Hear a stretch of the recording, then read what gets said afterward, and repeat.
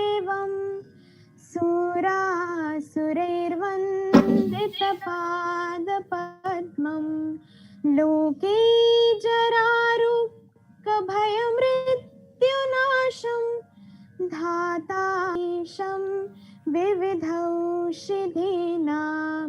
च व्योमवातावनिवारिवह्निं पञ्च प्रपञ्चात्मकदेहभाजं सन्तापसम्पातजरजोरताकं नमामि धन्वन्तरिमादिदेवं नवीननीलामुदकान्तिकान्तं शान्तं हरिर्द्वादशमात्रमूर्तिं मूर्तिं सत्तानां सुमनोरथानां Namami धन्वन्तरिं Namami धन्वन्तरिमादिदेवं Namami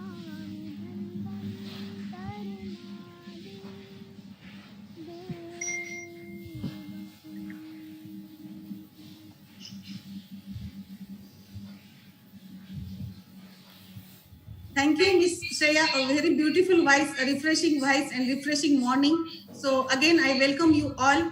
I request Dr. Naveen Joshi sir to throw some light on the foundation work. Dr. Naveen Joshi sir, just within a few time. Yes, thank you, Dr. Silpaji. As I have already stated that this is a foundation which is propagating the Ayush system across the globe, and we are just propagating lecture है this. 20 minutes के लिए We are just online कितने पड़ी please mute yourself kindly. I request all other speakers kindly mute yourself.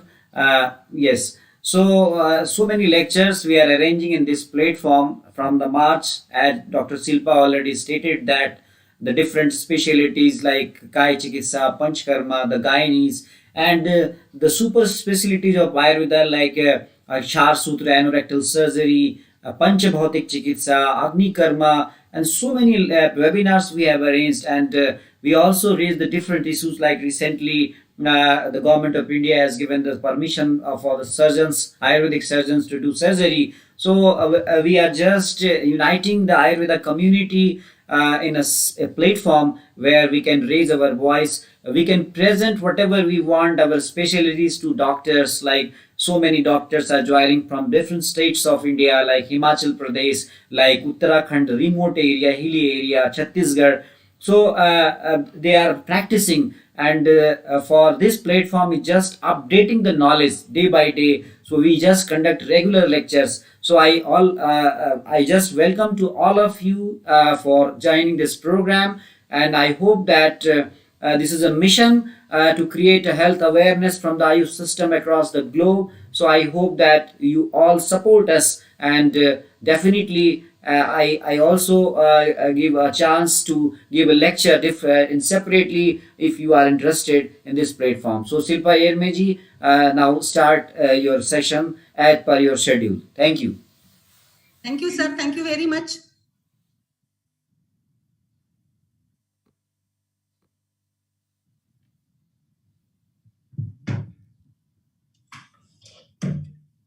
So I think infertility is a very common burning issue in the society. I think around 10 to 14% of people or couples in the higher urban areas are affected by infertility. Though it is a common disease, it is neglected as per my knowledge. And I think the couples may have various problems like emotional and psychological distress. So I think this is the time to discuss about the infertility. And here our special speakers or dignified personalities present over here from the various parts of India. Dr. Jay Mehta sir, who is working in the infertility last many years, infertility specialist from Mumbai. Dr. Neeta Mhesekar from Pune, Dr. Ravinder Chiluveru from Telangana, Dr. Harshalata Ladda, expert infertility from Aurangabad, Dr. Aruna Patki from Carolina, USA, Dr. Vishala Turlapati from Koduli, Kolhapur, Dr. Shreyas from Rohan, Karnataka, Dr. Pushpakala Badrinarayan from Bangalore, and Dr. Gauri Borkar from Mumbai. So these are all our personalities or speakers of today's female infertility. Now, our first speaker is Dr. Jay Mehta, who is working specially in the field of infertility. So Dr. Jay Mehta sir is the scientific director of Sri IVF Clinic, a luxury facility for advanced assisted reproduction and andrology. So, SIRS clinic is mainly located in Ghatkopar, Mumbai, with peripheral units in Pune, Nashik, Satara, and Solapur. Sir is doing advanced endoscopic surgeries and performed close to 1700 surgeries a year in his hospital. So, sir is verifically from FOGSI office and FOGSI recognized endoscopy training center. So, I think it's a great pleasure to have such a renowned legendary speaker on this Ayush Darpan Foundation platform. So, I welcome Dr. Jay Mehta sir and request to start the session. So, Dr. Jay Mehta sir, please start your session. Okay, hi everyone, and thank you so much to this foundation for having invited me out here. And I believe the topic which I have been given is the approach to patients who are having a low AMH. Okay, and remember that whenever somebody is looking at any form of exercise for fertility, one of the first investigations which needs to be done for the female partner is the AMH blood test, which is anti-Mullerian hormone. Okay, so unfortunately, this is something which is not very commonly done by a lot of people. This can include, by the way, before I start, let me just tell you that I'm not an Ayurvedic. I'm not a person who is qualified in the principles and in the techniques of Ayurveda. So I'm going to be discussing only allopathic management, and I'm going to try and offer you all what is scientifically available with publications as far as reduced AMH is concerned. Okay. So, as far as the fertility factor for a lady is concerned, one of the most important things that one must remember is that the first investigation that should be recommended is AMH or anti-Mullerian hormone.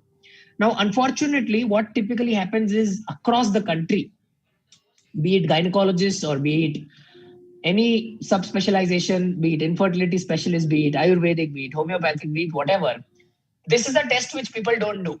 And it is pretty shocking because this is one test which gives you an idea about the quality and quantity of the ovarian reserve that is present inside the female body. And as a result of this is something which is exceedingly important. This is something which is just unbelievably important. This is the first test that should be done for a lady who is presenting with primary or secondary infertility.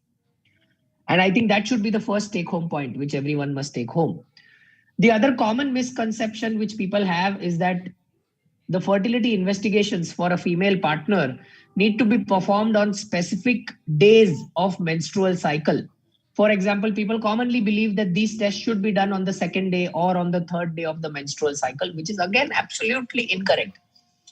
There is nothing to state that these type of investigations need to be done, especially AMH, only on the second or the third day. In fact, AMH can be done on any day of the menstrual cycle. There is absolutely no correlation of doing AMH on any particular day because the anti-Mullerian hormone actually gives you an idea of the reserve.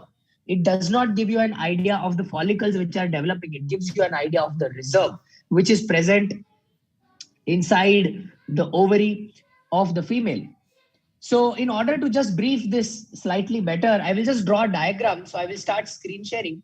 Somebody can tell me if the screen is getting shared correctly or not. Okay.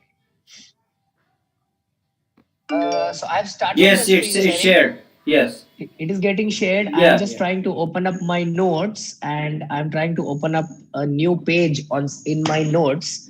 I hope, let me just type AMH. I've typed it in green. Is it getting shared correctly? Not. I have written AMH in Yes, green and yes, it's circled it shared. with It's shared. black. Can anyone tell me Yeah, if it yeah, is yeah. getting It's shared? okay. It's okay. It's Okay. it's okay, right? Okay, so fine.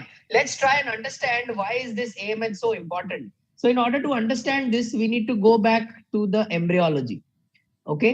Now remember, inside a female fetus, what typically happens is that there is something which we all know, which are called as primordial follicles.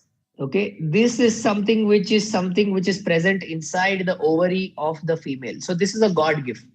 Okay, at birth, the ovary of the lady is going to have approximately 3 to 4 million primordial follicles. Okay, what typically happens is, unlike the male, see in the males, the sperm production happens on a daily basis. The sperms are produced daily. Okay, that is something which does not happen in the women. In women, what happens is these primordial follicles which are present at birth. Okay, this is the gift at birth. After birth, once the female child is born, the primordial follicles serially keep on decreasing. Every month they keep on decreasing, they never increase. Okay, they never ever increase. There is no increment at all. This never happens. They keep on decreasing. So the first thing which I want to tell everyone is that quite a lot of times people say that don't worry, you have a low AMH. Okay, you have a low AMH, I'm going to give you medicines and it is going to increase. It is going to increase your AMH. That is absolute nonsense. Okay, God has not designed the female body that way. So don't try to fool patients by stating that there is going to be any medicine which is available which is going to increase the AMH. That is for sure. Okay, this has to keep on decreasing every month. Okay, by the time the female reaches the age of puberty, from 3 to 4 million, okay, from this 3 to 4 million, it is going to come down to, let's say, 3 to 4 million is around 30 to 40 lakhs. From there, it is going to come down to approximately 5 to 10 lakhs. Okay, at puberty. This is at puberty. So it is reduced by already 70%. Okay, now after puberty, what is going to happen is the lady is going to get into something called as menstrual cycle. You all know this thing. So what happens in a menstrual cycle is, in every menstrual cycle, approximately 20 to 40 follicles get recruited, out of which only one becomes the dominant follicle. So 19 get destroyed. Let's say 20 are getting recruited, 19 are getting destroyed. One becomes the dominant follicle. All right. And when the lady is getting married, or when once the lady is trying for conception, this dominant follicle.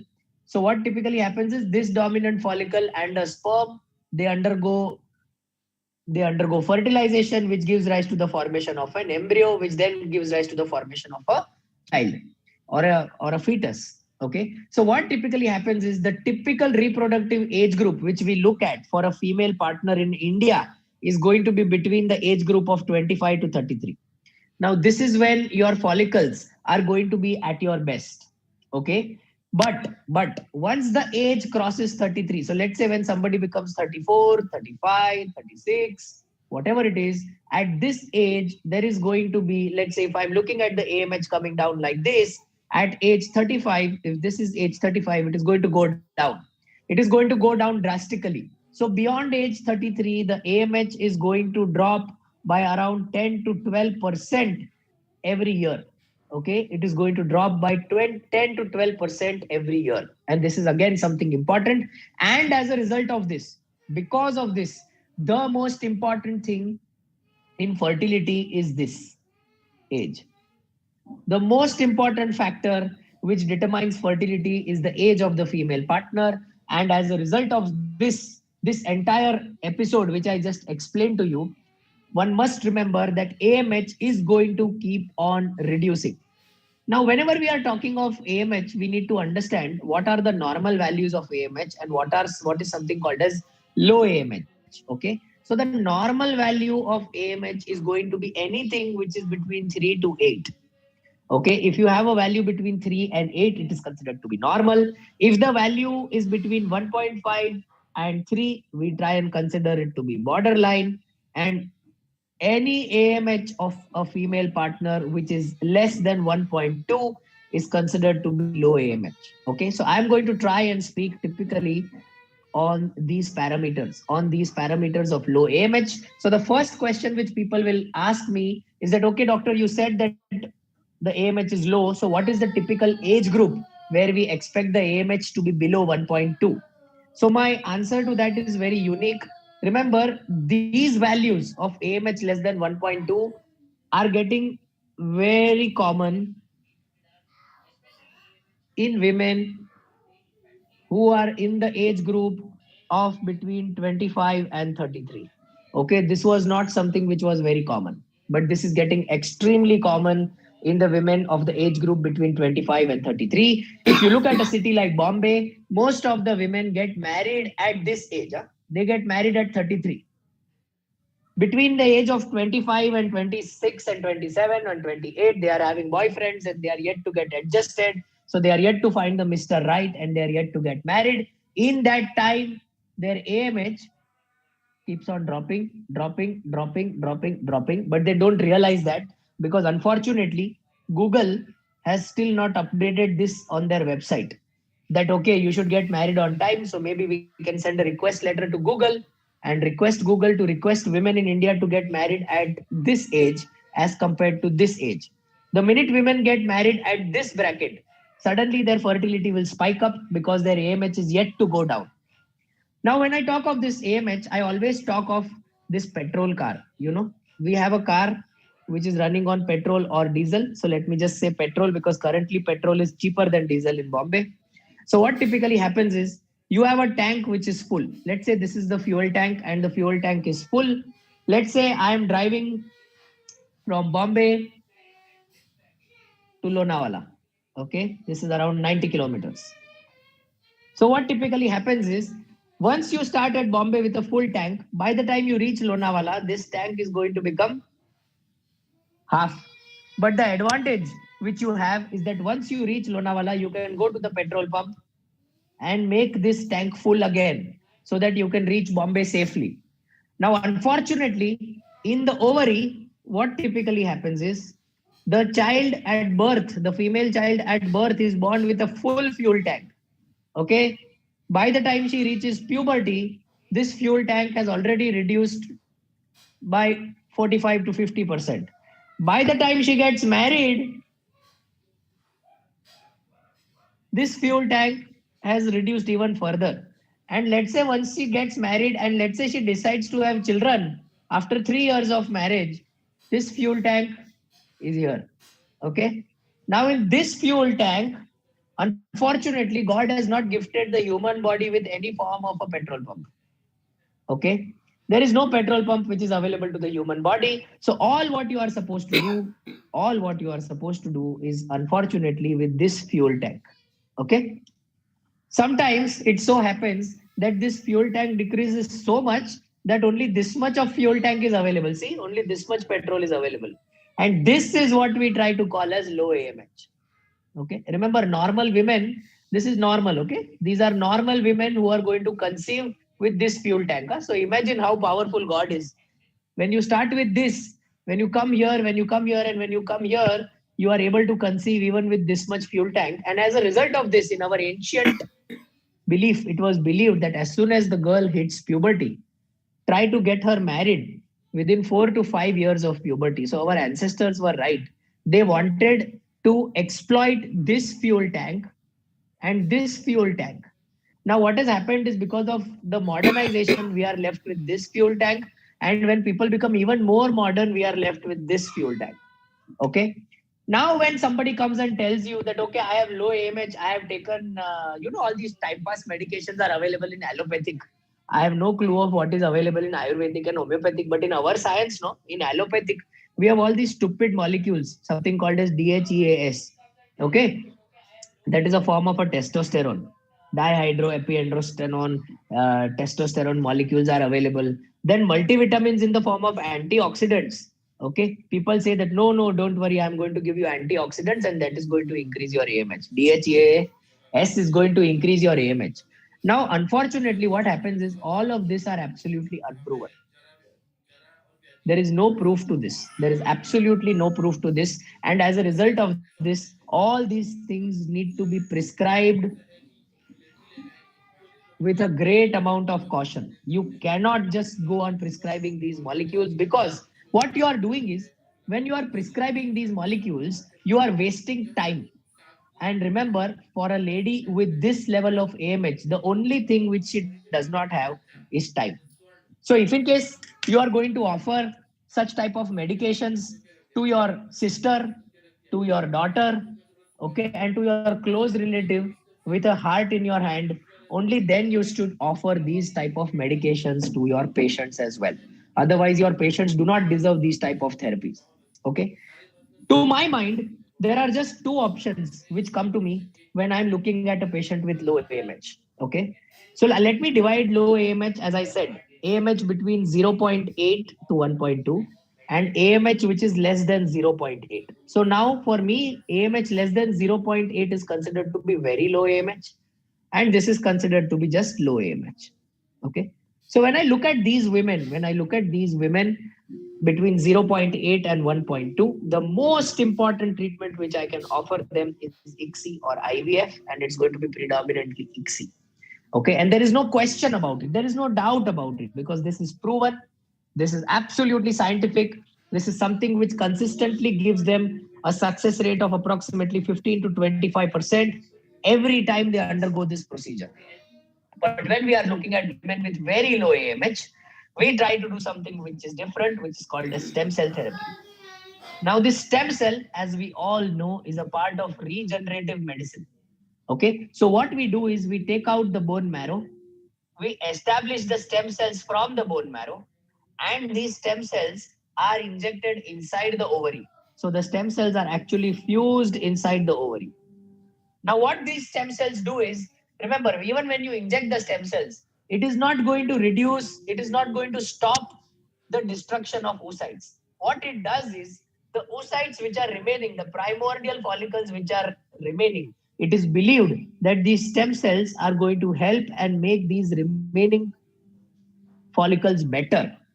Because they make these follicles better, then you can attempt ICSI in these women, and instead of giving them a virtually less than 5% chance, you are technically alleviating their chances to approximately 12 to 18%.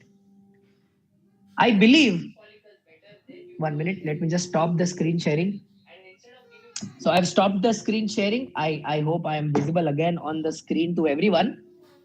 So I personally believe, as far as the scientific evidence goes, this in low AMH, in allopathic science, is going to be the line forward, is going to be the treatment option forward. Okay. You may get patients who are going to come and tell you, no, no, you know what? My relative delivered at age 49. She conceived naturally. That probability is 1 in 25 lakhs. You cannot ask the patient to wait for that probability. At least a sensible patient will not wait for that probability. For all practitioners who are practicing here and who are trying to explore such benefits in their individual fields, I highly request you to understand this science very thoroughly, because this is the science which has been proven that it is going to keep on getting reduced. So my appeal to everyone is that the minute you do an AMH and you find that the AMH is low, apart from these scientific options, the medical line of management, which is very, very unproven, may or may not benefit your patient. Yes, you may always have a case where you tried something and it worked for one patient, but it is not something which is going to work for all the patients for a prolonged period of time. And I think that is something which we must all take home. I believe this concludes 30 minutes of my session. So I thank the entire foundation for giving me this opportunity to speak in front of all of you. Thank you so much.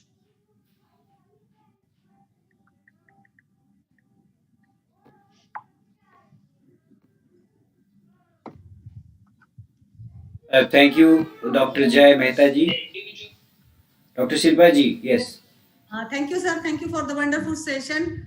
Now, moving towards our next speaker, Dr. Aruna Patki, who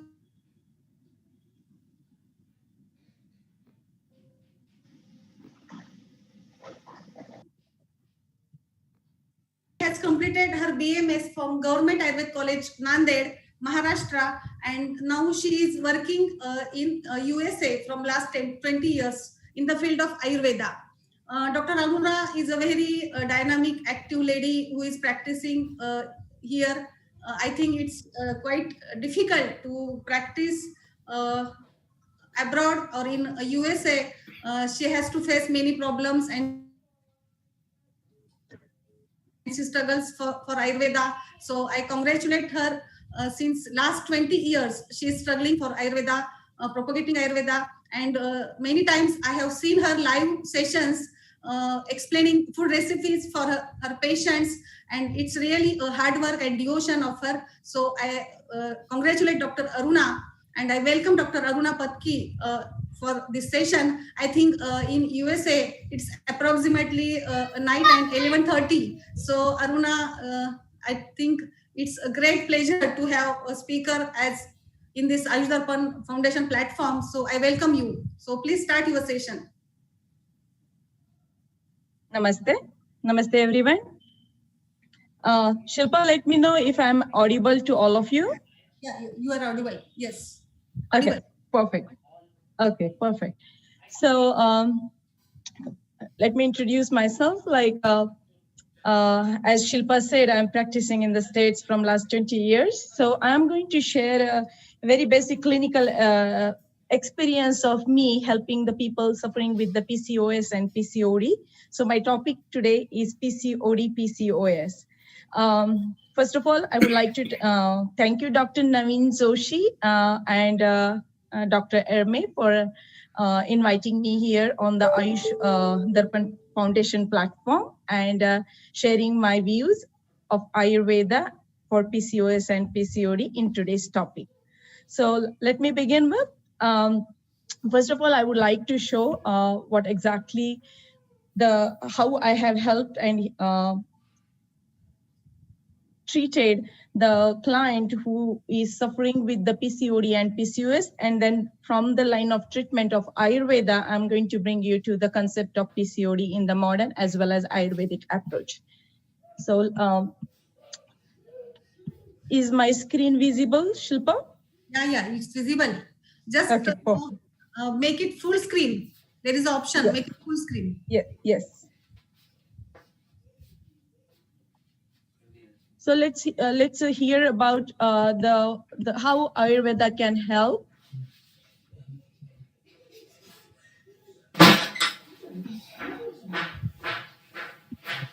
It's downward.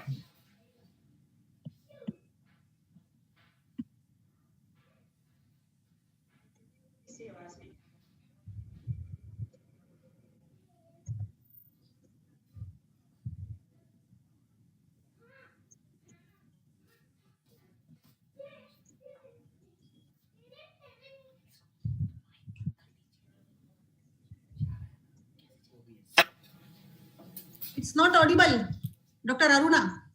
Oh, it's not audible? Yeah, please make sure.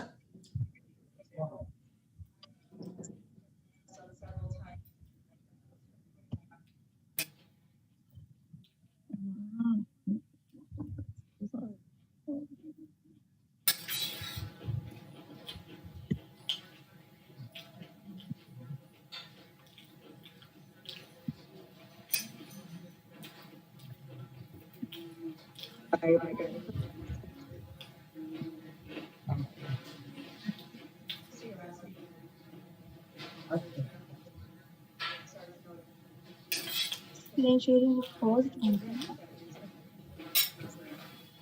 Can you hear now? Yeah, your voice is audible. Okay.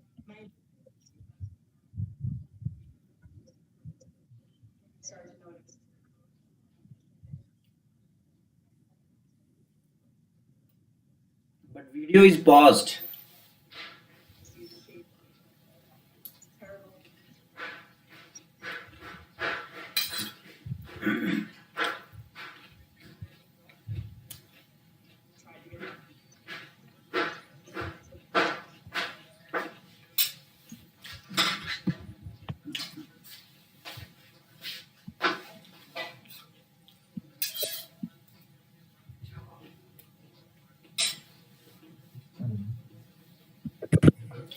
be linked to.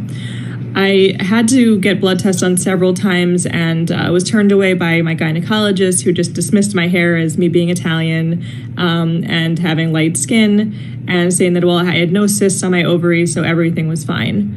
I finally found an endocrinologist who was amazing in my early 20s, who was able to diagnose me with blood tests and who was able to really say, okay, here's what you're working with, here's what you have. However, the one thing that they gave me to treat it was metformin, as well as telling me to follow a low carb or keto diet. As those, if anyone's been on those types of diets before, they do give you results, but it's not sustainable for the lifestyle I want to live. So I failed on the keto diet eventually. I lost weight, I gained weight, I yo-yoed, and metformin made me so sick that I was not able to stay on it. I tried a number of different ways to stay on it, read different tips and tricks, and was just never able to keep things down. So I gave up on that and just tried to start to figure out things on my own. Fast forward a few years, and I've discovered Ayurvedic medicine and Metaruna, and she really kind of opened my eyes to how PCOS isn't just the numbers, it isn't just your testosterone levels, it's things that manifest in many ways within your body. So it's been quite a journey for the last year as I understood the Ayurvedic teachings and the ways of mixing foods and the type of dosha I was. Within this, I was also able to bring my boyfriend in. So while he doesn't necessarily follow Ayurvedic eating or teachings completely, he was here to support me. I became vegetarian, which was a huge change as someone who's eaten meat my whole life. My boyfriend as well is Puerto Rican, grew up on pork and different meats and stews. And he also decided to join this journey with me. He saw how much energy I had, that my weight was changing, and that just my mental health was different. So he is also, even though he's a muscular, tall person and has to do a lot of physical work, he's also been following a vegetarian teaching. I'd say that the support I've had from both Aruna in the teachings, in understanding it and really applying it, has made such a difference to my life. And then also having a partner in my life who has transformed not just physically, but I think also mentally in this journey, as he's taken away the things that have blocked his flows. He's started to do more self-care and things of that nature. We're both seeing a transformation in our lives. It's goes beyond the physical. It's the mental, the physical, the getting, him losing 30 pounds and getting off blood pressure, me losing 30 pounds and not being on any medication, my numbers dropping, my testosterone dropping from 50 points to 30. And I'm still working on things. We're looking to conceive, and that's something we're going to be working on next to make sure that our bodies are in optimal shape for that. So PCOS has really been a journey, and I've really made the most progress in it in the last year of my life versus the number of years I spent chasing medicines and diets that weren't going to work. This is really a journey that takes in everything from food, mental, lifestyle, and just general happiness.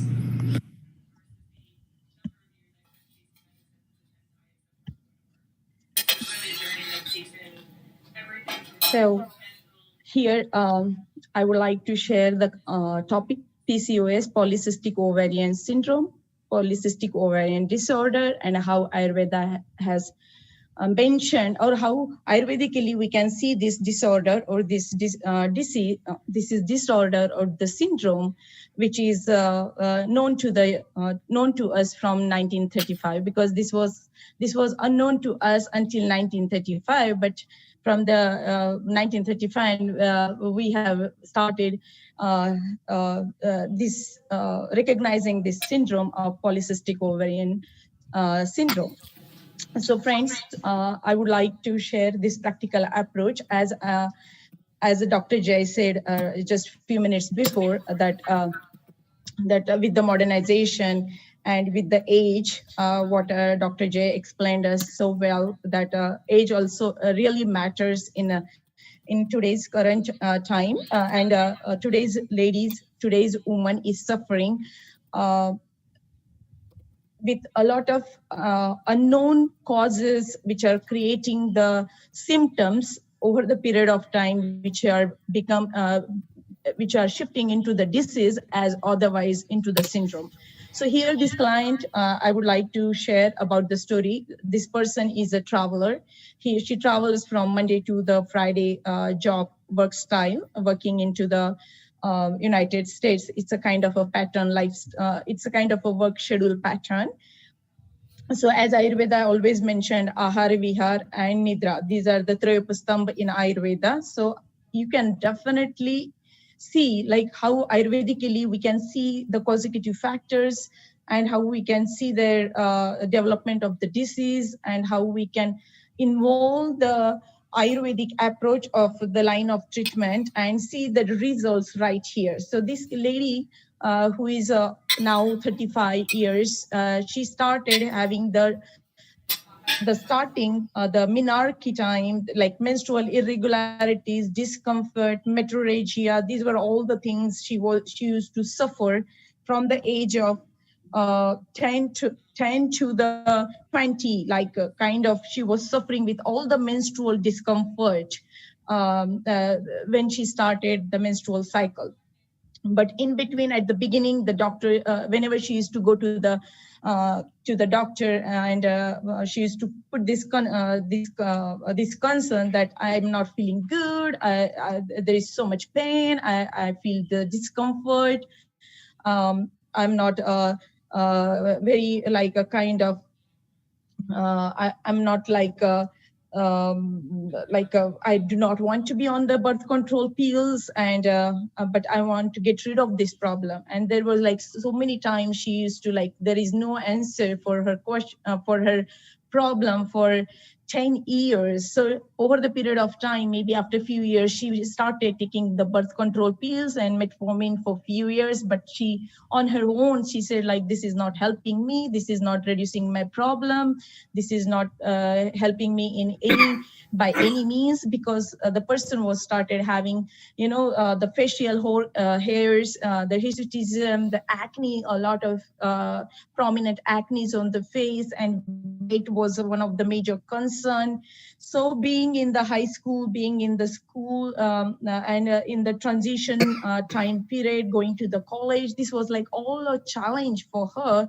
Physically, mentally, spiritually, and emotionally, she was suffering a lot with no answers, with no satisfaction from the doctor, no guidelines for what to do, what to eat, what not to eat, and what to offer to bring the good changes in my sufferings, which I'm suffering on the physical as well as mental level.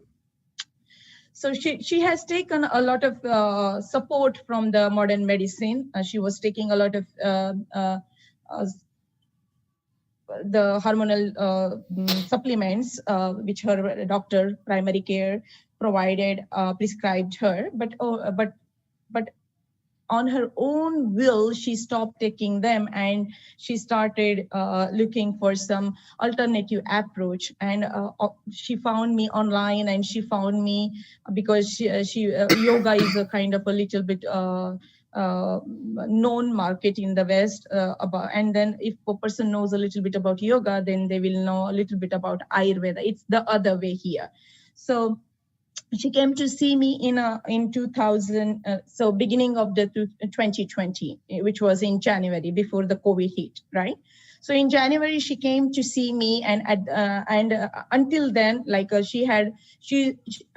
is her like a date, like 2019, in the June, July, she had her physical checkup, and that's where her testosterone was like 56, and her triglycerides, her weight was, her cholesterol was 171.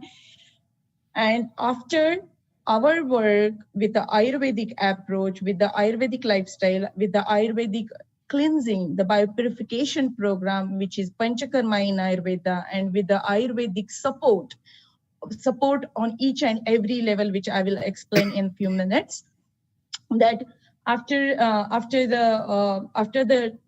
Panchakarma, and after doing the whole Shaman and Shodhan Chikitsa in Ayurveda, her results are right here in front of us. And she also mentioned that her testosterone dropped from the 56 to the 35, which is almost like 20 points, and her cholesterol drops drastically with the Ayurvedic changes.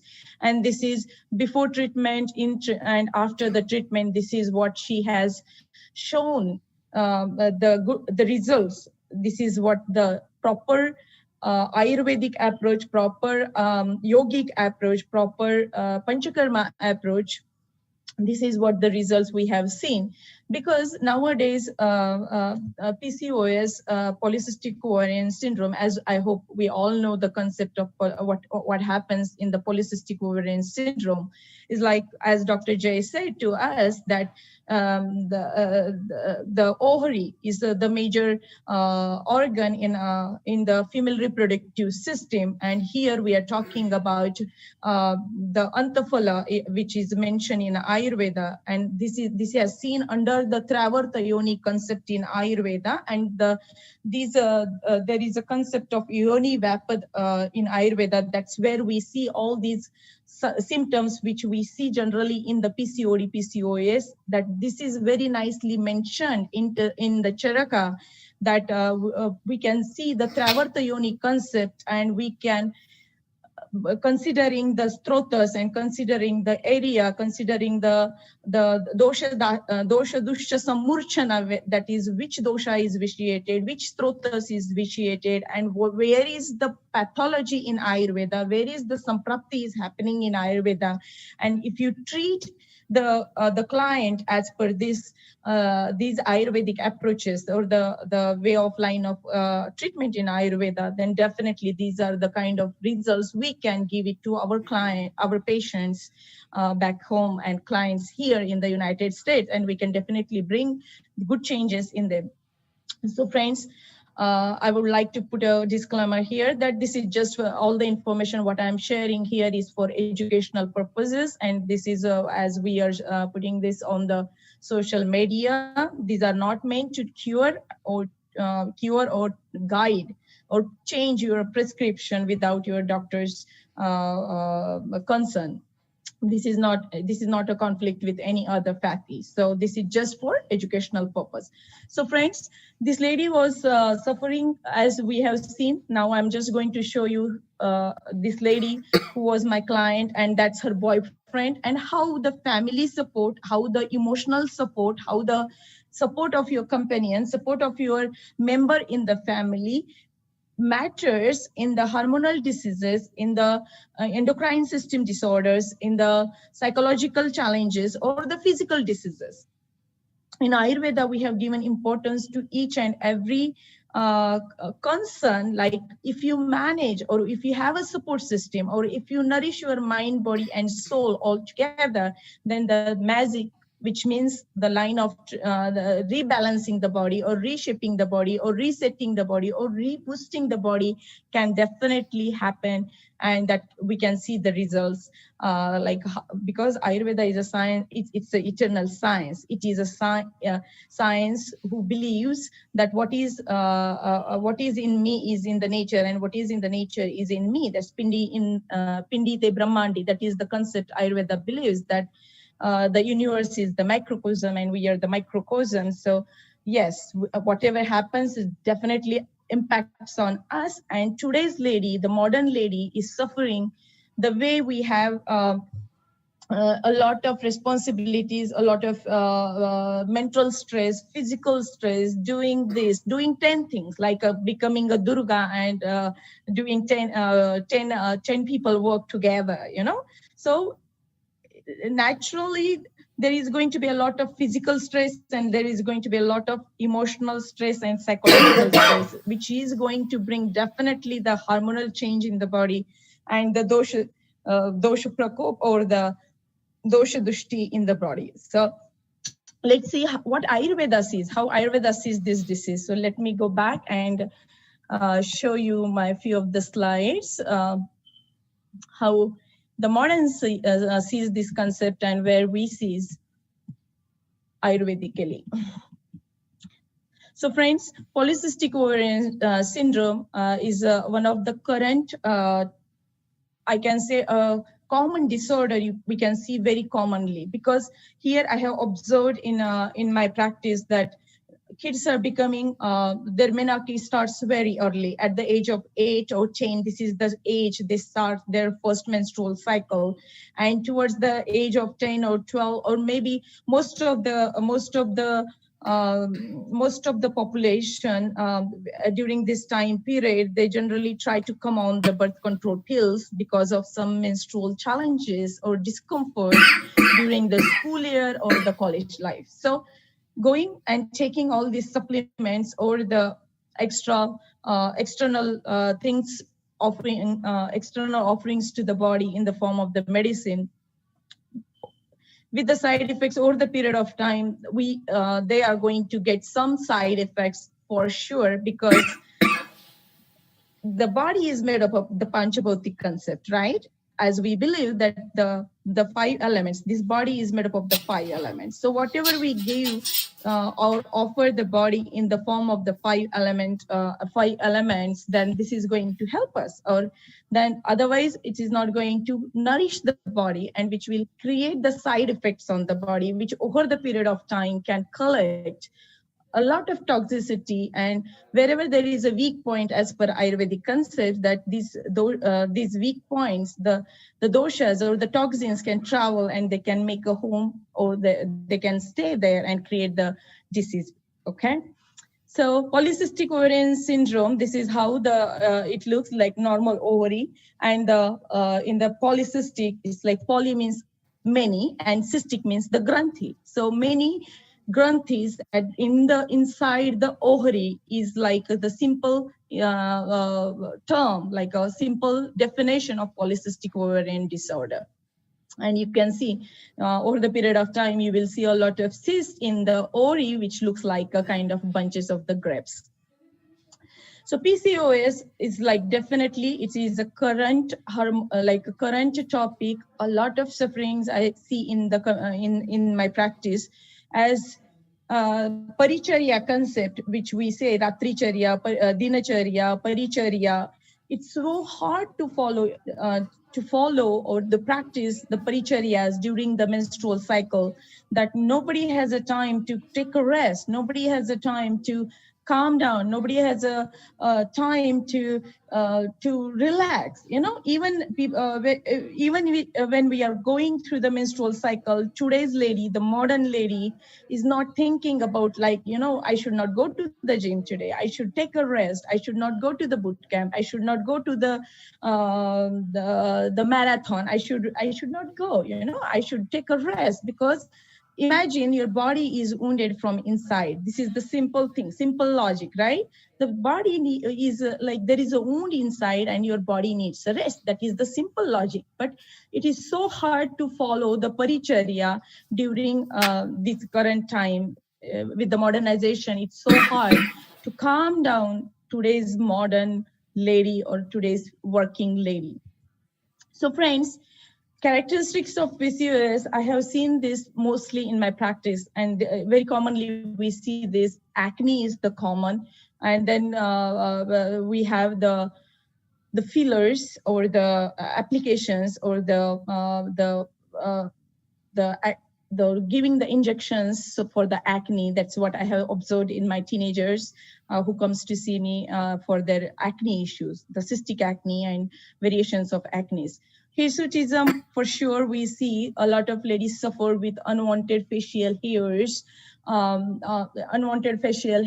on their face, like a kind of, the male face or male kind of hairline around the chin, a lot of excessive hair growth around the chin. That's what we can see in the two.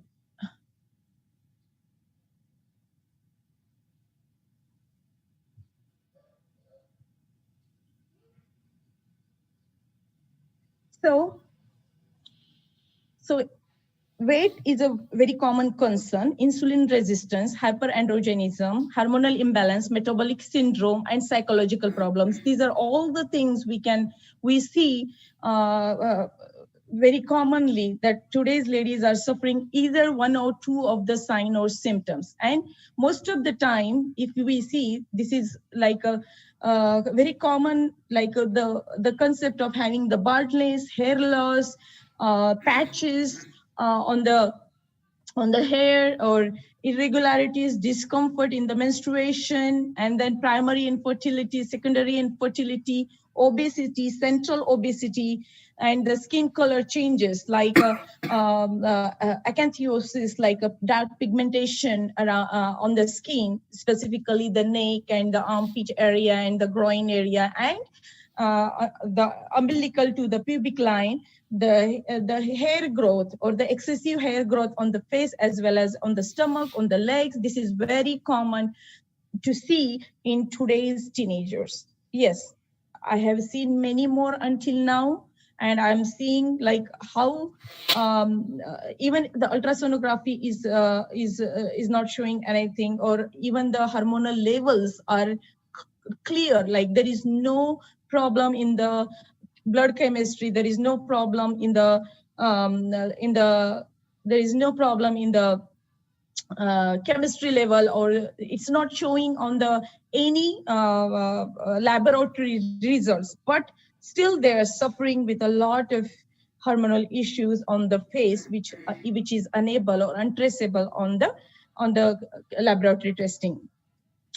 So in Ayurveda, like the samprapti of PCOD or PCOS, this is a anupta vadi. Anupta vadi is like where we have the symptoms, and it's a collection of the symptoms. And this is, I can see this disease under the anupta vadi. Here, the basically, as we see, the whole the reproductive system is located into the apanavayu area, which is the vata area, which is in the pelvic cavity. I have we can see the vata dosha is prominently is the first primary dosha, and the kapha dosha, because vata brings the strota, sanda, all these, and kapha dosha brings the sanga, which is the accumulation or the collection, formation of the cyst. So vata and kapha is the basic samprapti or pathology in Ayurveda, and along with where the dusha, I can say the plasma tissue, which is our rasadhatu, rakta dhatu, is also involved along with the med and mausa dhatu. So reservoir strotas, if you see, all the major four strotasas are involved in the pathology, and artava dosh or artava strotas, artavaha strotas is separately mentioned in Ayurveda. So in Samprapti of Ayurveda, you have to consider all of these channels when you are thinking about the line of treatment in Ayurveda. And base of every disease is Agni Mandya. So we have to think about the Agni Mandya too. So Ayurvedic perspective, these are all the things which is very common symptoms we have seen in the PCOD. And this is very common that most of the time, the unknown reason, they do not know why it is happening with them. But in my observation, the causative factor is very important. The hetu, you as Ayurvedic doctor, we have a beautiful opportunity to figure it out. Where is the hetu? What is the hetu in that person? What is the causative factor of having this PCOD in the client? So PCOS and Ayurveda, what is the correlation? We can see that PCOD, PCOS is mentioned or connected with a sthaulya in Ayurveda, Kapha Prameya in Ayurveda, Meda Vrittavat in Ayurveda, Kapha Vrittavat in Ayurveda. So you can correlate this PCOD, PCOS with all these diseases or all these diseases mentioned in Ayurveda. So if you really want to help the person who is suffering with the PCOD, definitely you go to the base of the Ayurveda, the Tridoshi Siddhant and our Panchabhautik Siddhant. Absolutely always stick with the Siddhantas, and you will definitely get the beautiful results, which I do for my clients. And I see the beautiful results of Ayurveda offering the positive, not only the person positive, the family positive changes too. So the in my practice, the line of treatment of Ayurveda for PCOD is like basically guiding them the lifestyle change, guiding them the food changes, guiding them the proper combination of the food. Yes, proper combination of the food or the sanskaras on the food. Make sure you improve their ways of living life, you improve their dincharya, you improve their ratricharya, guide them the whole logics of Ayurveda, the duration of the time, the circadian rhythms, the way we know in modern science. Exactly, Ayurveda is telling this from last 10,000 plus years that we follow certain routines. There is a vata prominent, pitta prominent, kapha prominent doshas, timings in the body, right? And the nature and our body has to go together. But being modern, with our Pradnaparad, with our Asatma Indriyartha Sanyog, with our the way of living life. This is very challenging for the today's modern lady. So polycystic ovarian disorder is a common, like a kind of a, I can say it's a very common disorder to see. Ayurveda, definitely, this is what I use. The preventative approach, the diet lifestyle, and the Ritucharya, which I just explained in the management of Ayurveda. And specifically, if your client is suffering with a weight challenge, unknown reasons of weight loss. I eat air and still my weight is gaining. I'm gaining the weight. Whenever you have such kind of unknown reasons, like why this is happening with me, I really don't know. But all my clinical findings are normal. This is where Ayurveda comes in. You think about the person, go to the dosha line of treatment, go to the dusha line of treatment, go to the strotas, figure it out, and just simply the way the simple ways of offering to the client is very easy and tremendous beautiful effects. I can definitely guarantee you Ayurveda has so much to offer, and here we see the results of offering. Teach them the lifestyle, teach them the diet. If your client bring a lot small change, see where I am practicing, people are from different cultures, right? This client, for example, which I was we were just talking about her video, like we saw her video, that this is a person with an Italian background, 100% meat eater. Family member is also a Puerto Rican. That means pork and beef. This is their primary food. So when we are talking, when we are eating, and when we are offering the food, which is rajasic and tamasic, as per Ayurveda, if we see the quality of the food itself is very toxic, as per and the combinations and the smoothie concept, the raw food concept. When you are a traveler, the only food what you can get outside, and considering salads are healthy, considering smoothies are healthy, considering the raw food is healthy. So this is the kind of combinations of the food generally most of the time that is what is the culprit in the incompatible food concept. And this creates a lot of challenges on the physical level as well as mental level. So friends, lifestyle, if we manage their basic in Ayurveda, guide them the food, remove the junk food from their food, give them the better options of the compatible food, give them the proper options which can help our plasma tissue, which can help our blood tissue in the body, which can help to deplete the maida tissue or the fatty tissue in the body. Definitely we can get the better results. This is just a general guideline about Ayurvedic food. Here, in each and every client, I have given the importance to each and every point on the physical level, on the emotional level, on the intellectual level, environmental level, occupational level, spiritual level. So make sure that you give the wholeness approach to the person. You offer the wholesome approach, holistic approach of Ayurveda to the person. You just don't give them some herbs, or you just, if required, do the Shodhan Chikitsa. If required, do the changes in each and every aspect. When you guide them thoroughly, when you give them the practical approach or analogy and guide them why you are telling them this and what is the reason of doing these changes, bringing these changes in the body, then definitely your client will listen to you.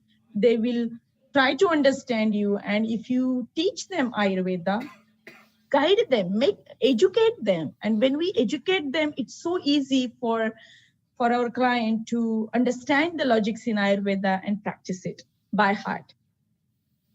This is a this is what I do specifically. The first is like going to the Agni Mandya treatment, because you Rogha Sarvepi Mandagno is the first one of the major sutra, one of the basic sutra in Ayurveda, that most of the root cause of the diseases is Agni Mandya. So help them, make them understand how to eat, how much they should drink, what is the proper way of eating, when they should eat the food, what kind of combinations of the food, whether the food should be like, if you are a very heavy person or stool person or weight gain is happening in the PCOS, and this person is drinking like 4 to 5 liters of water on the daily basis because that is what the trend is in the market. You need to drink a water. Then guide them why the kapha person, or why the person with the kapha challenge, with the kapha accumulation or the meda dhatu accumulation in the body. Every person is a unique person in Ayurveda. So guide them that this water can be a poisonous for them, or this water can bring or increase or provoke their problems. These are all the kind of parimarjan chikitsa I use in my practice for them, so that their pores and their skin color and their the changes, and a little bit of relaxation, stress management therapy. You do all the things where they can have some relaxation to begin with, to start with. Yes, absolutely. Shirodhara is one of the globally recognized therapy, and a lot of people says, "Oh, wow, this is really a blissful therapy." Yes, introduce all these therapies to them, and then Shaman Chikitsa in Ayurveda. In the Shaman Chikitsa, I always use lasun and eranda because these both are available in my practice. I can use them. I use the kashaya. And then I use specifically Kanchanar Gugul, as we know that this is related with kapha, this is related with vata. So Kanchanar Gugul is indicated in Granthi Adhyay. So definitely Kanchanar Gugul. Falagruta is you can prepare definitely for the client and give it to them. So all the things what I offer to my client, I prepare them, I make them, I cook for them. All these I make the medicine for them. I make their combinations. So because here you will get the ekeri dravyas, you will get the single herbs. Kalpas, it's very hard to get the like Pushanuk Churna or Pulagruta, or it's hard to get the kalpas. So you as a you can mix your own combinations and give it to the client, as you do not find them available very easily in your practice. So Kanchanar Gugul, Rajapravartani Veti, Sukumara Kashaya, and Lasun Erandadi Kashaya, these are very commonly used in my practice. The basic herbs I use for the clients is Haritaki and Varun. Pipali is commonly available, and these are very nicely Guduchi, Bilva, Punarnava available Ekari Dravya forms. Panchakarma is line of Shodhan Chikitsa for the biopurification. And I basically, for this client, I have used the purgation therapy because of her all the way she came to see me. There was so much acne and there was so much burning sensation and accumulation. So we did the purgation therapy on her. And Basti concept, it's very hard to offer, because to offer the Basti, it's not in the zone of Ayurvedic practice. So I cannot offer it, but this is just for general. If somebody wants to do on their own, then you can guide them. If they are interested to do some bastis on their own, you can guide them. Yes, absolutely. But I do not use basti in my practice. this is just to guide them and show them that how Ayurveda sees the PCOD, PCOS, and what are the things we can offer. So friends, like very simple, like PCOD, you consider the main dosha, Vata and Kapha. You consider the doshas, the Rasa, Rakta, Maunsa, Meda, that means the plasma tissue, blood tissue, muscle tissue, and fat tissue. And then you consider the strotas, Artavaha strotas, right? So Annavaha strotas and Artavaha strotas, Agni Mandya. You need to always keep the Agni Mandya in your base of the line of treatment. And Dhattvagni Pachan is very important in the PCOD, PCOS. And this is what the conclusion for my today's topic is, like, by using and offering all of these basics of Ayurveda through the Ahara, Vihara, Nidra, basic line of treatment with the Shodhana Chikitsa, the biopurification, I have healed successfully until now many clients suffering with PCOD, PCOS, which is in Ayurveda, Travarta Yoni, Antafala disorder. Thank you so much. Thank you everyone for giving me this wonderful opportunity to share the Ayurveda for PCOD, PCOS. There are many testimonials I would like to share, but because of the time, I believe, right, Shilpa? I think, I don't know, but the time limit, but if there is a time, I can share more cases. Otherwise, thank you so much, Dr. Naveen Joshi and Dr. Shilpa Erme. You can share. You can, Dr. Silpa. Yes, sir. I think she can share if she want to present more. Yeah, sure. Yeah, Aruna, you can continue for 5 minutes. No issue. Okay. Any special study or any special case. Yeah. Okay, perfect. So, so this is the one. Very recently, I had a 18-year-old, and she is this teenager is going to going for the medical school here in the United States. When she came to see me, the 2 to 3 years of tremendous restlessness, anxiety, and mental stress, mental fatigue. This is the kind of causative factors, the hetus I have observed in her, because, you know, the study and pressure and college applications and all of this. Now, because of the Christmas and COVID, they are at home. So her mother brought her to, because she was suffering with all the kind of, you know, the male characteristics on the face. We went through the consultation, we figured it out. The commonly is food. Food is like toxic food, campus food or outside food. And basically, she doesn't have a will, or she doesn't even have a sensation, a ruchi in Ayurveda, a ruchi. So like a kind of, there is no sensation of hunger. There is no willingness to eat the food from the morning 6 until the 2 p.m. That means almost 8 hours. She doesn't want to eat anything in the morning time. And the first thing what she does in the morning time is like puking the bitterness, puking the pitta early in the morning time. So with this girl is getting agitated, restlessness, depression, and now the doctor, she is going through the kind of back and forth with, you know, the therapies and counseling and all the, you name it, people go for the mental health counseling. And after a few days, she told me that her Dr. Aruna Patki, I do not have any hormonal imbalance. My testosterone is good. I do not have any issues with my body.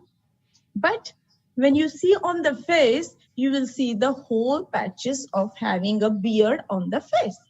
So here, unknown reason, you will not always find the clinical settings that you will always find the testosterone is increased.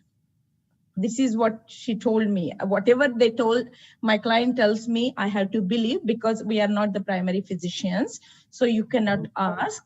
but they can share.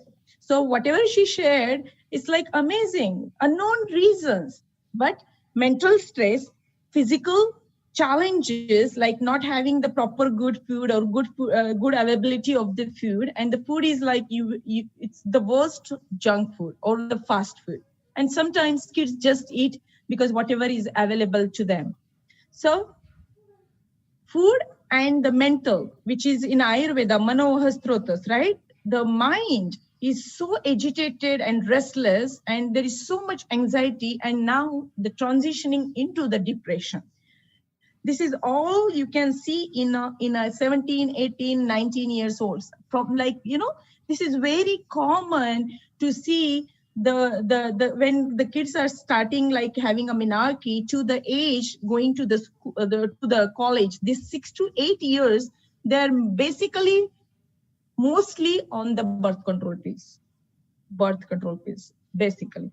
So it's very hard to to to convince Ayurveda at these earlier stages. As Dr. Jay said, today's lady, like, we have our priorities, we have our way of living life, because it's the age, the way he mentioned age, like 20 to 25 is supposed to be a kind of marriage age our ancestors used to use for us, right? But now today's lady is like going to the school until the age, and making a career and want to succeed in her career until the age of 30, 35. And for sure, even in India, the marriage age is like gone after the 30. That's what I'm observing it too. So this is going to be very common. Like the stress is the stress is not only on the adults or the old people or in the career. The stress is on the kids also at the age of 8, at the age of 10, at the age of 15. So this factor, the contributing factor stress is creating a havoc in today's female, from the child to the old age, I can say, because every stage there is a change in the female body, right? From the beginning, at the age, from the Gauri to Kanya to the Taruni to the Vriddha, there is always a change on the hormonal level in the body, which is very challenging for today's modern lady to balance it out on the physical level, to balance it out on the mental level, to balance it out on the support system level. It is so hard. So this is PCOD and PCOS is going to be a big challenge for upcoming generation. This is going to be this is a kind of a pandemic kind of thing over the period of time. This is like spreading. It's very common. Only we can't see because today we have this laser kind of thing. People are doing the laser treatment. People are doing the shavings on the daily basis. If they do not shave on the daily basis, they will have literally a beard on their face. So this is a current, very kind of emotional topic. It is a physical appearance. It is a physical challenge, but at the same time, this is going to be a mental, this is going to be a emotional, and this is going to be on the metabolic level. This is going to be a lifestyle level disorder. So this PCOD is a hub of many diseases. That's how I'm seeing this disease. This is the kind of beginning of many diseases over the period of time. They are waiting. They will be in the line. If we do not take care of the PCOD at the earlier stages, and if we are suppressing the disease, and if we are not taking the care at the present moment, then this disease will take us to many challenges. These over the period of time, because of this PCOD, PCOS, maybe we will be suffering with diabetes, we will be suffering with weight challenges, we will be suffering with infertility. Yes, over the period of time, if we do not take care, absolutely, infertility is on the plate. Okay, primary, secondary, or the birth defects over the period of time. If we do not manage, and if we take some external line of treatment and offer to the client, to suppress the PCOD, PCOS, then over the period of time, maybe the next generation, the future generation, the way I see it, like there will be the kids with many challenges. The kids will born, the babies will born with many challenges. The birth defects can be another side effect because of our current line of treatment for the PCOD, PCOS. So friends, take it seriously. Guide your support your person. If somebody you know that they're suffering with PCOD, PCOS, if they're suffering with these challenges, support them mentally, support them emotionally, definitely support them physically, offer them the good choices, give them the best choices, give them the offer the good food, teach them sadvrutta. That's what Ayurveda says, right? The goals of Ayurveda, like the way I see Ayurveda and the way I see the values in Ayurvedic science, the way we see each and every disease and how the line of treatment can differ from person to person depending upon the prakriti and vikruti of the person. It's amazing to see on the clients. So guide them, keep your Ayurveda in your heart, use the modern science to share the Ayurvedic concept with the analogies so that they can understand this science and they can use the science, the Ayurvedic medicine, the Ayurvedic science with a lot of, the kind of, they will follow it by heart. If we explain them and if we share them in their analogy, it is very easy.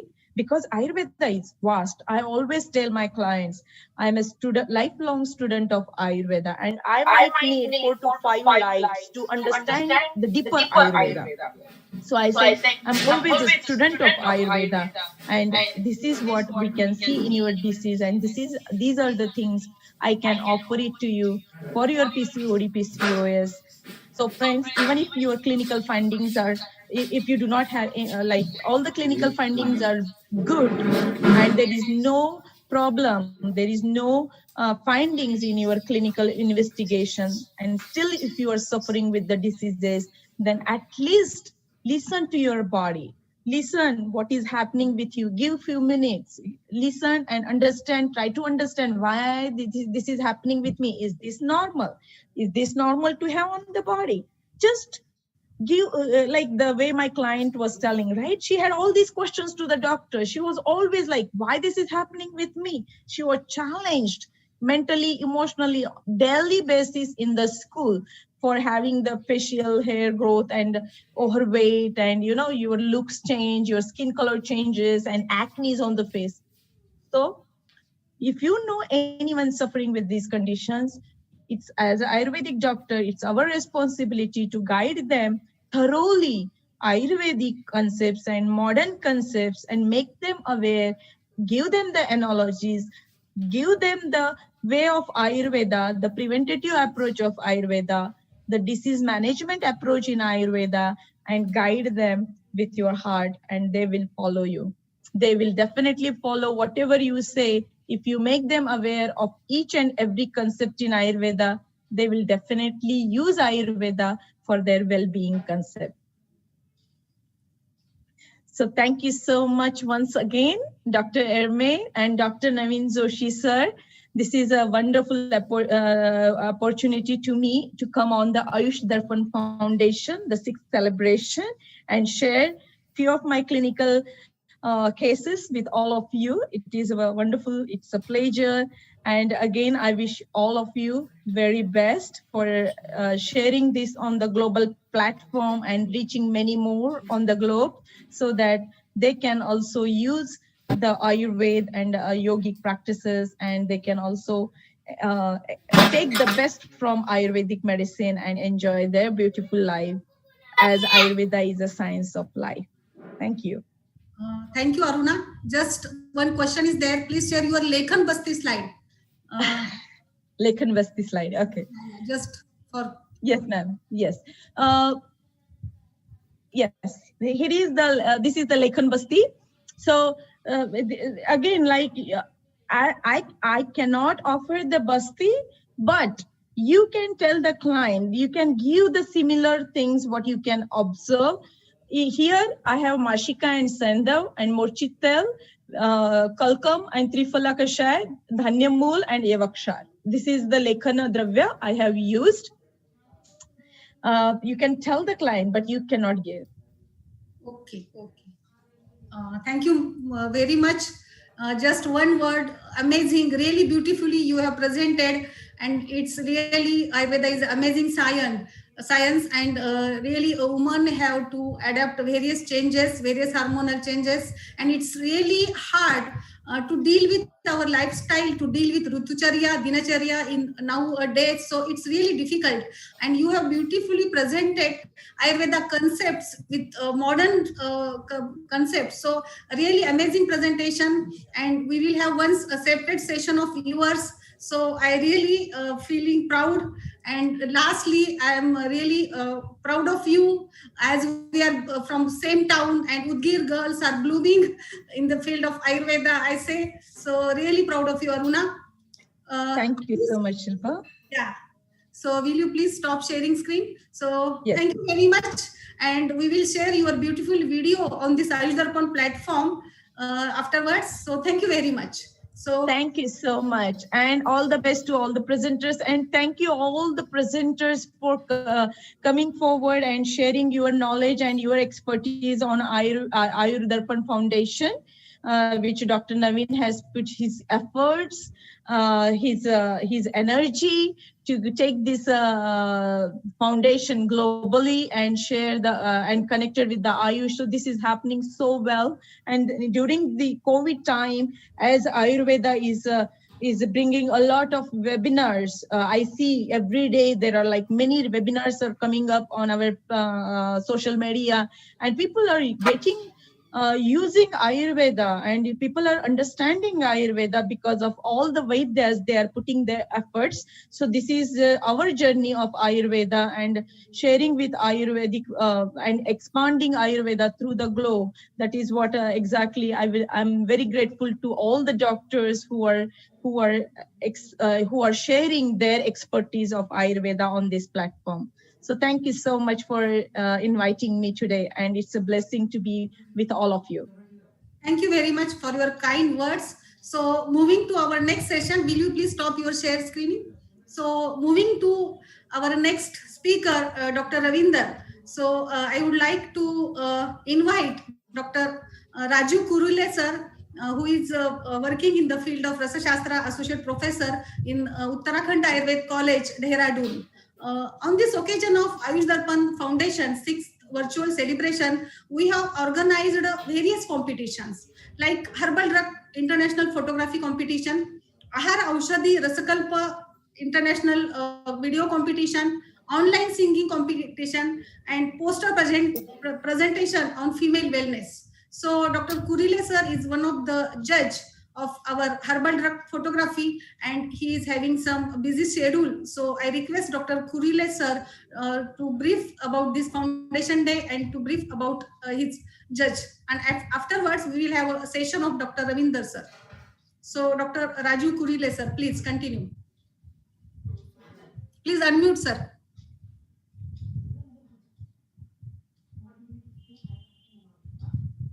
Naveen sir.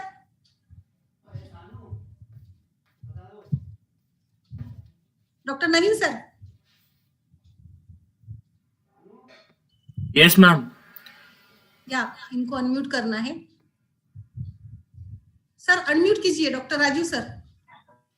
जी जी नमस्कार doctor Shilpa जी, आपका बहुत बहुत धन्यवाद। मुझे आयुष दर्पण foundation के इस foundation 6वें foundation day में मुझे सम्मिलित होने का मौका मिला और जज के रूप में अपना प्रतिभा करने का आपने अवसर दिया।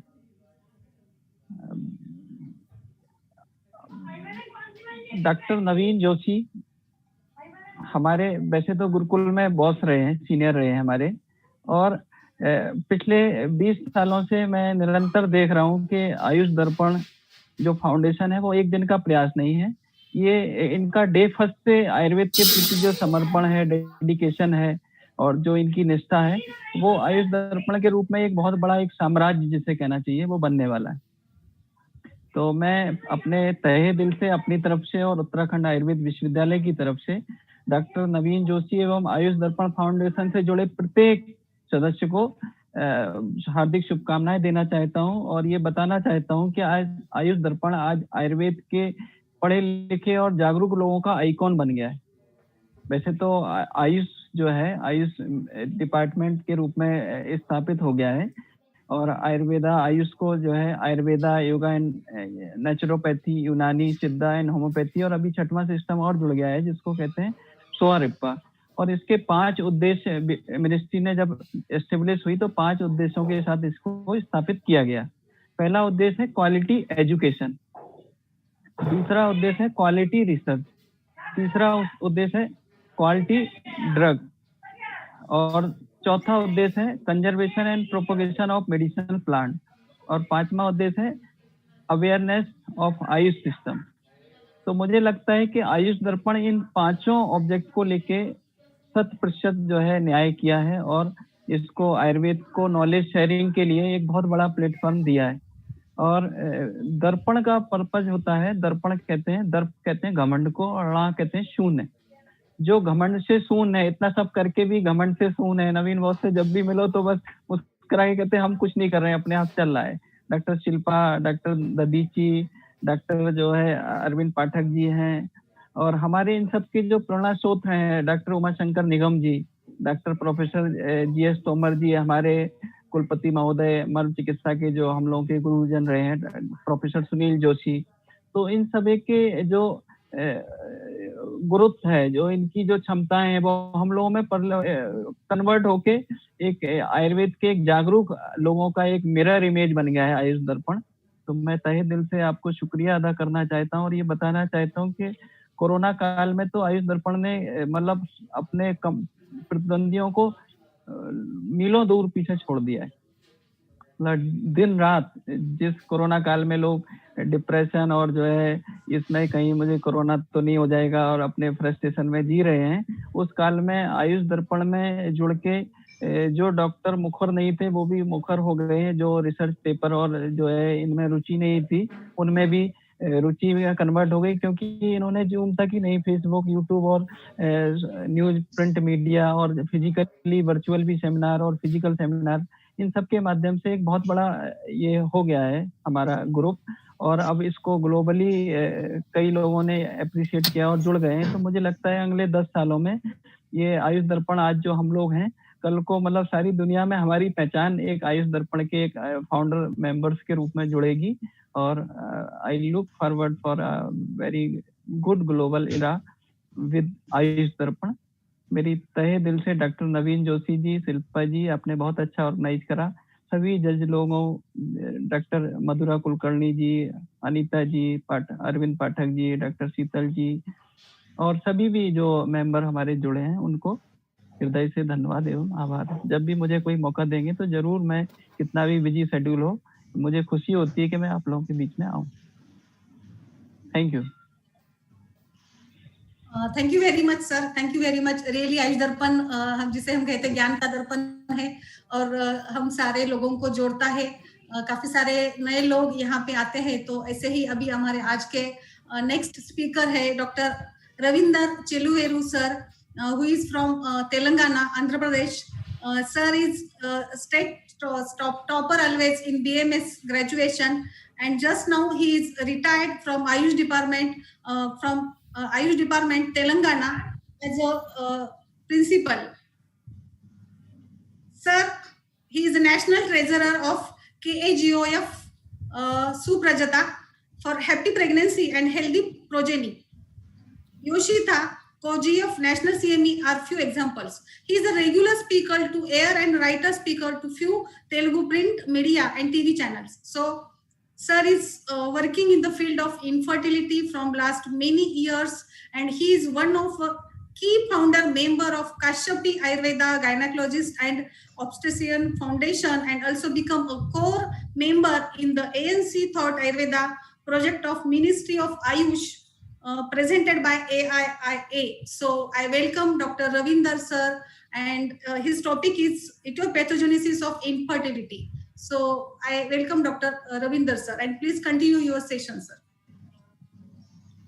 Good morning to all the participants. and particularly I congratulate the Ayurveda Darpan organizers.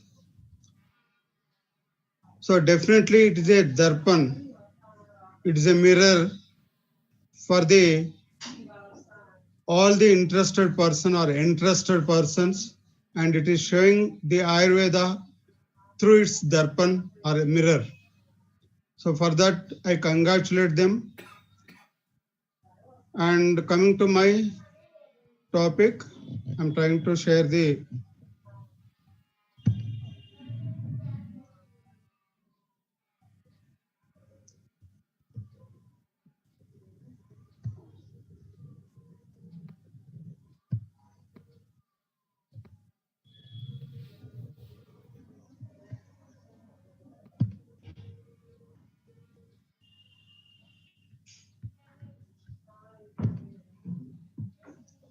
screen is visible.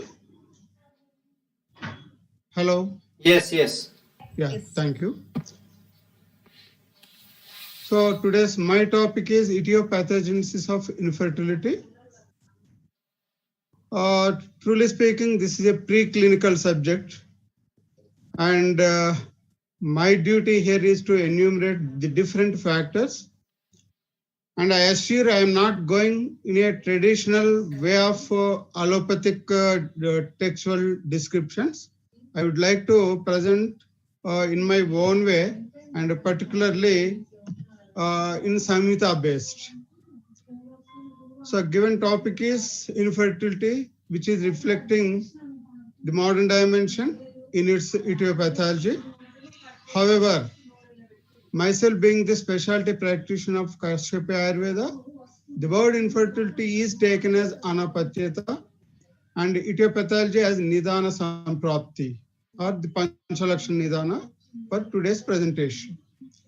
This nidana samprapti of a case of anapatyata or santana vaifalya differs from a man to a woman to another woman, and even sometimes in the same woman from time to time. That is during their fertility age or conjugal life, including those cases of infertility or infertility. So as I told, my presentation is usually taking the Samhita orientation. So the etiopathology changes according to the clinical varieties. So whenever we are talking about the infertility, the classical or the traditional description what we see in modern text is the primary infertility and secondary infertility. Those women who never had a conception even after regular conjugal life is said to be the primary infertility.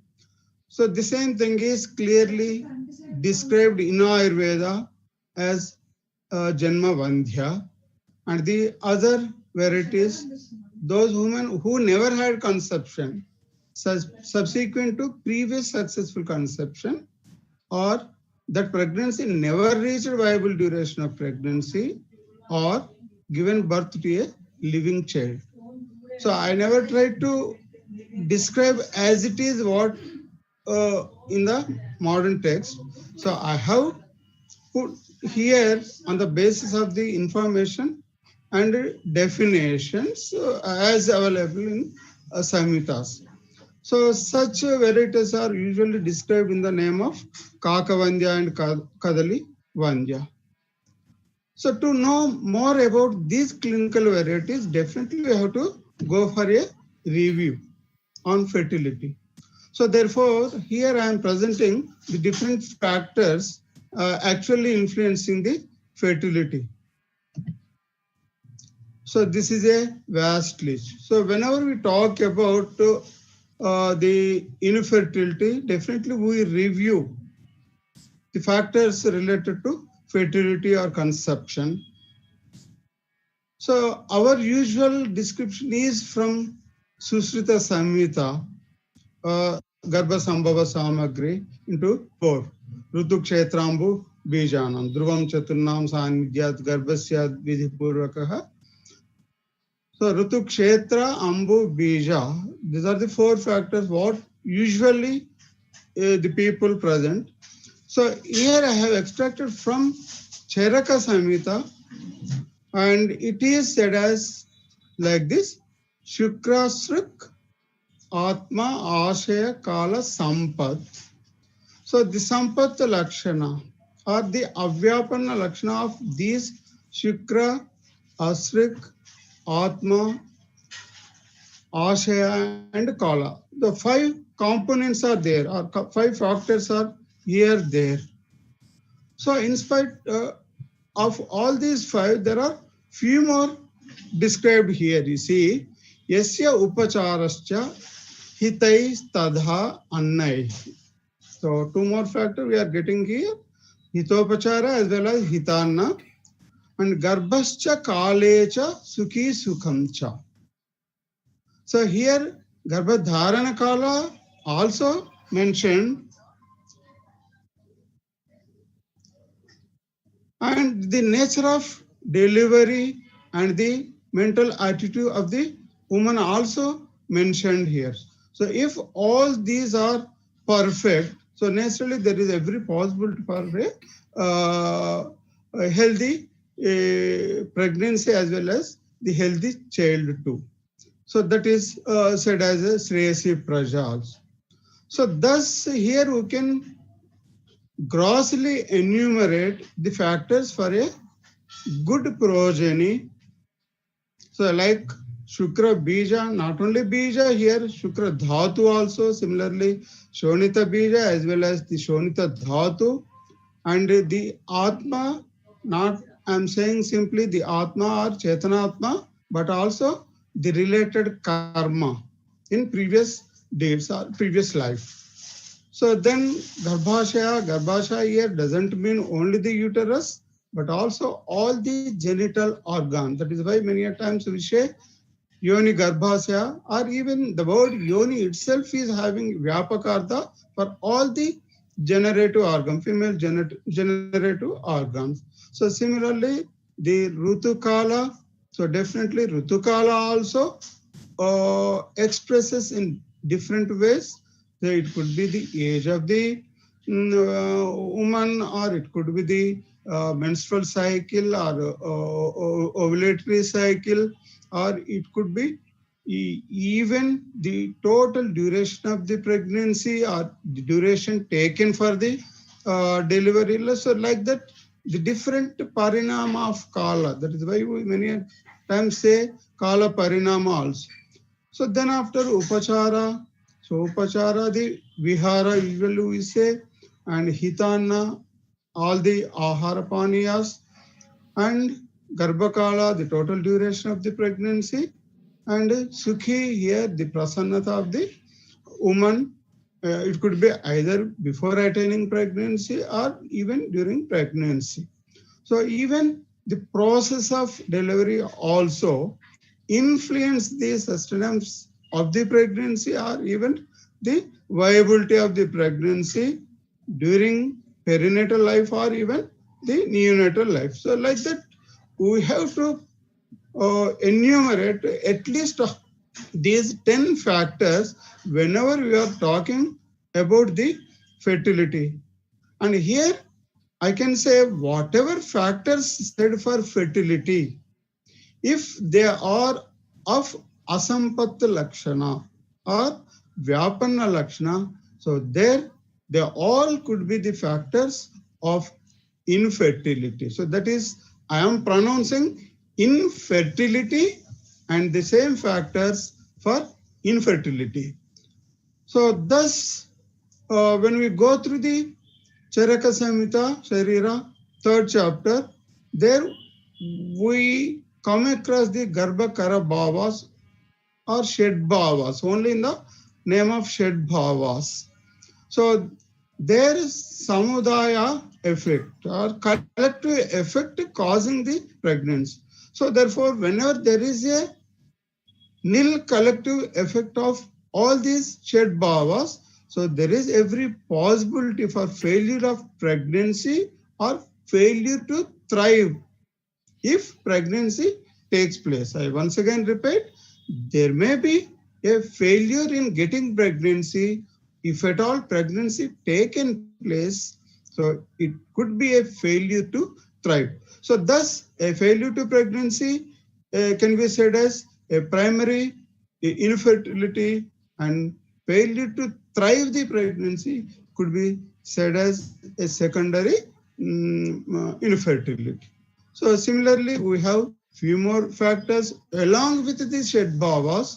We are coming across a few other words. The same description said earlier, again in the chapter Charaka Shariram, expressed with the different words. Here you can see all the shed bhavas. Along with that, four particular points have been mentioned. Vrittasya saustavam. You see, matradinam kal garbhakaranam bhavanam sampadas tada. So, and he is extending there. Vrittasya saustavam. Here, vritta means swastha vritta, and it's a saustavam. So, as the earlier speaker was saying, very elaborately, I need not really speaking, it became very easy for me to, I need not repeat also.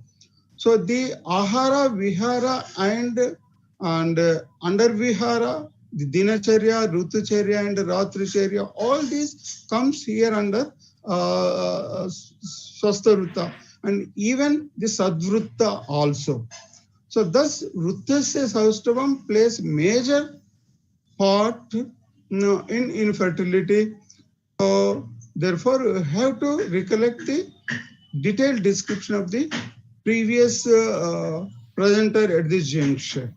And then after, suppose if the conception taken place, but failure to thrive will depend upon all these shedbhavas and vrittasya saustavam, and not only that, the internal aspect related to pregnancy, that is upasneha and upasveda. So this indicates not only the poshana by the expectant mother, but also the poshana reaching the offspring in the womb. So that is the garbhastha shishu. So the poshana of the garbhastha shishu, we all know, entirely depending upon the upasneha and upasveda mechanism in the uterus or in the pregnancy or during pregnancy. So we can see elaborately in next slides. So similarly, kala parinama. So the first presenter very clearly described and paid attention also how important the kala and its parinama. So that is aging factor.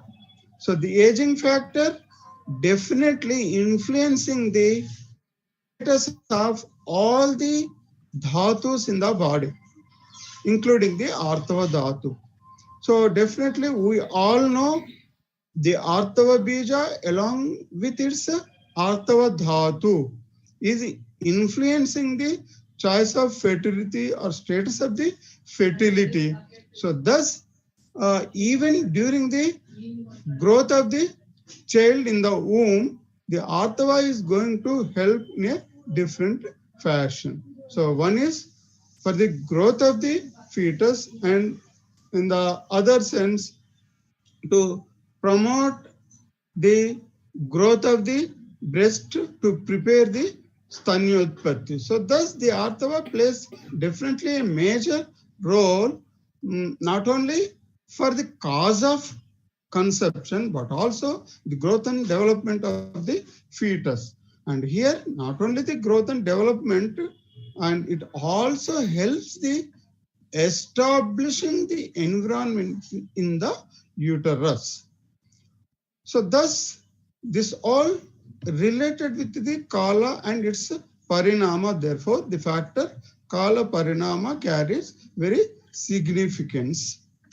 And similarly, this swabhava, so swabhava definitely suggests the total Panchabhuta theory or the Shedhatu theory, and which can be presented in the next slides. So we all know we are of Shadhatu Purushas. So Purusha doesn't mean here male gender. In general, the human being. So this applies even for the woman here. And similarly, it also reflects the Sukshma Linga Sharira, because whenever we are defining the Garbha, we always talk about the Shukra, Atava and Jiva. So here Jiva in the form of Sukshma Sharira or Linga Sharira, and which also reflect the word of Chetana Sharira or even the Chetana Atma also. So thus this sense of presentation of Shed Dhatu is very essential even in causation of pregnancy or conception. So therefore, any vitiation in these aspects, any vitiation in the Panchabhautika Amshas will definitely influence the choice of fertility or conception. If at all conception takes, it may result into a miscarriage during the pregnancy. So why these 5 factors of elemental theory is very important? Because Vayu definitely helps in the Kana Vibhajana after conception taking place. And we all know Vayu is the pranam for living beings. And then Teja is very essential for Pachanam as well as the different Dhatupakas are here for the causation of Vruddhi of the fetus.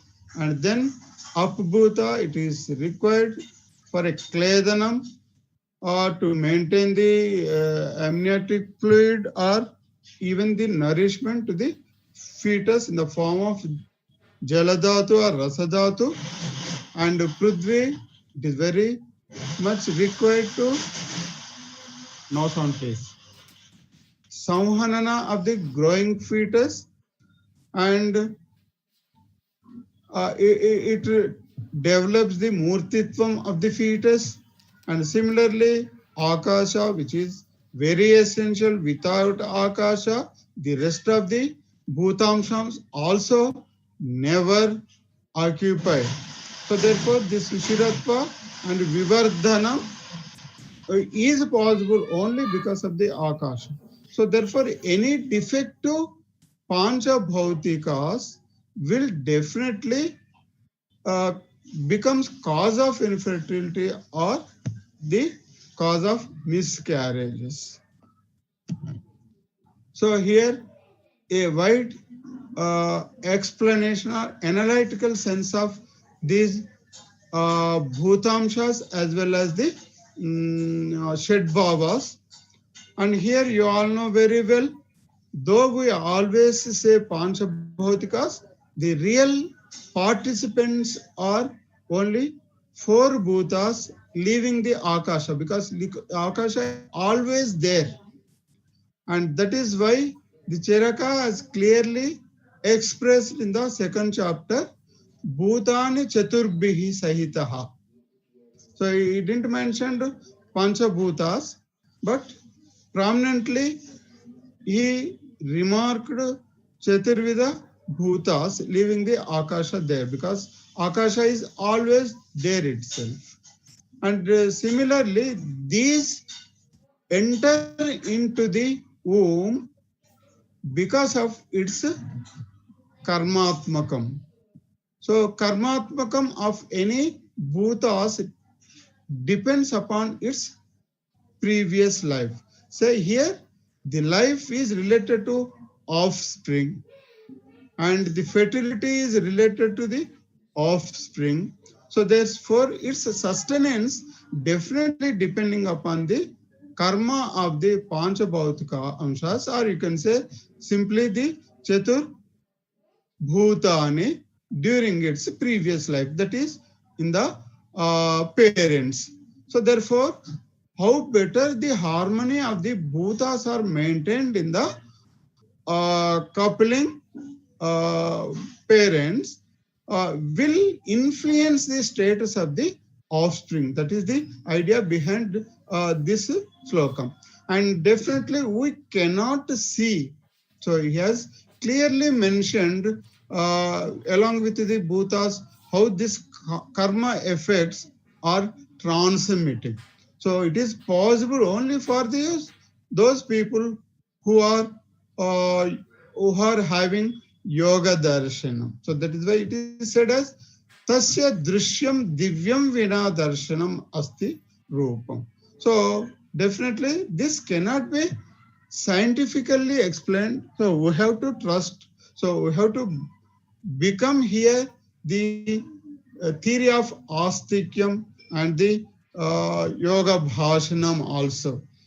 So thus this Chaturvida Bhutamshas, and we can say these as extrinsic factor. These are coming from other body, or these are coming from the eco environment also, because all these are developed with the ecological environment also through other factor, that is rasa dhatu. I can more detail explain in the next slide how these extrinsic factors coming into the body by making the rasa dhatu as a tool, or a what you say, the carrier. And similarly, there are intrinsic factors as under the Shed Bhavas. So even the Shed Bhavas also reduced into 4 only. Why? Because Matu Pitru also, the factors are very essential for getting pregnancy. That is one aspect. The Atma, by having the other Panchabhautika Tatmas, and the Atma's existence is not possible for a human being without its manas. So that is why the Atma is also said as Manojava. So therefore, manas is included in the Atma itself. So thus, the Atma and manas clubbed into one as Atma. Once we are saying Atma, it is also reflecting the manas. Similarly, rasa is there here. So rasa also includes Satmya of the Shedba of Garbha. So therefore, thus the Garbhakara Shedba was reduced to only 4. So here, these 4 extrinsic factors in the form of Chaturvida Bhuta and the intrinsic factors of this Garbhakara Bhavas 4 into 4.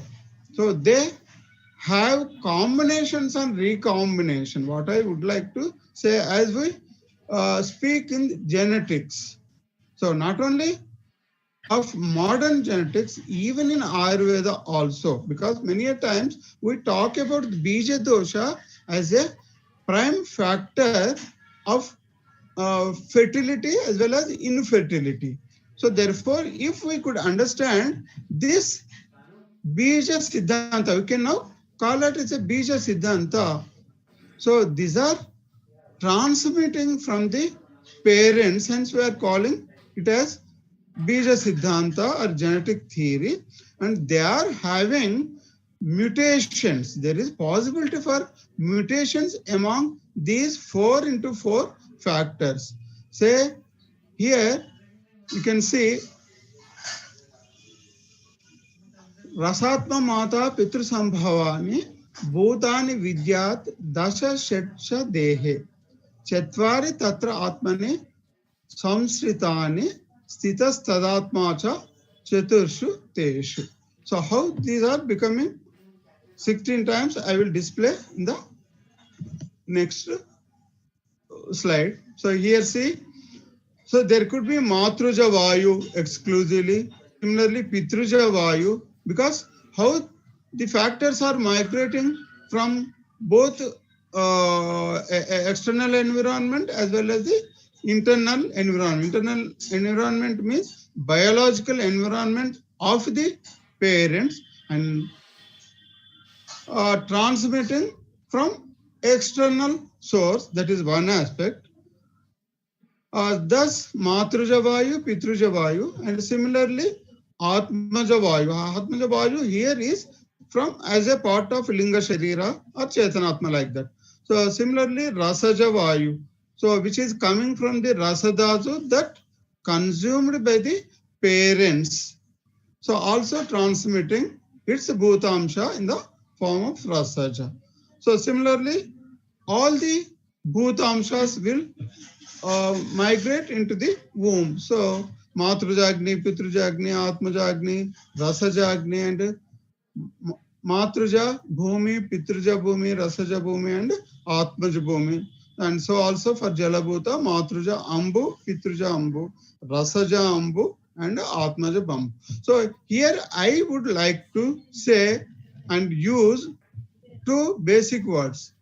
So when we come across in the modern genetics, we see it like a chromogenome ladder. So ladder like structure we see with the combination of two chromatids and various genes laying on the these chromatids. So it is like a two spirals and encircling each other and resembling a ladder. So it is a genome ladder. So in the same way, so we get descriptions in our science in the form of the Jivana Chakra. We can say it is a Kramajanam wheel. So why I'm saying here Kramajanam? So there is a close relation in between chromosome and Kramajanam. So if you still pronounce Kramajanam, chromosome, so like that we have here Kramajanam. So if you compact the genome ladder or if you make a compression of this ladder, so naturally it becomes like a spirals overlapped on each other. So that is my idea of these two pictures. So what I would like to say is there is a close relation in genetic theory or eugenics. You can say eugenetics as well as eugenics because nowadays we are practicing eugenics and it is forbidden in the modern science. So which is now again coming into the practice how to prepare the parents before attaining the pregnancy because there is increased age of conjugal life. So which is even against the principle of Kala Parinama and even the earlier speaker also pointing out this particular aspect because of the changing trend of modern human life, particularly the woman life. Because so they are doing jobs or professions not in a gynecard fashion, but I can say android fashion. Probably that may be the reason why there is increased androgenism or hyperandrogenism. It is not a word for fun because they are using nowadays all the android phones, no? So it is not fun. The lifestyle of a woman is changing somewhat towards the male pattern. So that may be the reason why there is a gradual increase and in the hormone style and resulting into the PCOS and other things. So as detail explained by the second presenter. So therefore, there is every possibilities for mutations among these 16 factors resulting into the altered status of the conception or failure of the conception. And if at all conception takes place as we observe in yoni vyapas, there we come across the different yoni vyapas causing the santana vaifalya. Say for example, rakta yoni, vamini, and shendi, etc., etc. So these all as a part of genetic mutation, you can say, for modern understanding, or you can say the mutations in the Garbha Kara Bhavas or Garbha Vruddhikara Bhavas also. So thus resulting either into the primary infertility or even the secondary infertility. As I was saying earlier, failure to conceive, or if at all pregnancy takes place, failure to thrive, resulting into repeated pregnancy waste. So here you can see a beautiful stanzas. Even though we have elaborated in such a fashion into 16 bhavas for mutations and reflecting infertility as well as infertility, and we conclude only into three aspects, that is Shukra Shonita, and third one is Jiva. That is why in the same Charaka Samhita, after detailing so elaboratively the descriptions of the eugenetics as well as other things, there they concluded Shukra, Shonita, and Jiva. This is only to know the knowledge in gist. It doesn't mean that rest of the factors are not playing significance. So here you can see another beautiful description. Bhutani Mata Pitru Sambhavani Rajascha Shukramcha Vadanti Garbe Apya Shukram Asrumcha Bhutairs Stani Bhutani Rasodbhavani. Very beautiful stanza you see. So here, living, the description is how the Bhutamshas are migrating into the womb in the form of Rasadhatu. So definitely here, among all the Bhutamshas, above all the other factors, the rasa bhavas are very, very important. So this stanza is reflecting, because the status of Shukra Shonita is based on the rasa dhatu of the woman or the parents as a whole. So you see, the simple translation, all the four bhutamshas are carry forwarded to the garbha in the form of both Shukra and Artha Bija at the time of conception.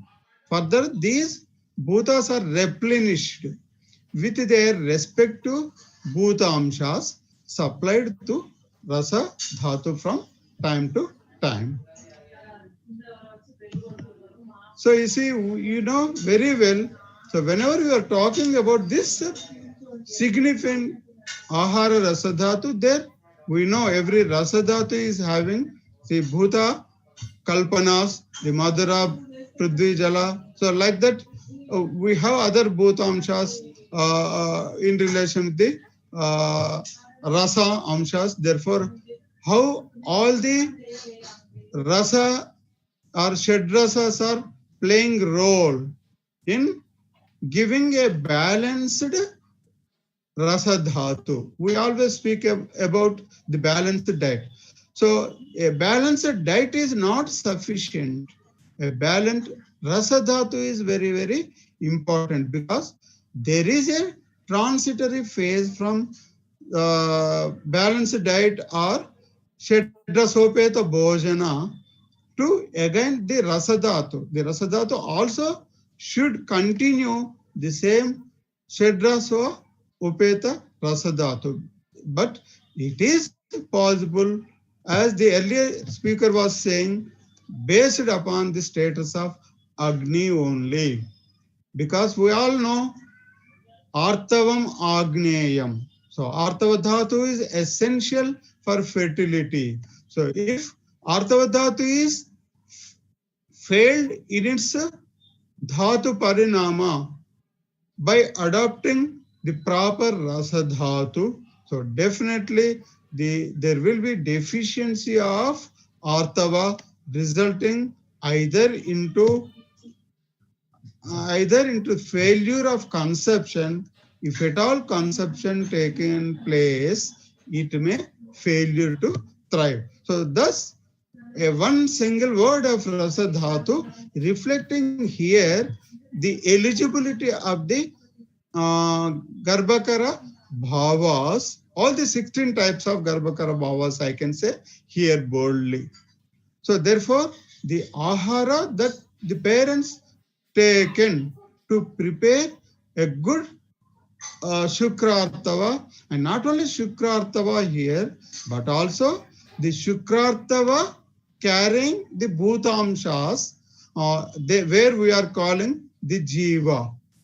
So all these are essential and these will be replenished only by a good rasa dhatu, and good rasa dhatu results for a good artava dhatu to sustain the pregnancy. So here I am stressing on rasa dhatu for sustenance of the pregnancy by transmitting itself through dhatu parinama into rasa dhatu. So next slide, you all know very well how this Bhutamsha carried forward by the Rasadhatu, how it nurtures or maintains the harmony of the Vata Pitta Kapha, you all know very well. So, short of time, I am trying to concise here. You know all the relation between not only the Shariraka doshas, but also the Manasika doshas, because Manasika doshas also plays major role in fertility and infertility. So therefore, how these bhutamshas are playing their role in maintaining the sattvarajastama, you know the fundamental. These also plays role in fertility, and similarly, you know how the panchabhutas carried forward during pregnancy in the form of rasadhatu results into the saptadhatu. So here I am particularly for a womanhood, the ashtama dhatu, that is artava, is very, very essential. I dare to speak always ashtadhatus in woman life. So I never conclude my woman or my gynecology without saying the Ashtama Dhatu, the Artava. Because Artava, without Artava, we have no gynecology and no obstetric also. So that is why I am elevating the Artava. So even whoever speak about infertility, so simple enumeration of different factors as we see in the text is not sufficient. So as the first speaker was giving significance for AMH. So because it is a form of Artava Dhatu. Which type of Artava Dhatu? Sukshma Artava Dhatu. I always say Artava Dhatu, always there in human life from pediatrics to geriatric, but it plays different role in these epochs of human life, different functions, and therefore never forget, never leave the artava, and it is having its relation with the kala parinama. Once we are talking about the epochs of female life means we are also talking about the different changes in the artava levels also. So therefore, whenever you are talking about the fertility or infertility, think of the status of artava in related with the vayaha, vayas or age. So thus the femininity definitely depends upon the agility of the woman. Femininity definitely depends on the agility of the woman. So femininity again, a good menstrual cycle, reflects the good ovulatory cycle. So without talking a good menstrual cycle and ovulatory cycle, as the second speaker was elaborating. So we are nothing to speak about the infertility in both senses, the primary infertility as well as the secondary infertility. So therefore, we always speak out to the Ashtama Artava Dhatu in related to woman and her fertility. So I have tried here to little bit elaborate the Rasadhatu and its Dhatu Parinama. So you all know very well. And just now I have explained in gist the good Ahara Rasar Shedrasopeta Bhojana carries the Pancha Bhautika Amshas, which are essential part of the Shukra and Artava Bija. So these are the Sukshma factors transmitting into the human body at the time of cohabitation. So therefore, the Panchabhautika Amshas are coming into different dhatus, including Artava, under the control of Dosha and Agni. Here, the harmony of the all the three doshas and Agni are very, very essential. So it gives the not only the harmony but also the ojas, because here Bala reflects the ojas, and ojas, as you know very well, the Sapta Dhatu Sara. So Sapta Dhatu Sara is again possible only with the harmony among the 16 factors of the combinations and recombinations of the Bhuta and Garbhakara Bhavas. So similarly, you all know very well the fluid dynamics of the body, human body is very essential, among which the Rasa, Rakta and Medas are very important. Here I am underlining the Medas. Why I am giving significance for Meda? Also here gains the confidence of the spectators. So as the previous presenter was saying about the interrelation between the PCOS and the obesity. So definitely here, you see, based upon the food we take or the aushadha we take, it will transmit through the dhatu parinamas. Either it could be a kalekapochinaya, kshira dadinaya, kedarkuljanaya, even sometimes ekal sarvadhatu poshaknyaya. Whatever may be the biochemical channel adopted during the dhatu parinama. So definitely it takes the time of utility of this ahara, vihara and aushadha and affecting the possibility of conception or sustenance of the pregnancy. Similarly, the Yakrut Pliha for preparation of the Raktadhatu, and therefrom Raktadhatu, a Upadhatu form of Artava from Raktadhatu as a byproduct, which is also very important for the choice for the chance of conception. And because Upadhatu, which is synthesized from the Rakta Dhatu, helps the Pradhana Dhatu during the course of from beginning from the coitus till the impregnation or embedding. So that is why I am saying a little bit identity for Upadhatu. Upadhatu Rupa Artavam. So I am not saying the Ashtama Dhatu Rupa Artavam. Here I am stressing Upadhatu Artava, how it is supporting the Pradhana Artava Dhatu, and also at the time of cohabitation. So I will speak about it later if time permits. And here the Rakta Dhatu as a part of Dhatu Parinama comes into Mamsa later, Meda, and here I would like to underline the Sarakta Medas of Majja Dhatu. So try to recollect the basic physiology of Ayurveda. whenever we are speaking about the Majja Dhatu, we come across two types of medas, Sarakta and Arakta. So as we see in the modern science, that is red bone marrow and white bone marrow. So how this red bone marrow or Sarakta medas is helping in the synthesis of Artava definitely plays a very significance with the Dhatu Parinama theory. So I'm not going into the depth, but just remembering my viewers the significance of the medas in the Majja Dhatu.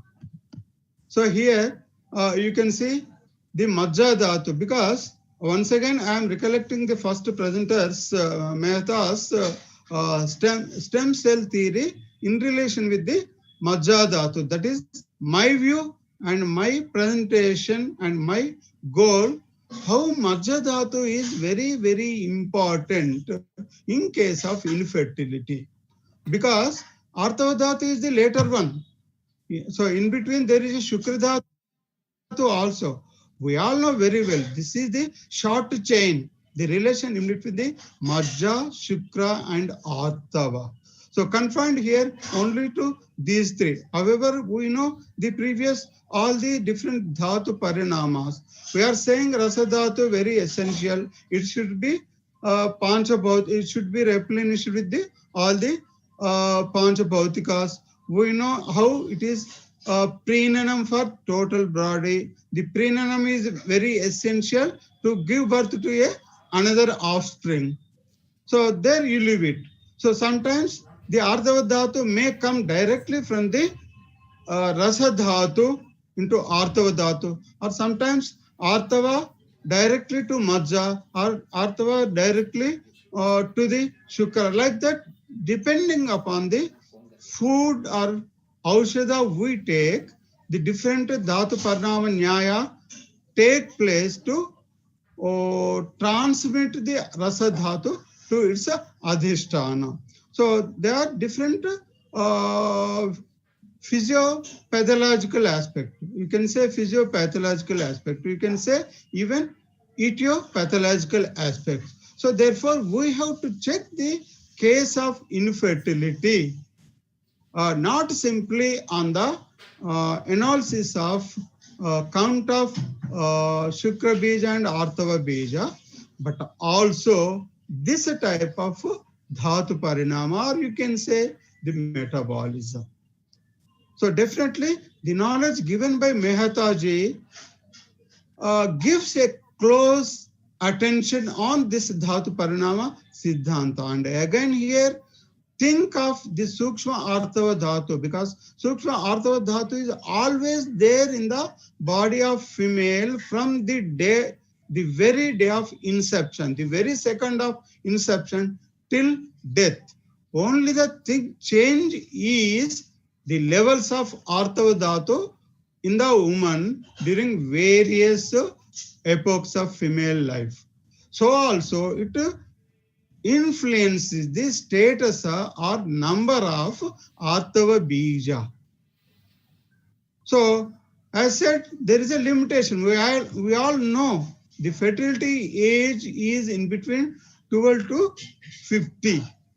So this reflects the Kala Parinama. So this reflects the basic factor as we read in the 10 types of factors for fertility, so also for the infertility. So thus, this Kala Parinama, the aging or agility aspect also give very importance, not only simply for the femininity, but also the different aspects of the Dhatu Parinama. So thus, this unseen Artava Dhatu during pregnancy helps in the development of fetus in womb and also the breast development and lactation. So thus, the Artava Dhatu role not only before the pregnancy, so it has to be enriched in its qualities prior to pregnancy to give a good progeny or to improve the chance of fertility. That is my key idea presenting this Dhatu Parinama Siddhanta. So therefore, while treating, because my concept is, my limit is today only for the fundamentals related to infertility, that is etiopathology. I'm not going to the treatment aspect. But when you think of retrospective aspects, so definitely this type of dhatu parinama siddhanta is very essential to pay attention on the sara, the dhatu sara of the individual woman. So which is given least importance by every clinician.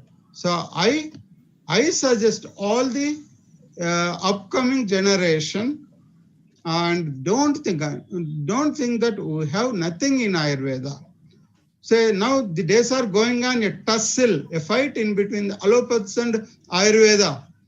So this is the right time to bring out the fundamentals of Ayurveda. And for a Ayurvedic gynecologist, it is very, very essential to bring out the basics of Ayurveda even while treating the cases of infertility. So think of not the metabolism, not the aromatization from the testosterones to female hormones, but also think of the Shukra Dhatu, the transformation of the Shukra Dhatu into Artava Dhatu. You please note down here the levels of Shukra Dhatu Sara, the levels of Majja Dhatu Sara, because here I would like to note another point, that is the Majja Dhatu can produce directly the Artava Dhatu, or the Majja Dhatu can produce Shukra, and Shukra Dhatu again resulting into Artava Dhatu. This chain can be changed depending upon the food that you are taking or the Aushadha that you are taking. The time log will be different based upon the quality of the Aushadha as well as your Ahara. So therefore pay attention, not only simply Artava Dhatu, Shukra Dhatu, but also the Majja Dhatu. So treating with Majja Dhatu in the form of Majja Vasti. So usually we come across in disc or degenerative changes in the old ages. So let us think the lowered ovarian reserve is a feature of old aging in women. So it is an index for lowered AMH. Not only AMH, the lower levels of all the female hormones. So which is resulting into hyperandrogenism. So reduction of the femininity means increasing of the masculinity. Very simple idea. So therefore think of always here and pay attention on these three dhatus, and of course the factors influencing the status of Majja. And not only the Majja here, we have already said Majja is nothing but the Medo Dhatu only. So therefore, the controlling of Meda Dhatu is also very, very important here. So thus, you all know very well on the basis of modern science, how the fat metabolism is going to influence the choice of fertility. A good example is the PCOS, as you come across with the previous presenter. So thus, the fat metabolism, the metabolism of the bone marrow.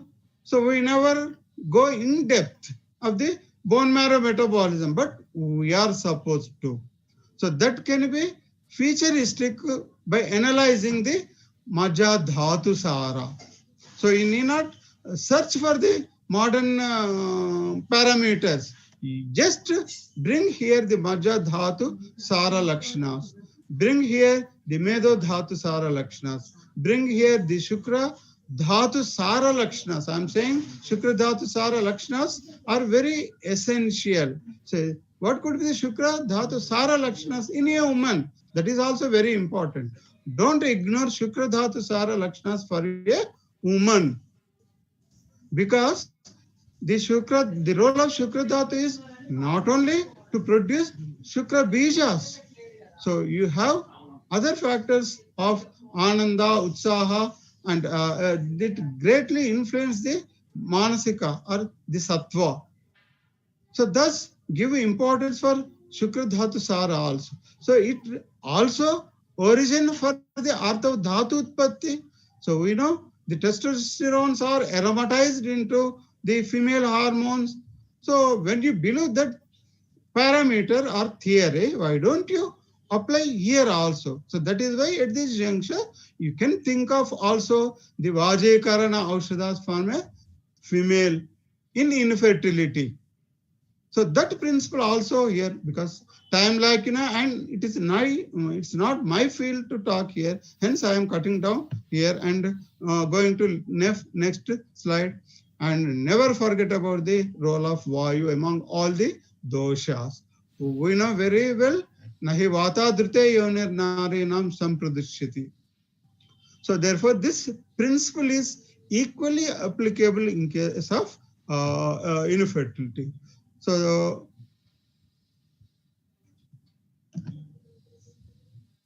the interrelation between the Vayu and Manas and Indriyana Mononadastu Marutaha. So when we usually make detail of Vihara, so many of the psychological status come into play.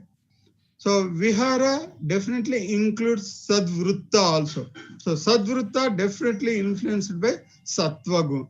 So Sattva, it could be a Rajo or Tamo or Sattvika. So all these again, as I said earlier, will be influenced by the type of ahara. So sattvika ahara, rajasika ahara, tamasika ahara concept also.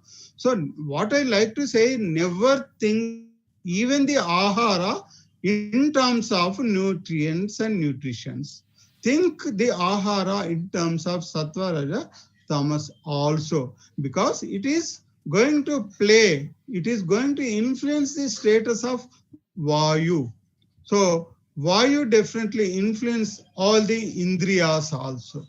So therefore, I request the viewers to pay attention the methods to maintain the equilibrium or harmony of the Vayu, and again it is only with this ahara and subsequently the rasadhatu also. So that may be the reason why in the beginning everything through rasadhatu is said along with the Shukrartava. So similarly, you know very well, Vyanavayu encourages the transportation of Shukradhatu that spread all over the body with the help of Pranavayu and reaches the Travarta Yoni. And I need not elaborate what is Travarta Yoni, and causes conception. So any abnormality of Vayu or any type of Vayu will definitely leads to infertility. Similarly, Vayu at every level. It could be Vyana, it could be Apana, it could say how Apana. Further, the same Vyan Vayu with the help of Apana Vayu facilitate to unite with Artava Bija during fertile window, yeah, menstrual cycle. So does the Prana Vayu merging with Apana Vayu encourages the act of conception. That is why important. Thus formed Yugma Bija here embeds in the Garbhashaya, which process is also controlled by this Apana and Vayu. We are saying the failure to thrive. So there are so many stages from the process of implantation till the viability, attaining viability or attaining OJS. So we consider the viability of pregnancy. So therefore, every level, the Vayu plays its role. So you see, the development of Garbha mainly depends upon the inflation of Udara and Samana Vayu at and around the Nabi, behind which Kayagni is located. You see, the pregnancy wastage can be considered till attaining viability, we are saying. So therefore, till that time, we are saying it is a miscarriage. So even during the pregnancy, till it is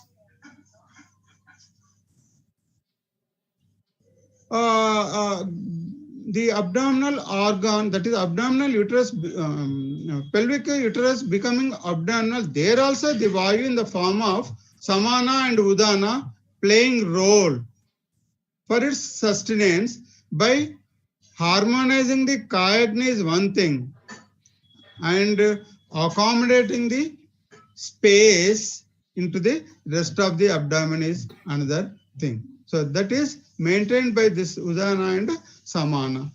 And thus the flayed up Agni further utilizes the Rasa Dhatu and helps in the process of Garbha Vriddhi. You see here, during this phase, so we all know very well the mid trimester or the middle months of the pregnancy, let us say, it is a growth period. So Garbha Vriddhi is vigorated during this phase. So usually from the 12 weeks or 12 to 14 weeks to 32 to 36 weeks. It is a great period for Garbha Vriddhi. So during this phase, this Samana and Udana along with the Agni plays a great role. Suppose if these are vitiated, this duration of pregnancy, so definitely there may be a choice for abortion. Suppose if the Agni is of Tivra type and there is a scope for abortion, or if the Samanavayu and Udanavayu are vitiated, so Udanavayu could be vitiated because of the heart and lung diseases. So therefore, thus, all these factors result into pregnancy waste, resulting into secondary type of infertility. So therefore, even during pregnancy, not only before pregnancy, the harmony of all types of Vayu should be maintained, because Samirano Agni Samipastaha, the status of Agni is again maintained by the Samira or Vayu. So therefore, we have to keep harmony of the Vayu before the pregnancy and even during pregnancy to prevent the abortions is one thing, to promote the choice of the chance of pregnancy is the other thing. So thus we know, as I said just now, all the vitiations of this Vayu and Agni, and not only the Vayu, you know very well, without Vayu, Pitta and Kapha are Pangus. So Pittam Pangu, Kapham Pangu, you know all. So therefore, once Vayu is vitiated naturally, there is every possibility for Pitta and Kapha, or they may even act as avarodha for the functions of Vayu if they also vitiated. So thus becomes Sroto Sangha. This Sroto Sangha could be for the Artava Bija, it may be possible as in PCOS, or it could be Sangha for the AMH or the female hormone, or even any other hormones, including the accessory hormones such as thyroid. So therefore, think of all the other medical problems which influences the harmony of the Vayu, not only the Vayu, but also the Pitta and Kapha. And this may be prior to attaining pregnancy, or when the couple are planning the pregnancy, or when the couple failed to have pregnancy.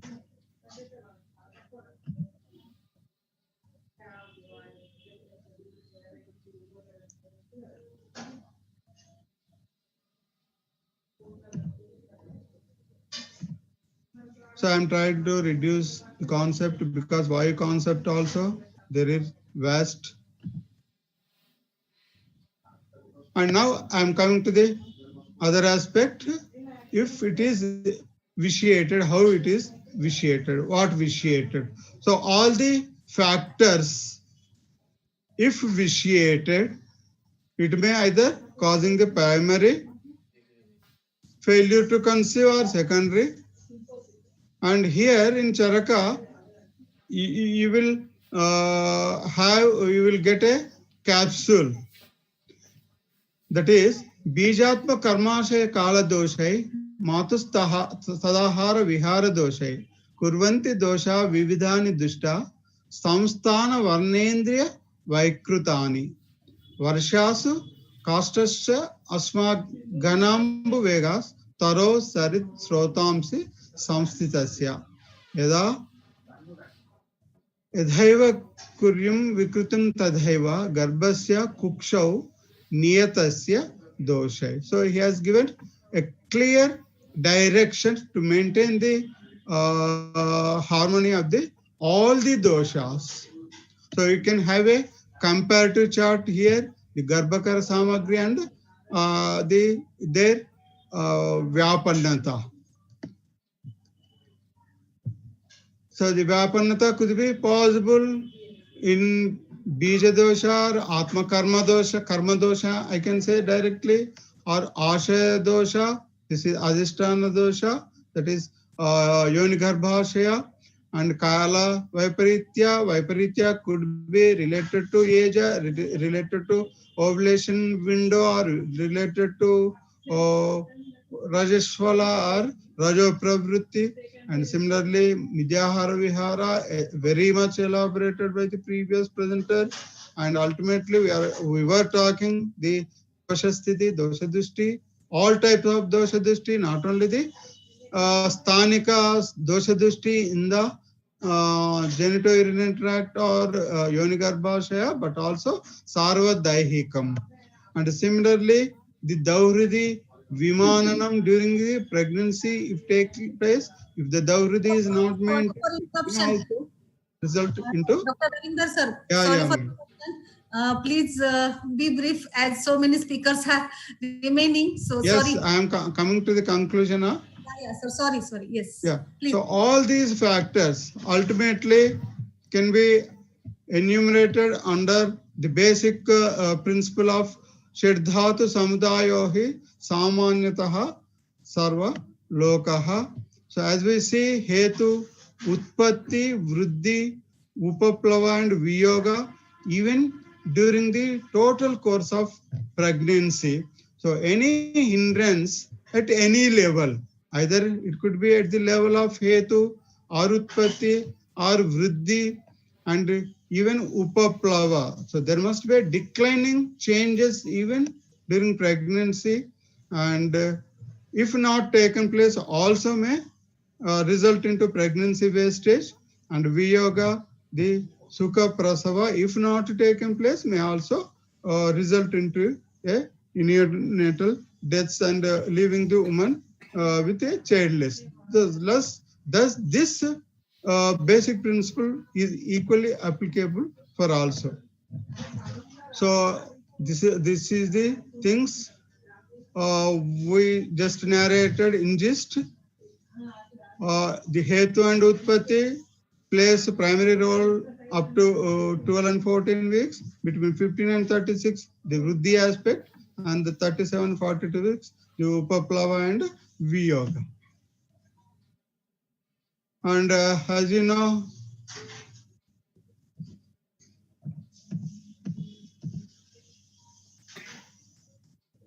so pertaining to our specialty, we always think of this Pradeshika Kshetram. So whenever you talk about the Rutu Kshetrambu Bejanam, Kshetra here reflects Garbhashaya, Yoni Garbhashaya, and its Sthitigatis and its Garbhadharini or placenta if it is a pregnancy, and its status of all other Garbhanadi and Jarayu also. So if it is a before pregnancy, you have to talk about the Travarta Yoni, Shroni, and even the status of Udara.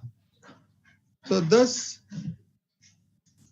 as we said, Kala related to all the times related to female, Hitopachara, Sadvrutas, and Ambu, I have detailed described. And ultimately, whenever you are talking about the Rasadhatu as a chief factor for maintaining the harmony of all other factors, So we have to think of these fundamentals as under checklist. That is itahara sevanam. It must be mrudu madhura drausnigdha shita prayam. Aviruddhaharam, satvikaharam. It should be anabhighataakaram, and it should be all the ayatana yukta, and it should be dauhruda mananam, and it should be shadrasopetam, it should be matrashitam, and it must be always ojaskaram. And ultimately, it should be sukhaprayam, and we know very well before getting pregnancy, the status of the mind of the couple is said to be saumanasyam. So if the couple is not saumanasyam, there is increased rate of infertility. So therefore, this tendency of prasannata of the couple is very, very important. And this prasannata also helps the woman with the pregnancy to sustain the pregnancy and not to result into the pregnancy loss. That is also very important. And ultimately, Sukha Prasava and the different paricharyas helping the Sukha Prasava helps not for the present pregnancy, but not to turn the same woman into secondary infertility. Because if a Sukha Prasava is not taken place, definitely there is a possibility for abhighata to the generative organs, not only the generative organs, but also the manasa abhighata, and which may result into the secondary infertility. So therefore, I request the learners or the practitioners to always review on these basic factors, on this basic etiological factors under bija dosha, ahara dosha, avayava dosha, agni dosha, and not only the agni, all the dosha dhatu mala, because dosha dhatu mala moolam hi shariram. So also this shariram is of shrotomayam. So hence pay also on Sroto Dushti or Sroto Sangha. So you have to collect all the 4 types of Sroto Dushti.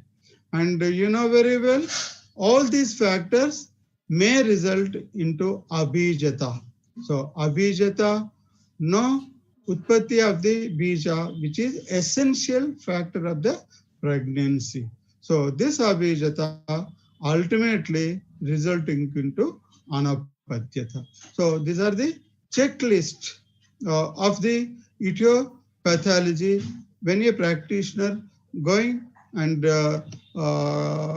selecting or approaching his patient. And I thank you all the organizers for giving me an opportunity and importing me in their goals, particularly this during this COVID phase. Really speaking, this web seminars brought us all together because we never had any frequent seminars physically, whereas you could able to do more and more web seminars, and probably we may say thanks to COVID-19, and not for spreading the COVID, but to restrict the COVID also. So I thank you all, and thank you all for patient hearing first of all, because it is beyond time, and I thank you and thank you all. Thank you, sir. Thank you very much. It is really a brainstorming session, and really this pandemic has given a chance to look after the things differently, and we can connect from everywhere, every part of India through these online sessions, and we are spreading the knowledge. Really, it was a great session by your side. It's really interesting to see the dosha dhatu malaj correlation in infertility. So thank you very much, Dr. Ravinder sir. Now our guest next, speaker is Dr. Gauri Mandar Borkar, who is MS in Prasuti Tantra and practicing as Ayurveda practitioner since from last 20 years. She is practicing in Mumbai and Pune also. Well-known practitioner, Dr. Gauri, madam, welcome on this platform. And I think next generations of Borkars is ready and taking graduations from R.A. Poddar College. Congratulations from team in this session, and I request you to start your session with your topic, various role of Sarvadaik Vyadhi in Vandyatva. Okay, thank you. Yes. Thank you so much, madam, for your kind words. And also, I'm thankful to Ayush Darpan, and I'm also thankful to Dr. Naveen Joshi sir to give me this opportunity to present over here the role of Sarvadehik Vyadhi in Vandyatva. I think slides are visible. Yes, madam? Yeah. Yes. Continue, yes. Yeah. So when it comes to Vandyatva, we generally go thorough with the Kashyap Samhita, with other Samhitas like Charak, Sushruta and Maghat. But we see that there are few references, like 1 or 2 chapters in all these Samhitas like Charak, Sushruta and Maghat, and we come to conclusion that there is some limited part of Vandyatva in Ayurveda. But that's what I have taken the subject like Sarvadehik Vyadhi and Vandyatva. Because what happens, we see the Vandyatva in 2 ways. That is the Vyadhi Swarup Vandyatva and Lakshan Swarup Vandyatva. Many a times we think of uterine apparatus, then we think of PCOD, we think of anovulation, we think of a low image in this Vandyatva, and we consider only the uterine apparatus or the total genital apparatus for Vandyatva to cause it. But the Lakshan Swarup Vandyatva, that means when we think of the Vandyatva, then there may be some basic cause for that, and that is giving birth to this Vandyatva, or that is causing this Vandyatva. And so the Lakshana Swarup Vandyatva, I mean to say that in some of the diseases like Grahani, there are some references that Strishu Aharsha. This is the Lakshana of Grahani, and because of this, the Vandyatva is next to come with the Grahani Vyadhi. So for these things, we will be thinking these other Sarvadehik Vyadhis in view of Vandyatva. When we consider this Lakshana Swarup Vandyatva, we come across many references for Sarvadehik Vyadhi in Nidana Swarup and Sarvadehik Vyadhi in Lakshana and Chikitsa Swarup. In some references, I have just mentioned about the Grahani that there are some symptoms like Strishu Aharsha, which is going to cause infertility.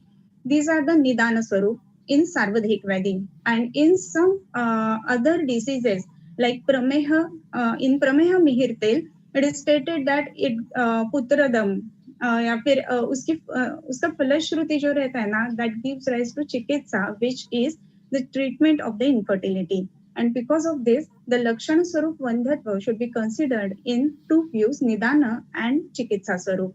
Then when we come across to the generalized conditions, which conditions we should think about, which will give generation to this Vandyatva. These are Jvara, Raktapitta, Rajakshma, Arsha, Grahani, Prameha, Vegavarot and Unmada. We're going across all the Vandyatva related cases in view of Jvara, Raktapitta, Rajakshma, Arsha, Grahani, Prameha, Vegavarot, that is Vata Vyadhi and Unmada. In this case, first we will be considering Jvara. You'll be thinking, what is the relation between Jvara and this Vandyatva? The Jvara is of 2 types, Nava Jvara and Jeerna Jvara. The Jeerna Jvara gives rise to Rasa Vikruti. Also, the Nava Jvara, we can see Rasa Vikruti over there. Because of this Rasa Vikruti, Rasa Dushti is there. Rasajam, Rasa se Raja banta hai, right? So, Raja is Upadhatu of Rasa, and because of this, Rajo Dushti is also there, when there comes with Jirna Jvara. And because of this Jvarodushti, Rajodushti, the Vandhatva occurs, or Vandhatva, the symptom is seen. So we have to think Jvara in view of infertility. I'll be happy to share one case with you over here. One patient, say from Kalyan, she was visiting our clinic. So she was having ovarian cyst 1 year back, and that ovarian cyst was 8 to 10 centimeter large. Simple ovarian cyst was there, and she wanted to get pregnant, and so all the tests should be done, and all these things to be done, and so she did the sonography, and she come across ki she is having this 8 to 10 centimeter ovarian cyst. So her gynecologist told her to operate it and just remove it because it is too large and it should be removed. And then she removed the ovarian cyst with operative, and afterwards she took the 6 months gap for taking the chance. And afterwards, after 6 months, she did the sonography once again, and once again there was the same cyst, 8 to 10 centimeter cyst in the ovary. Again, second time she operated for that, the same thing, and wait for the 6 months. Then again she went to do the sonography, and that sonography also showed 8 to 10 centimeter ovarian simple cyst in her ovary. So she was cried and thinking, "Ki, how much time should I get operated for this, and when should she get conceived?" So someone told, and she came to the clinic. And in that case, we took the whole thorough case, and we saw the Jirna Jwara Lakshanas in that patient. And so we started which Lakshanas. So she was very irritable. The temperature of the body was raised many a times. Not actually as the temperature was as the fever, but the general hot flushes and all these things were there because of the ovarian changed hormones also. And because of this, we thought all this to be Jwara Nidana, and for that we gave her other medicines like Punaravartak Jwar, which has to be given in Vishama Jwaras or Punaravartak Jwaras. Then Suvarna Suchekhara Ras to Pachan, the Rasadhatu and Prasadan of Raktadhatu. And also we conducted Uttar Basti of Kiratadi Tel, which is in Jwara Roga Adhikar. Generally, we see that the Uttar Bastis are given with either Ksharatel or Falagruta or any other Kasisati Tel like these things. But Kiratadi Tel showed the good results in that patient, and she conceived in the third cycle of Uttar Basti only. At that moment of time, she was having that cyst, but she conceived with the cyst, but the size of the cyst was regressed to 3 centimeters. And then she conceived in only 3 cycles. So that was the case. It triggered our mind to think this infertility in view of Sarvadehik Vyadhi. And so this is the case. And she is now having 7 to 8-year-old child with her. Okay. So this Jwara case was the beginning. Yes, we should think all this infertility in view of Sarvadehik Vyadhi also. I'm not saying only in view of Sarvadehik Vyadhi, but we should think in Sarvadehik Vyadhi view also. Okay. After that, Vandhatva and Rakta Pitta. This is the having much more close bond with Garbhasravi Vandhya and Rakta Pitta. The Garbhasravi Vandhya, that is recurrent abortions, that patient is generally able to get conceived, but because of many number of reasons, she is getting aborted number of times. At that moment of time, the Chikitsa Sutra helps us that Shuddhir Varjam cha Asroktam Acharet. This means that we should give the treatment for this recurrent abortions like Rakta Pitta and Shuddhir Varjam. There should not be done any Shodhana Panchakarma for that, and other medicines in the Rakta Pitta should be given to the patients for the patient with Rakta recurrent abortions. And for that matter, we gave the Chikitsa of Rakta Pitta Gnam. And this Chikitsa should be done in similar way like Raktatisar or Raktajarsha. There are so many references in Charak, Sushruta and Vagbhat also कि recurrent abortions or Garbhasravi Vandhya should be treated in view of Rakta Pitta. So the Rakta Pitta medicines we used for these things are generally we give the Dadima Pushpa Swarasa Nasya. This Swarasa is not available, then Siddha Ghruta of Dadima Pushpa can also be used. Dadima, we all know that it is a good Pitta Prasadana, Pitta Shamana, and Rakta Prasadana. So Dadima Pushpa Swarasa helps patient to continue the pregnancy till term and deliver a good child. Then, why this Dadima Pushpa only? Because Tatak Pushpa Kshanadeva. The ovaries are resemble, the function of the ovary is resembles with the function of the flower. And so the medicines made with the flower or flower contents is much more useful for ovarian functions, or we can say it as for uterine apparatus. The we see that the luteal corpus luteum helps to maintain the pregnancy or in first trimester, and so for these matters the ovarian functions are important, and so we should think in the direction of rakta pitta. Then rakta pitta kula kandanras mauktik kamduda. Mauktik kamduda is also a very good pitta prasadana dravya, and so we should use it. Then Durva Kalpa. Generally, Durva Kalpa is not available in market, or I think it is not made by any company. But Durva Swarasa we have to make, and with this Durva Swarasa, with this Khanda Kalpana, we can make the Durva Kalpa, and we can use this Durva Kalpa for the patients with recurrent abortions. Also, the Audumbar Ghrita is also very much helpful for the patients in the recurrent abortions. This Audumbar Ghrita, Shatadhuta Ghritaktasri, तदभ्यसवग आहेत ससिताक्षौद्र कुमुद कमलोत्पल केसराम रिहा क्षीरघृतम खादेत शृंगाटक कसेरुकम. This is the chikitsa of the Rakta Pitta stated in Vagbhat. But also the Audumbar Ghruta is also helpful for Adhodara Lepana.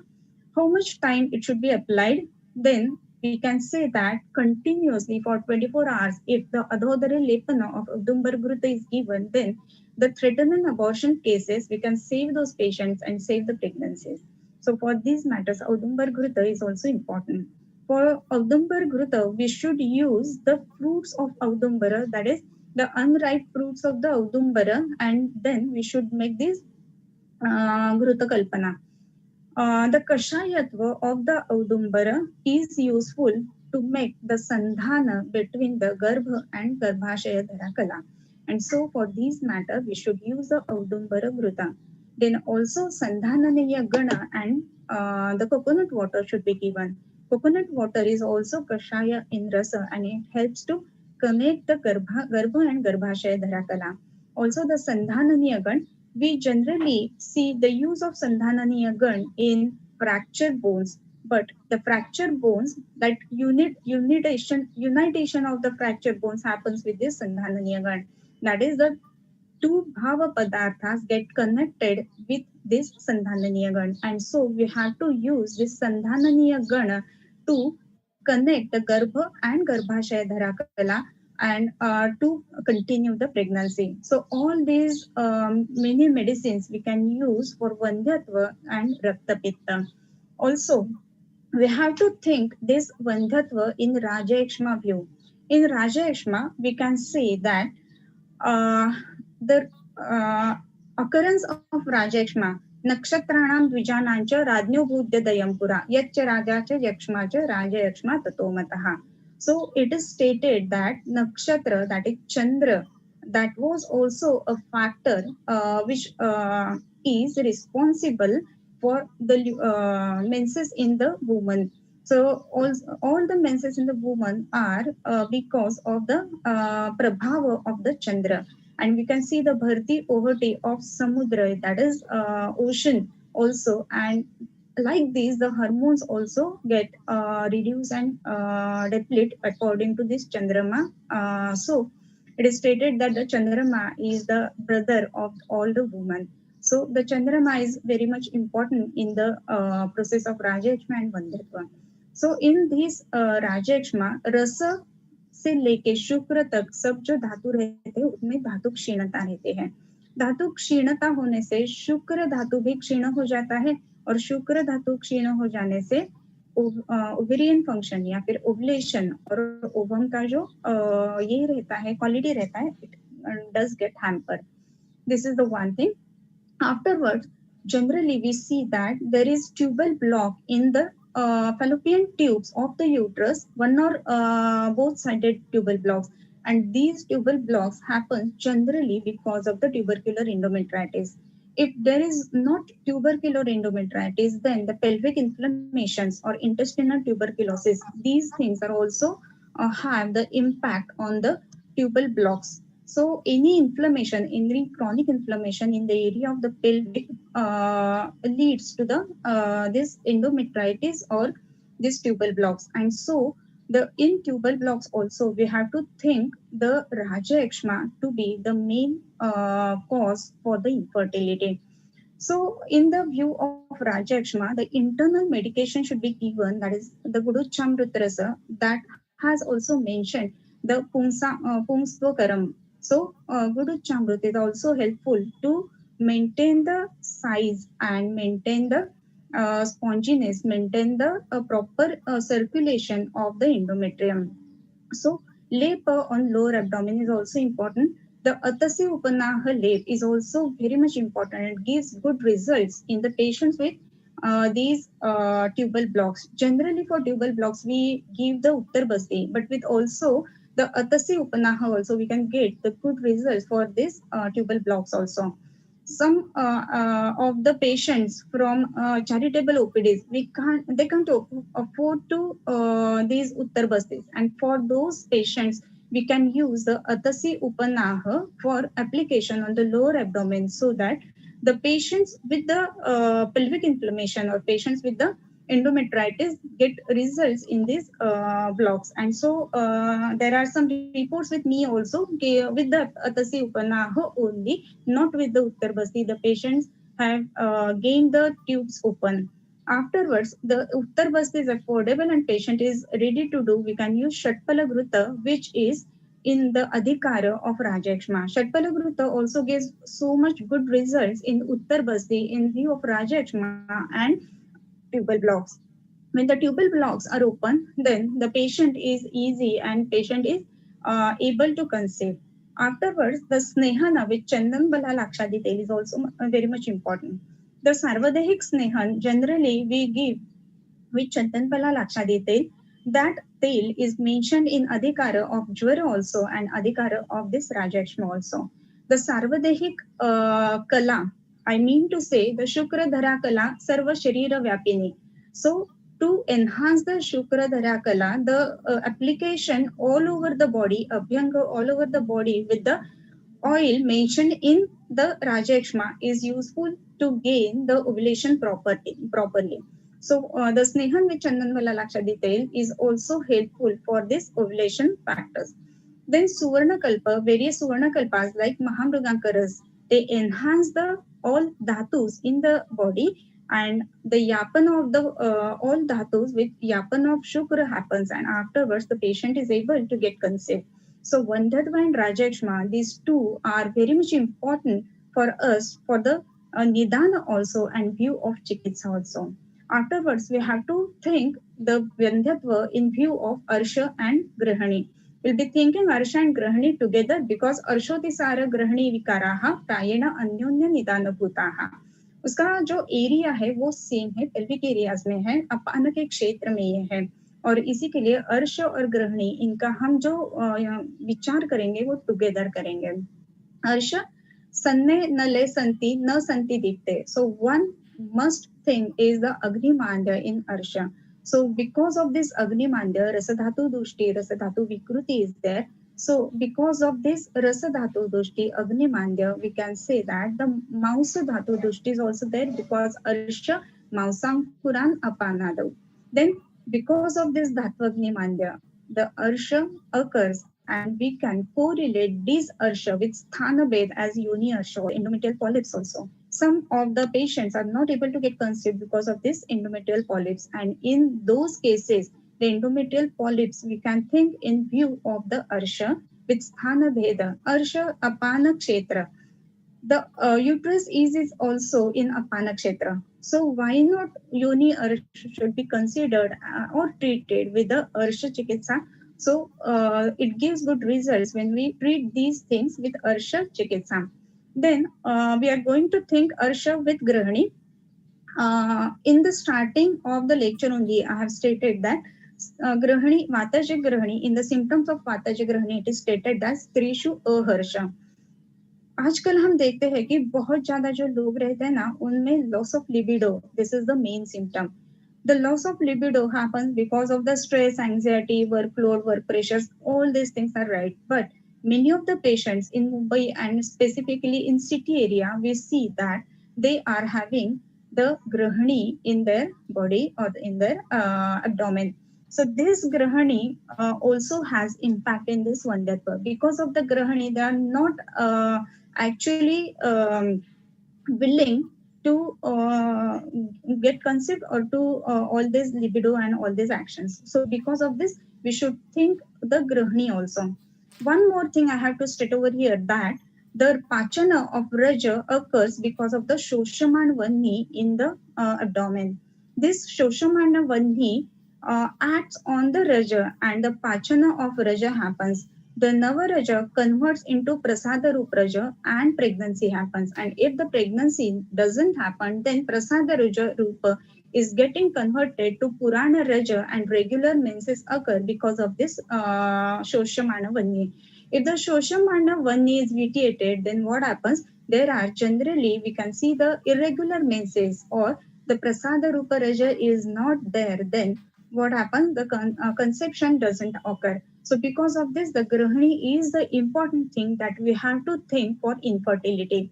The medicines to be used for this Arsha and Grahani, if you go through the references, there are so many references in Grahani and Arsha Chikitsa that they state the Falashruti of the yoga as Pustvakaranam, Garbhadam, Putradam, like these things. So Bruhat Surana Modak, generally we think in view of only Arsha, but Bruhat Surana Modak also has the property of Pumstvakaranam. So it gives rise to, it reduces the loss of libido. Chandraprabha is well known drug. Then we also have to think the Lavangaddi Modak. In the Lavangaddi Modak, the Grahani, the Agni in the Grahani gets enhanced, and because of this, the Shoshaman Vanni is also working good. And because of this, the Pachana of Raja also becomes good, and Prasada Rupa occurs, that we can call it as Garbhashaya. After this, in Arsha, we have to think the Grahani Mihira Tel and Bilvavaleha also is helpful in the Chikitsa of Grahani and Arsha. Bilva is also called as Shri Phala, and Shri, that is Lakshmi of the Sharira, is, we can call it as immunity, or Lakshmi of the Sharira is to regenerate the next progeny. So this is the thing that we have to use the Bilva Valeha or Grahani Mihirte for Sarvadehik application or Sarvadehik Abhyanga. Afterwards, we will come to the point of Prameha. In the Prameha, in view of Vandhyatva, there are so many cases we come across to PCOD, and just now we have discussed the PCOD in thoroughly. So the Prameha, the dusha of Prameha, Kafasa Pitta Pavanascha Doshaha, Medosra Shukrambu Vasalasikaha, Majja Rasauja Pishitancha Doshaha, Pramehina Myushati Reva Mehaha. In this thing, we see that the dusha sangraha of Prameha is very wide. And because of this, we can see the lakshana of Vandyatva in Prameha. There, one dusha is Shukra and one dusha is Rasa. Raja is Upadhatu of Rasa Dhatu, and so Raja is vitiated when Rasa is vitiated. Also, when Shukra is vitiated, then Bija Janan Prakriya is also vitiated, and because of this, the patient is unable to get conceived. So loss of libido is there because of the Abhishanda in mouse, Abhishanda in Meda. So one thing, then the patient generally with Prameha, they put on the weight, and because of this PCOD and all the sequences occur. Also, we can see that the what do you say, Purva Lakshana in Prameha, Dantadina Maladhyatvam, Pragrupam, Panipadayoho, Dahaschikkannata Dehe, Trut Swadu Asyancha Jayate. Dantadina Maladhyatva, this is the main Lakshana, that is Purva Rup in the Prameha. And this Dantadinam Maladhyatvam, we can correlate it with the Shukra Sarata Lakshana, that is Sama Samhata Shikhara Dashanaha. So, when Shukra Saratva is there, the teeth are regular and they are Sama Samhata. But when there is accumulation of mala on the teeth, then this is the Purva Rupa of Prameha. So it is said that diabetes is well controlled in mouth. So we can start the medicines for application on the teeth also to get relief from this prameha and prameha related vandhyatva. So for the Dantadhamana, we can use various medicines like Tagaradi Kashai or Am Kadha or Dhanyak simply. Dhanyak is the main content of Pittaja Prameha Yoga, and so Dhanyak also can be used for the Dantadhavana process in the Prameha. Secondly, Prameha Mihir Tel. It also stated that Pushpa Karanam. So Prameha Mihir Tel is to be given for local or whole body application in the Prameha. We have just thought of the Sarva शरीर गामिनी शुक्र कला जो है उसको so prameha mihir tel application all over the body is very much important. Then exercise must in prameha, so vibhakta ghana gatratvam vyayamat upajayate. Then we will be coming to the medicines in prameha and vandhyatva. So vasanta kusumakar ras, this is the key medicine we can call it as, that to be given in patients with prameha, patients with PCOD. Then Basti is the main chikitsa for this prameha induced vandhyatva, which is induced by prameha. Which Basti is to be given? For prameha, it is said that Basti is not the main treatment, but when it comes up to the vandhyatva, Basti can be given because it is in the apana kshetra. So Panchatikta Kafagna Basti, which is stated in Ashtanga Hruday Kalpasthan, that is giving the Palashruti, that is, it is Pramehagna. So that Pramehagna Panchatikta Kapagna Basti Kvath 150 ml with Haridradi tel we can use for Basti and get the good results for Vandhyatva. We know that Haridra is also called as Lekurwala Zhad. So it gives birth, or it grows by budding, and so Haridra is also useful for patients with infertility, and so we should use the Haridradi tel for that. Also, the Makardhwaj is the main drug in Prameha and Vandhyatva. Then Sariva Dyasav. Sariva is the Rakta Prasadak main dravya, and the Asava Kalpana that contains the Dhatvagni Dipan ability in the Asava Kalpana. So there is Dhatvagni Dipana in the Sariva Dyasav, and so the Dhatvagnis from Meda, Asthi, Majja and Shukra, they are initiated, and because of this the Dhatvagni of Shukra Dhatu is good, and so Shukra Utpatti or ovulation we can call it, and those things are good, and so patient get relief from the Vandhyatva and get conceived very easily. So these are the things we should use for the Prameha and Vandhyatva. Next, we should think the prameha in all other ways. So we have to give the all over body applications also. Basti also, we have to give the internal medicines also, and we have to suggest the along with the medicines, the patient the must exercise also. So these are the things that prameha and vandhyatva. Next, we will be thinking of unmada. We'll be thinking, Arey, what is this unmada over here doing over here? But we can see that in Unmada, Mana is vitiated, Mana is Dushta, and because of this, Chintaya, Rasa Dushti is also there. Chintyanam Chati Chintana. This is the Rasa Dushti Lakshana, ya फिर Rasa Dushti Karana, it is stated. So because of the more Chinta, the Rasa Dushti is there, and because of the Rasa Dushti will be there. And so we see that in Unmada, the patients with Disvanyata. Unmada is not exactly the thing. In nowadays, we state that the stress, anxiety, social pressure, these also come under the Unmada thing. And so we have to think this Unmada, social pressures, stress, anxiety, workload, anutsaha in view of Unmada. If we think that there is no direct relationship between Unmada and Vandhyatva, then when we consider some patients, those who are taking treatment from various spots, various clinics, they stop all the treatments and get relaxed. And after that, the patients get naturally conceived with no medication. It happens sometimes, but it happens sometimes because of the total release of the pressure, or total release of the manodesha doshti.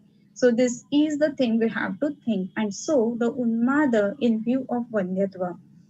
In Unmada, if we go across the references, there are so many references that in Unmada Adhikara, we can see that Vandhanam Putradam, Shukra Artava Vishodhanam, Alparetasam, Vandhanam, Strinam cha Shastam. These are the Falashrutis of various medicines stated in Unmada. Lashunadyagrita Yoni Dosha अपकर्षति अपकर्षण निकाल देता है. So Lashunadyagruta, Lashuna is also considered as Amrita on this Mrityuloka. So this Amrita or Lashuna, that is pitchila in nature, is also Vrusha, and so Lashunadyagrita is to be used in patients with Unmada and patients with infertility. Also, we see that with Hingu and with Lashuna and Takrashuddha Lashuna, there are various Yoshapasma medicines stated in other states also. So also Kalyanaka Vruta, Kshira Kalyanaka Vruta and Mahakalyanaka Vruta stated for Alpareta Sam and Vandhanam Strinam Shastam. Vandya Sri ke liye prashasta hai. So Vandyatvam Nivareti, like these things. These things and three things are there. Specifically, when we come across the Kshira Kalyanaka Vruta, there is Kshira Paka Kalpana and Vruta Siddhi Paka Kalpana. So for पित्त जो उन्माद चिड़चिड़ापन बहुत ज्यादा है, सो वो cases में क्षीर कल्याणक व्रत यूज करना है. कल्याणक व्रत के इन कल्याणक व्रत cases we have to use in normal कफ जो उन्माद, कुछ उत्साह नहीं है, बैठ के रहना पड़ता है, करने का कुछ मन नहीं करता है, there we have to use कल्याणक व्रत. एंड इन महाकल्याणक व्रत number of medicines are more, and those are specifically vatashamana dravya, and so we have to use the महाकल्याणक कृत इन वातज उन्माद. और किसी भी एक चीज में मन नहीं करता है, 5-5 मिनट में फिर से ये उनकी जो लाइकिंग है वो चेंज हो जाती है. That has to be considered, and महाकल्याणक कृत is given to in the cases of वातज उन्माद cases. Afterwards, Shiva Gruta, that is also important, and because it is Vrusha and Vandhanam Api Putrada. वंध्या स्त्री के लिए वो पुत्रद है ऐसा बोला गया है, और इसी के लिए शिव या फिर कल्याणकारी कृत है. These are the references you can just check in the Bhaishya Ratnavali also, in the Adhyay of Unmada Adhikara. Okay, and afterwards, Mahachaitanya Gruta. Mahachaitanya Gruta is also stating the Shukra Artava Vishodhana Guna in the Falashruti. So Mahachaitanya Gruta is also to be given in the patients with Mala in Shukra or Mala in Rajodhatu. So when there are altered cycles or irregular cycles, we can use the Mahachaitanya Gruta. These all Grutas are mentioned. Specifically, we can see that all the Kalpana is Gruta Kalpana. Unmada is the thing where the man is vitiated, and mana is the thing which is to be stabilized, and वात is to be stabilized, शमन करना चाहिए वात का, और इसी के लिए घृत कल्पना इसमें यूज की गई है. घृत जो है वो शुक्र सारता जैसा है ना, वैसा ही घृत सारवान रहता है. And because of this, this is the gem or this is the cream of all क्षीर रस, और इसी के लिए ये घृत कल्पना इसमें यूज की गई है. Afterwards, we'll be thinking of Vatavadi in view of Vandyatva. The classic reference is Nahi Vata Drute Yoni Narinam Sampradushyati. So we have to think of Vata dosha in Vandyatva, because Yoni Dushti is not does not happen when Vata Drute, that is वात के अलावा, वात के सिवा ये योनि दृष्टि नहीं रहते, बिकॉज द योनि इटसेल्फ इज इन द अपान क्षेत्र, गर्भाशय त्रावर्ता योनि इज इन द अपान क्षेत्र. सेकेंडली, रोगा सर्वेपि जायन्ते वेगोदीर्ण धारणे है. वेग, उदीर्ण और धारण से बहुत सारे व्याधि हो जाते हैं, और इसी के लिए स्पेसिफिकली वात की गति है, that is much more important. The gati of vata dosha, viguna apana, vikrita apana, and reverse Viruddha Apana. These three things we have to consider and give the medicines in Vata Vyadhi. One more thing I have to state over here, that is the normal functions of Vata dosha are Karta Garbhakrutinam. The Vata is the main Karta of Garbha Akruti. गर्भ को कैसे बनाना है, that Vata decides. And when there is history of abortions or history of malformations, or there is history of any genital or chromosomal abnormalities, then we have to think the dosha, that is Vata dosha, in all these cases.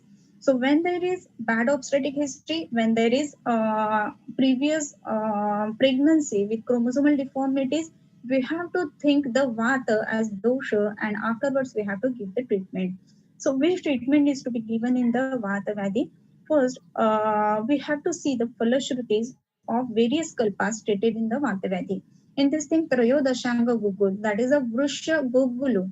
That is, if you just check all the Gugula Kalpanas and you just check the Falashrutis, in Trayodashang Gugul only it is stated that it is Vrusha in nature. So Trayodashang Gugul is to be given in the patients with Vata Vyadhi and Vandyatva. Yogaraj Gugul also apatya janakaha. Generally, we see that if there is pain or if there is joint pain, we just go that and give the this Gugulu Kalpanas. But Vandhyanam Garbadaha apatya janakaha. This is the Falashruti of Yogaraj Gugul in Vaishajya Ratnavali. So Yogaraj Gugul in Vaishajya Ratnavali, the part of Vaishajya Ratnavali is to be given in the patients with Vata Vyadhi and Vandyatva. Sometimes it is we see that the patients with rheumatoid arthritis, the patients with Vata Vyadhi, patients with arthritis, these patients are suffering from Vandyatva also. And in these cases, we have to think of the Yogaraj Gukul. Bruhatvat Chintamani, we generally see this medicine in joint pain and all these things. But Kandarpasama Vikramaha, so जिसमें coitus करने की ताकत नहीं है, loss of libido है, there we have to give Bruhatvat Chintamani ras. Secondly, Krishna चतुर्मुख रस स्त्रीणाम प्रसव कारणम, स्त्री का प्रसव होने के लिए ये कारण है. इसी का मतलब ऐसा है कि कृष्ण चतुर्मुख रस जो है वो प्रेगनेंसी बराबर कंटिन्यू करता है, जो वात दोष है वो कम करता है. And because of the normal vata dosha the pregnancy continues and the patient gets a normal delivery over here. Secondly, Ashwagandhadya Gruta, again Gruta Kalpana, because Vata in Vata for shaman of the Vata Snehan is important. So Ashwagandhadya Gruta is also Vrusha in nature. Afterwards, if we see many references that Bruhat Chagaladya Gruta, Aputrini Putra Shatam Karoti. So Bruhat Chagaladya Gruta is to be given in internal as internal medicine at the time of bed or in the morning time as Rasayana, in which the Vata Vyadhi and the patients with Vandyatva. Mahat Bala Taila for Snehan in the patients of the Panchakarma, various Panchakarmas like Basti and all this, Mahat Bala Taila is to be used. Then Vishnu Taila, that is Garbha Samsthapak. And so, with the patients of various Yoni Vyapadas, the Garbha Samsthapak Vishnu Taila is to be given in form of Yoni Pichu. The Narayan Taila, Vandhyanchalam Nari, Labatecha Putram. So, for other processes like Basti and all, the Narayan Taila should be used as Snehana Taila or Abhyantara Taila also can be used, this Narayan Taila, for Vandyatva and Vata Vyadhi. So we have to think all these various Jwara, Rakta Pitta, Raja Ekshma, Arsha, Grahani, Prameha, Vata Vyadhi and Unmada are the causes of the infertility. When we treat all these Arsha, Grahani, Prameha, Vata Vyadhi, Unmada, we can give a good pregnancy to the patient, and so the patient is in other normal conditions and the pregnancy continues and the patient gets a good child in her hand. So this is the things which I would like to share on this Ayush Darpan platform. So if there are any questions, you can ask me with the, of course, with the Shilpa ma'am, if the time permits. Okay. You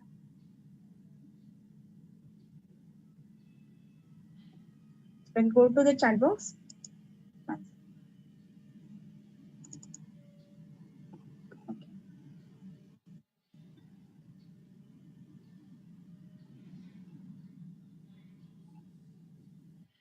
Are there any questions? I think there are no questions.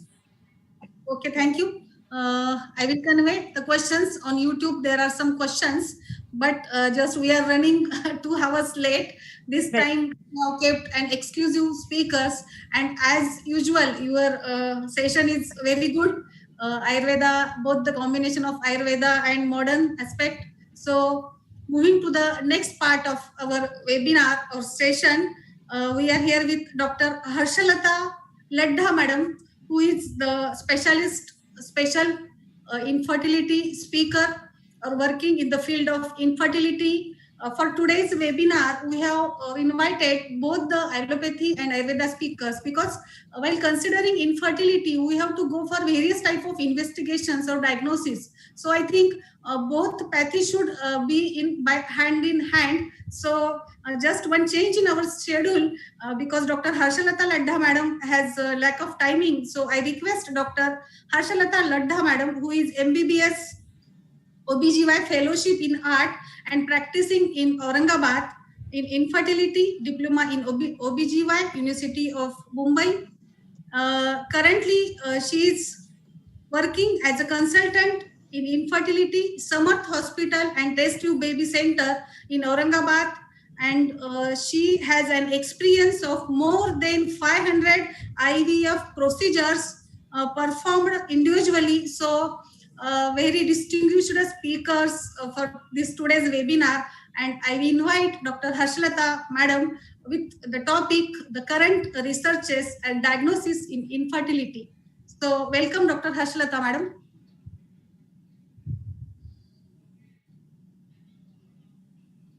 Madam, please unmute yourself. Yeah. Thank you so much for my introduction, Dr. Shilpa.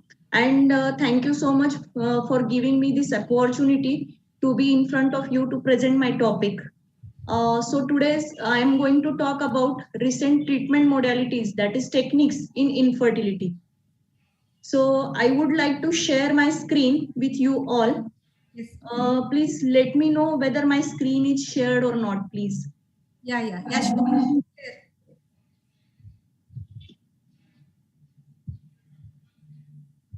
Yeah, just make it full. Can you see the screen? Yes, madam. Yes, please continue. Yes. Actually, other speakers have talked about this infertility in detail. So I will just fastly go through these things, like in a woman of reproductive age who has not conceived after 1 year of unprotected intercourse, that couple is labeled as an infertile couple.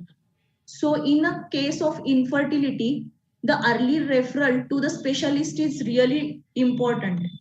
When a couple comes to you and wants to get conceived, then the most important thing which we have to explain to the couple is like people uh, who are concerned about their fertility should be informed that about 84% of couples in a general population will conceive within 1 year of regular unprotected intercourse. And of those who do not conceive in first year, about half will do so in second year. So the cumulative pregnancy rate is around 92%. There are different reasons for this infertility. Male factor infertility contributes around 34%, while remaining thing is like female partner. And out of that, cervical causes are 3%, uterine causes are 11%, tubal factors in 23% of people, and hormonal 29%. So what is most important thing when a couple comes to your clinic? The first most important thing is their complete clinical history. It includes information about previous pregnancies, contraceptions, whether they have used during this period, is there any serious illnesses, past chemotherapy or radiotherapy, congenital anomalies in male as well as female partner, whether they have some smoking habits, any sort of drug uses, sexually transmitted diseases, and frequency of their intercourse.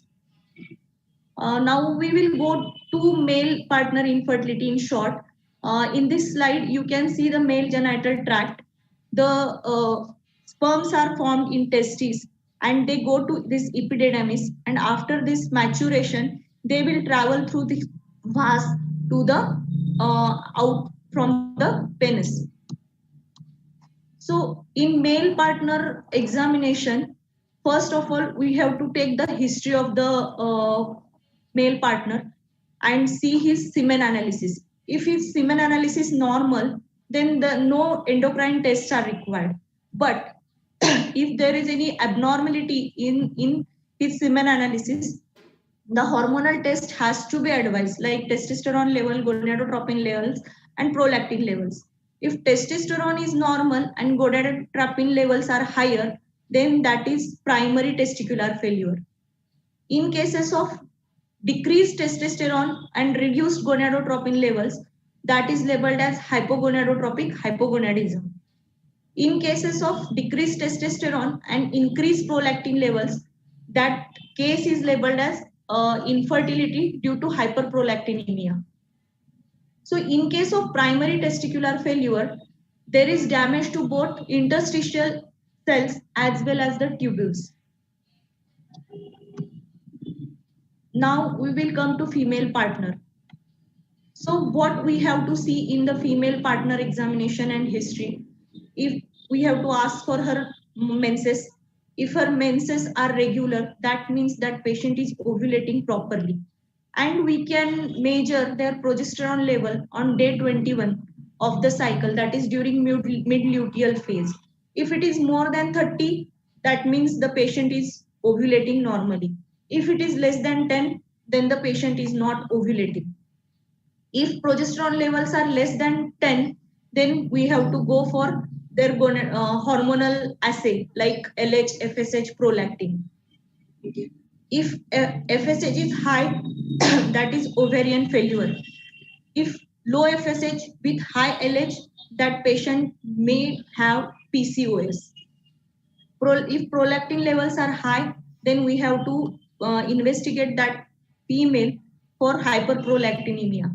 And if all the tests are normal, then further tests are indicated. The other thing is like amenorrhea or oligomenorrhea.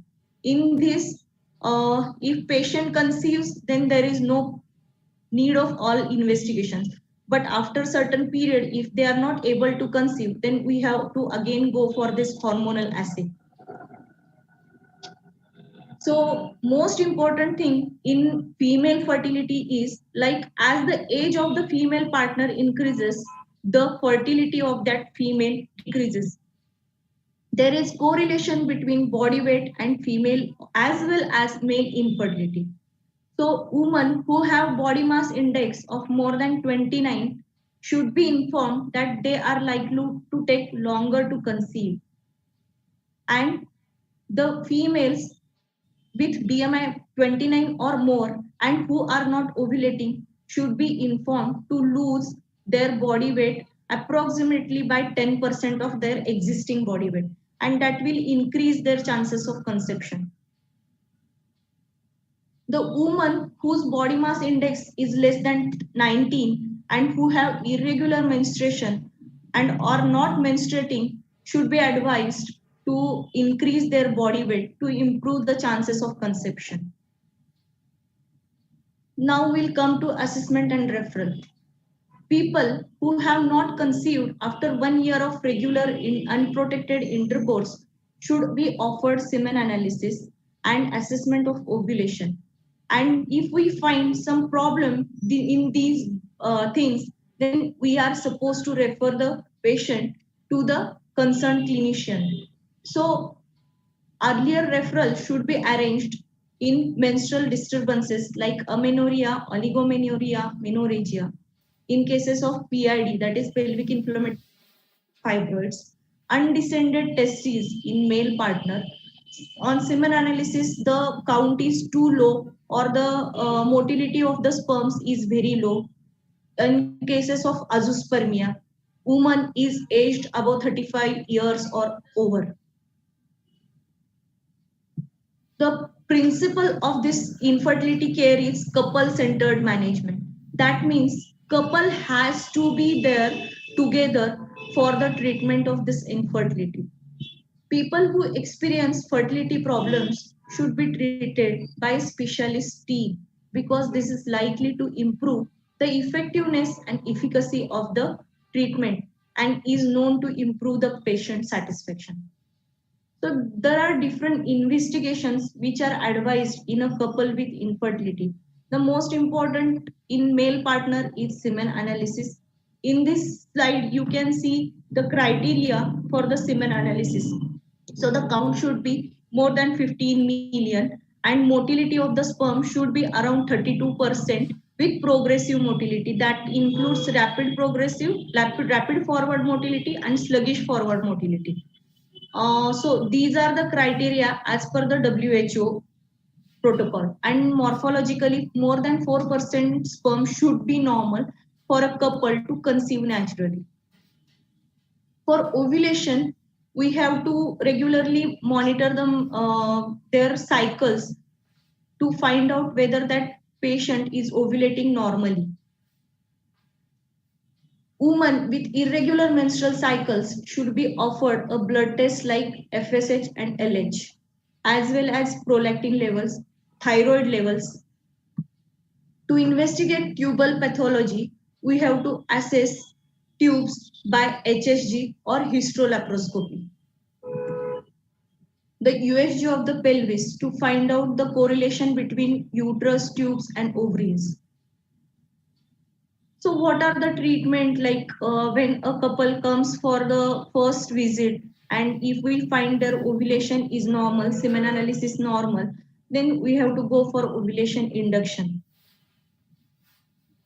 For ovulation induction, we can use anti-estrogens like clomiphene citrate or tamoxifen for at least for the 6 months because it will improve the chances of ovulation and chances of conception.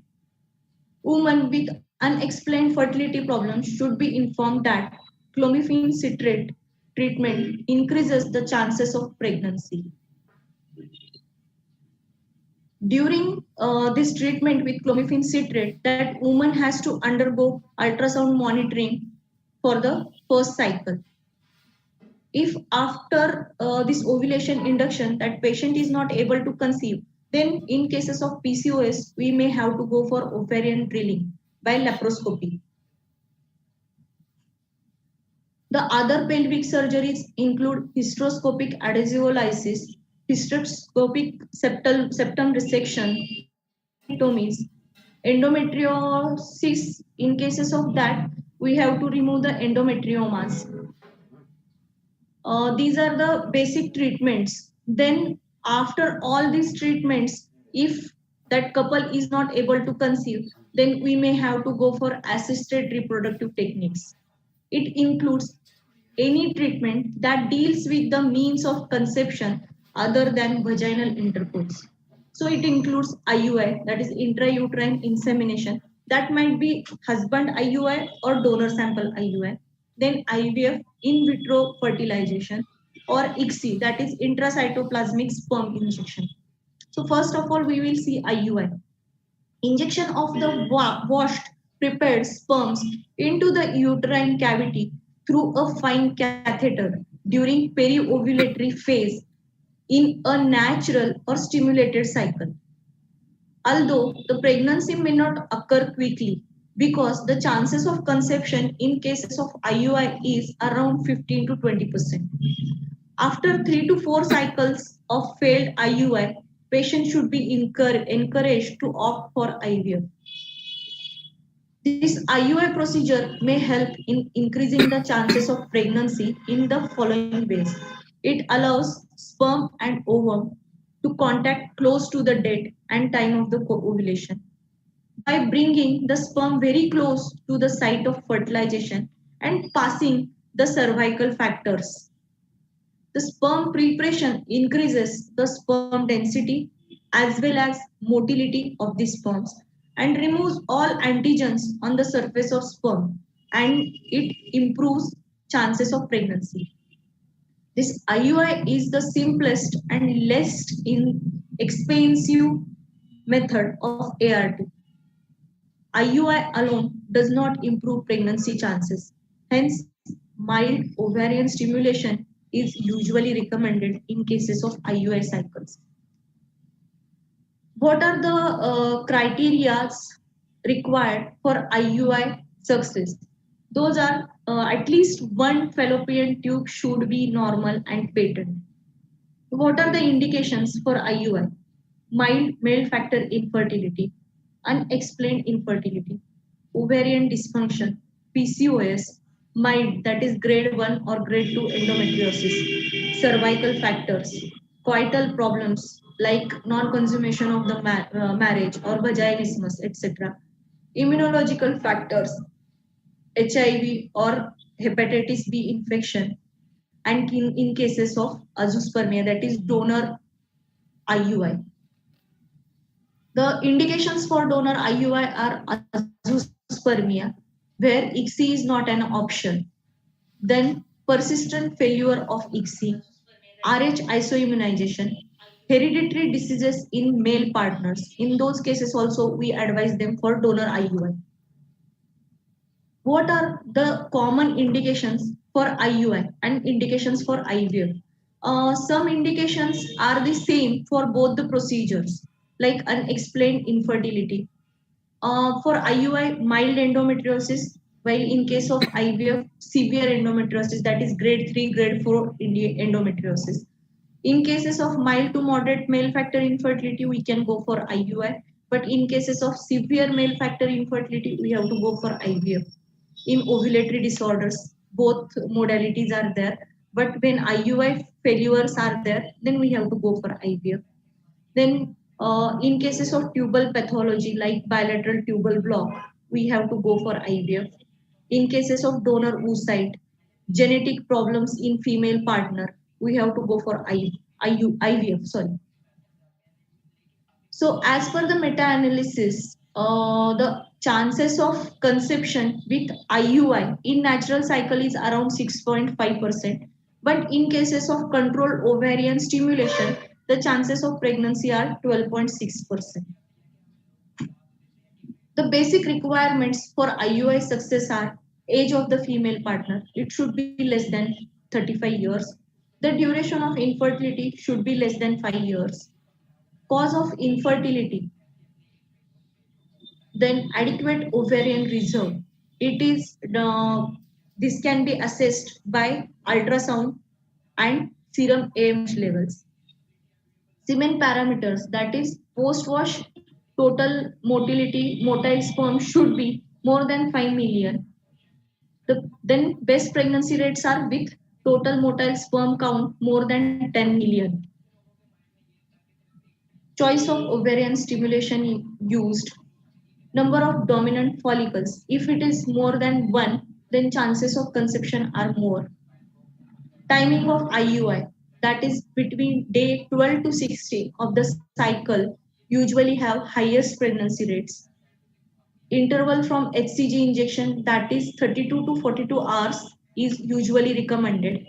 Single IUI 36 hours after HCG is usually the preferred option. Again, the semen preparation techniques are very important. Procedure of IUI and type of the catheter used.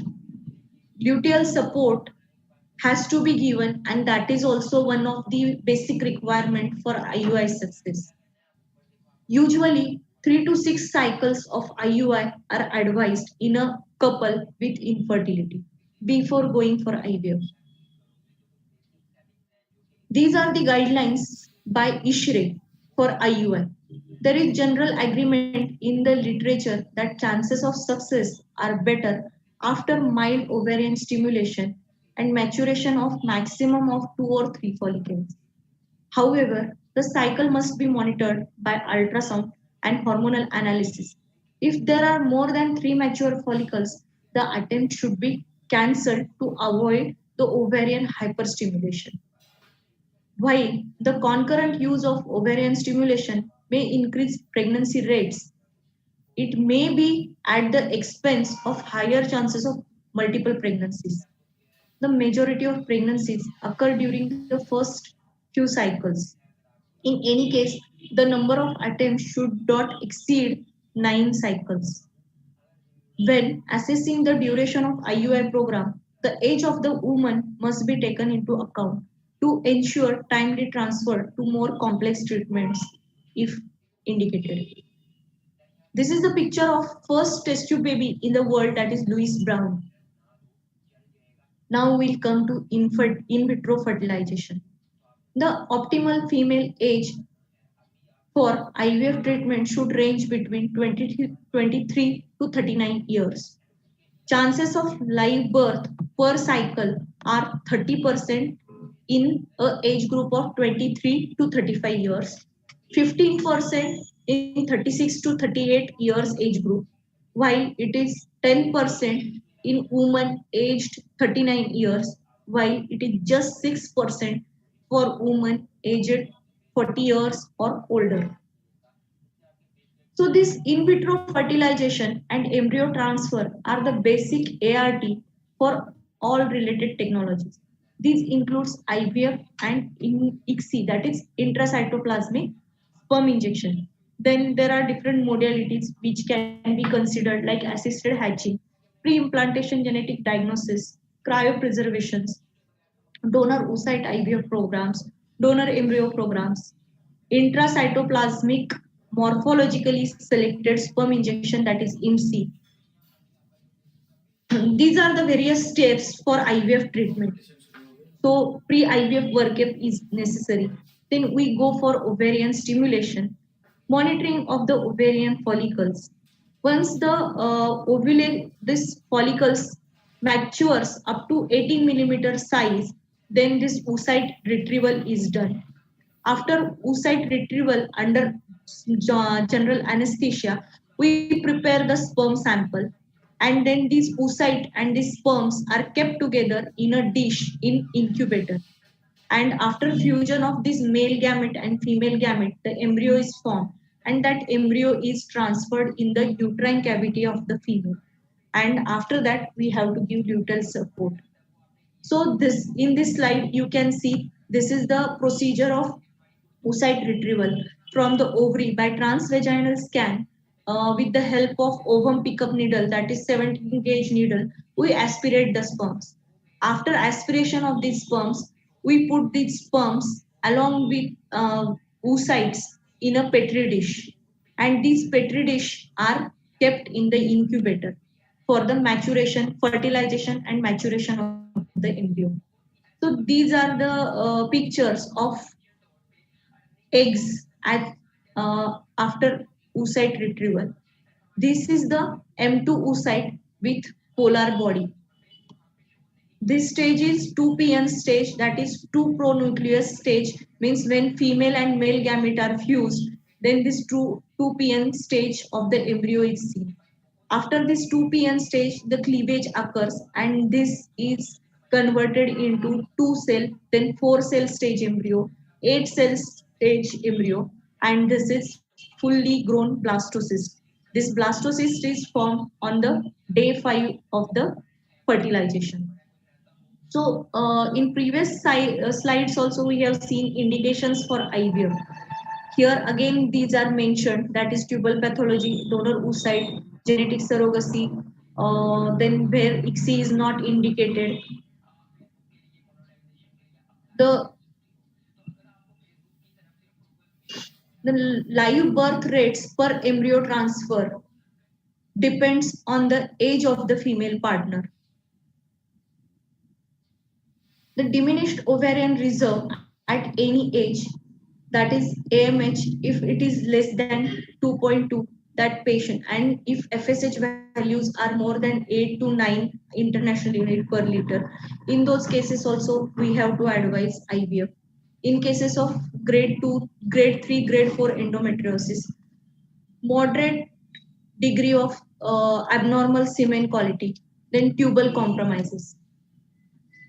Now we will go for ICSI. ICSI is intracytoplasmic sperm injection.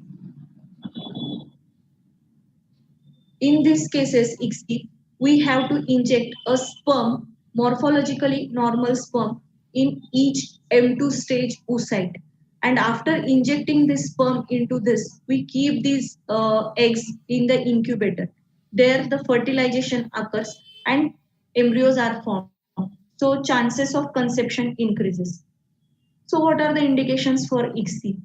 Severe alterations of semen, history of fertilization failure in conventional IVF, when we are using testicular or epididymal sperms for test tube baby.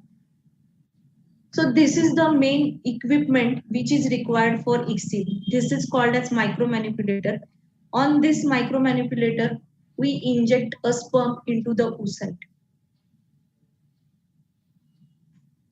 In cases of azoospermia, ICSI can be advised in obstructive azoospermia.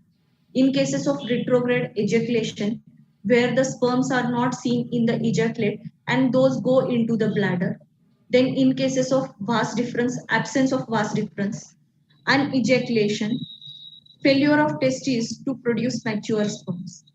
Then severe oligospermia, where the sperm count is less than 1 million per ml. Severe asthenospermia, severe teratozoospermia, unexplained infertility. Then if there is oocyte abnormalities, and if the couple has anti-sperm antibodies. In cases of azoospermia, that is obstructive azoospermia, the biopsy from the testes or epididymis can be advised for ICSI.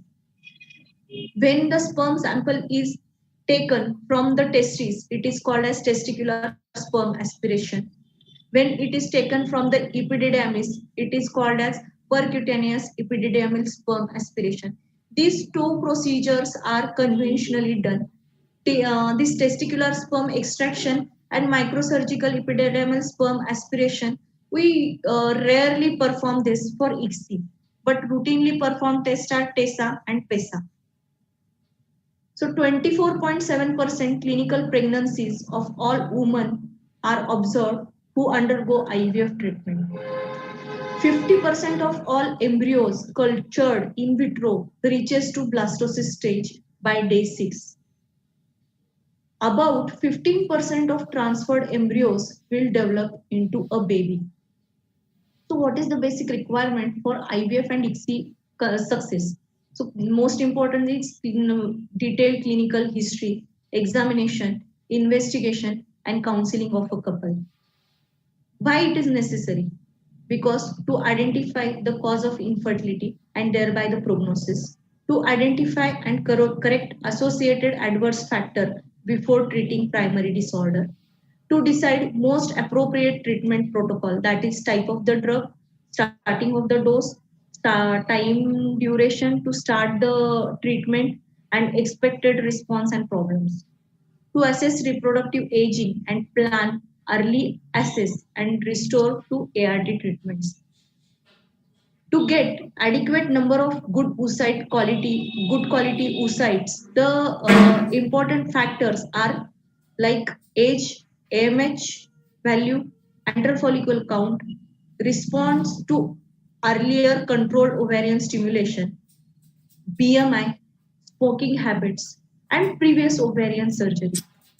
The protocols used for IVF ICSI are antagonist or agonist protocols. There are different protocols like mild stimulation protocol, step up protocol, step down protocol. I won't go in detail of those. So ultrasound monitoring with power and color Doppler, biochemical monitoring. Technique of oocyte retrieval is also very important. The lab conditions, that is quality and expertise of the people working in the lab is also very important for the success of IVF and ICSI. Selection of the best embryos to be transferred, number of embryos to be transferred, the transfer technique in case of embryo transfer is also a crucial factor in success of IVF or ICSI. Also luteal phase support. Now in short, we will go through luteal phase support. The transformation of mature follicle into corpus luteum after the release of ovum is triggered by optimal LH surge. The function of corpus luteum is dependent upon continued LH stimulation in luteal support. Corpus luteum is an essential source of pro-fertility hormone, that is progesterone, estrogen, and other vasoactive and growth factors, which is essential for continuation of the pregnancy. So it is well established that the ovarian stimulation regimes used in assisted reproductive cycles alter the luteal phase. That is why luteal support is important in cases of ART cycles. The luteal phase defect in IVF is present whether we go for GnRH agonist or antagonist cycle. The possible mechanism behind this may be continuation of pituitary downregulation effect. Duration of luteal phase is shortened. Formation of multiple luteal corpus luteum leading to inhibition of pulsatile LH release. Loss of granulosa cells during oocyte retrieval, which is important for release of this LH. So there are different drugs used for this luteal support. That is, endometrial support is also important. Then drugs used for support are HCG, GnRH analogs, LH. There are different new agents which also promote angiogenesis and vascular supply to the endometrium as well as corpus luteum. So most important drug used for luteal support is progesterone. There are different progesterone supplementations or preparations available, vaginal or oral, vaginal gel in 8%, vaginal pessaries. We can go for intramuscular injections. Those are oil based, that's why compliance of the patient is less, and these are the painful injections. Then subcutaneous injections of progesterone, that is aqueous based, so the compliance is good and pain is minimal. Then synthetic progesterone like dydrogesterone, that can be given orally. Estrogen is used as an adjuvant for luteal phase support, that is estradiol valerate or hemihydrate.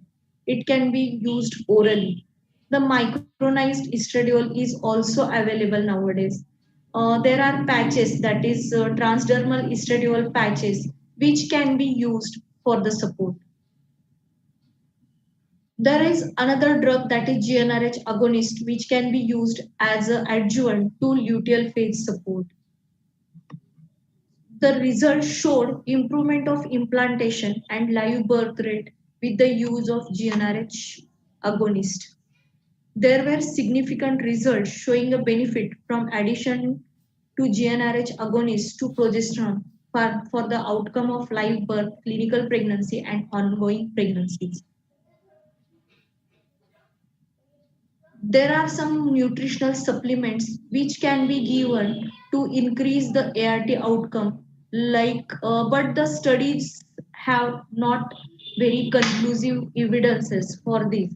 The drugs which can be used as a placebo or for the our satisfaction or say patient satisfaction are antioxidants, vitamin C, E, selenium, zinc, taurine, carotene, lycopene, etc.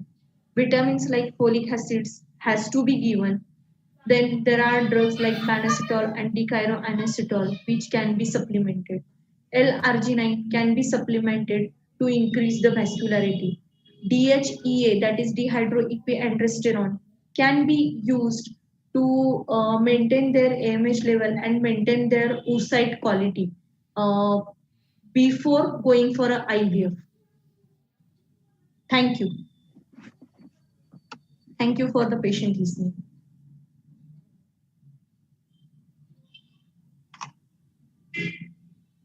Thank you, Harshila Talakda madam. Thank you very much for the beautiful presentation. It will be really useful for Ayurveda learners and stalwarts from the various parts of India.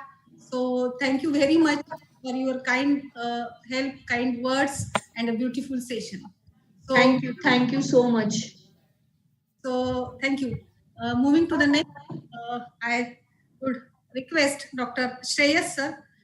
Dr. Shreyas, who is from Rome, Karnataka.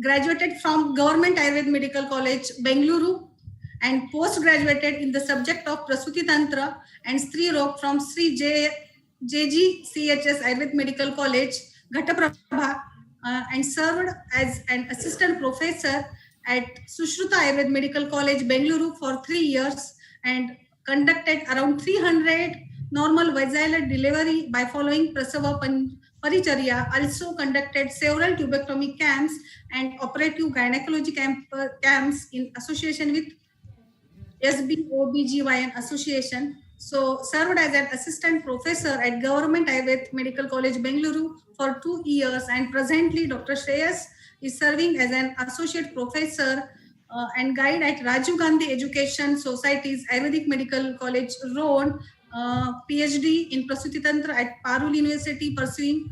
So I think it's a great pleasure to have just a young generation, Dr. Shreyas, working genuinely in the field of Prasuti Tantra. So I request Dr. Shreyas to start his presentation. Thank you so much, madam. Agnanatimirandasya gnananjana shalakaya chakshurunmilitum yena tasmai Shri Guruve namaha. A very good afternoon to all the viewers. First of all, I would like to congratulate Dr. Naveen Chandra Joshi for the successful 6th foundation day of the Ayush Darpan. Previously also, I was associated with Ayush Darpan on a talk on COVID-19 and antenatal management. So this is again, I'm fortunate enough to be with you again on this 6th foundation day.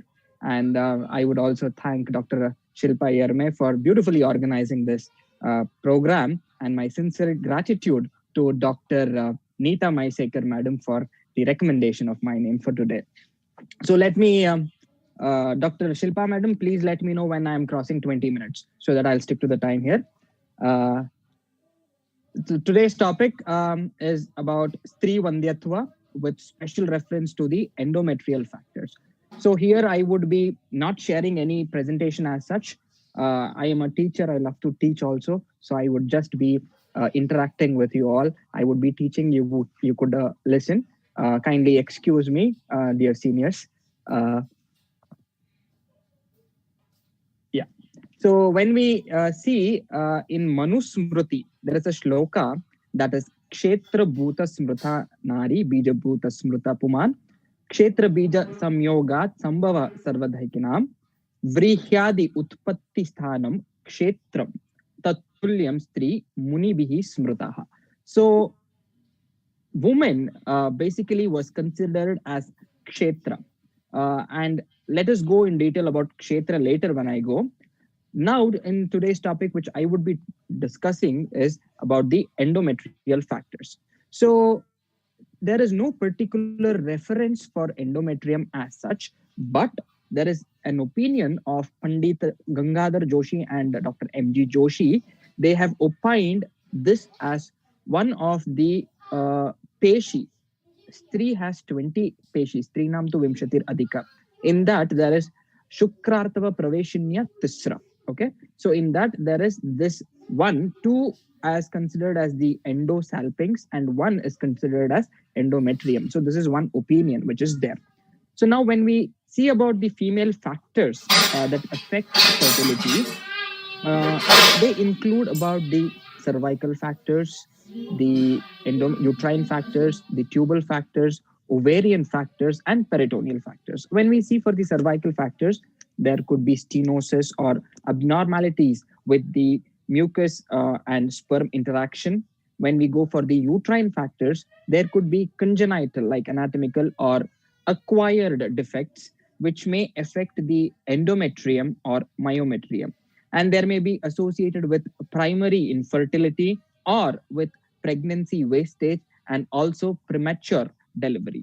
And when we see for the tubal factors, there could be any abnormalities or damage to the fallopian tube, and there may be, which could be congenital or acquired. And then the ovarian factors, where there is alteration in the frequency and duration of the menstrual cycle, that is failure to ovulate, which is the most important problem in infertility, and the rarest, that is the peritoneal factors like anatomic defects or physiologic dysfunctions like infections, adhesions, and adnexal masses. Now let us concentrate on those factors which are essential for conception, or those factors which are infertility, as our Dr. Ravinder sir was saying, factors which are infertility, like the Dhruvam Chaturanam Sanidhyad Garbhasyad Vidbhipurvaka Rutu Kshetra Ambu Bijanam Samagryad Ankuroyata. So Ayurveda clearly states that the success and failure of achieving pregnancy depends on these four factors. That is the Rutu, that is the period, Kshetra, that is the field, Ambu, which gives the nourishment, and the Bija are the gametes of both the partners. When we see in the modern concept also, these are the factors which are essential in fertility, like cohabiting at the time period, that is fertile period, Rutu, the endometrium factor, that is the Kshetra, the hormones for the growth of that is the Ambu, and the gametes, which are for conception. So male and female gametes. So these are the Bija. So Rutu, Kshetra, Ambu, Bija, infertility.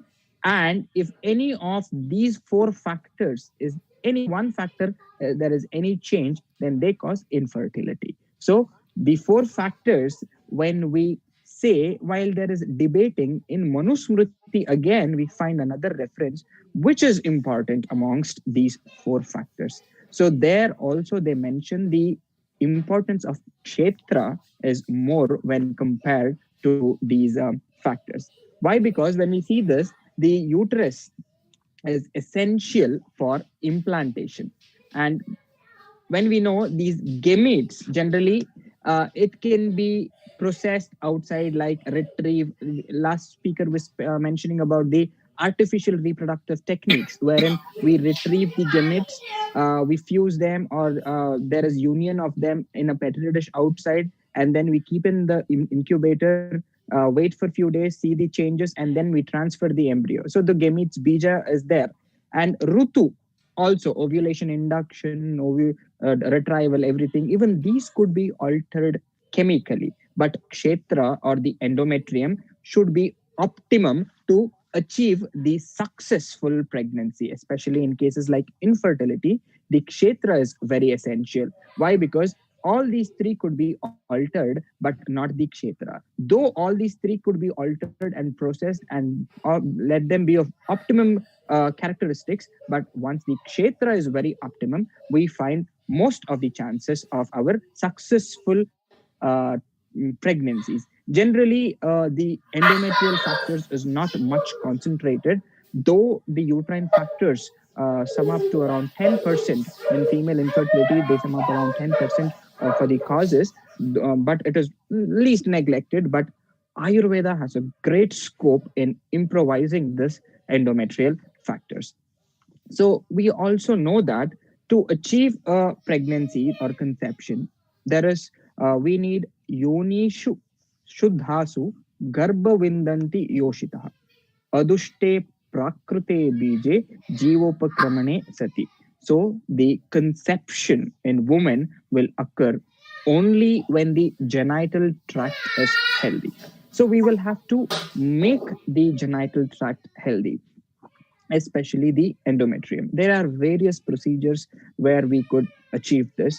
And now, when we see about the endometrium in particular, when we see the successful implantation of the embryo in the maternal endometrium is the result of a perfect synchrony between a viable blastocyst and the receptive endometrium. So always you have to know that the endometrium should be receptive, and there should be an appropriate communication between the viable blastocyst and the receptive endometrium.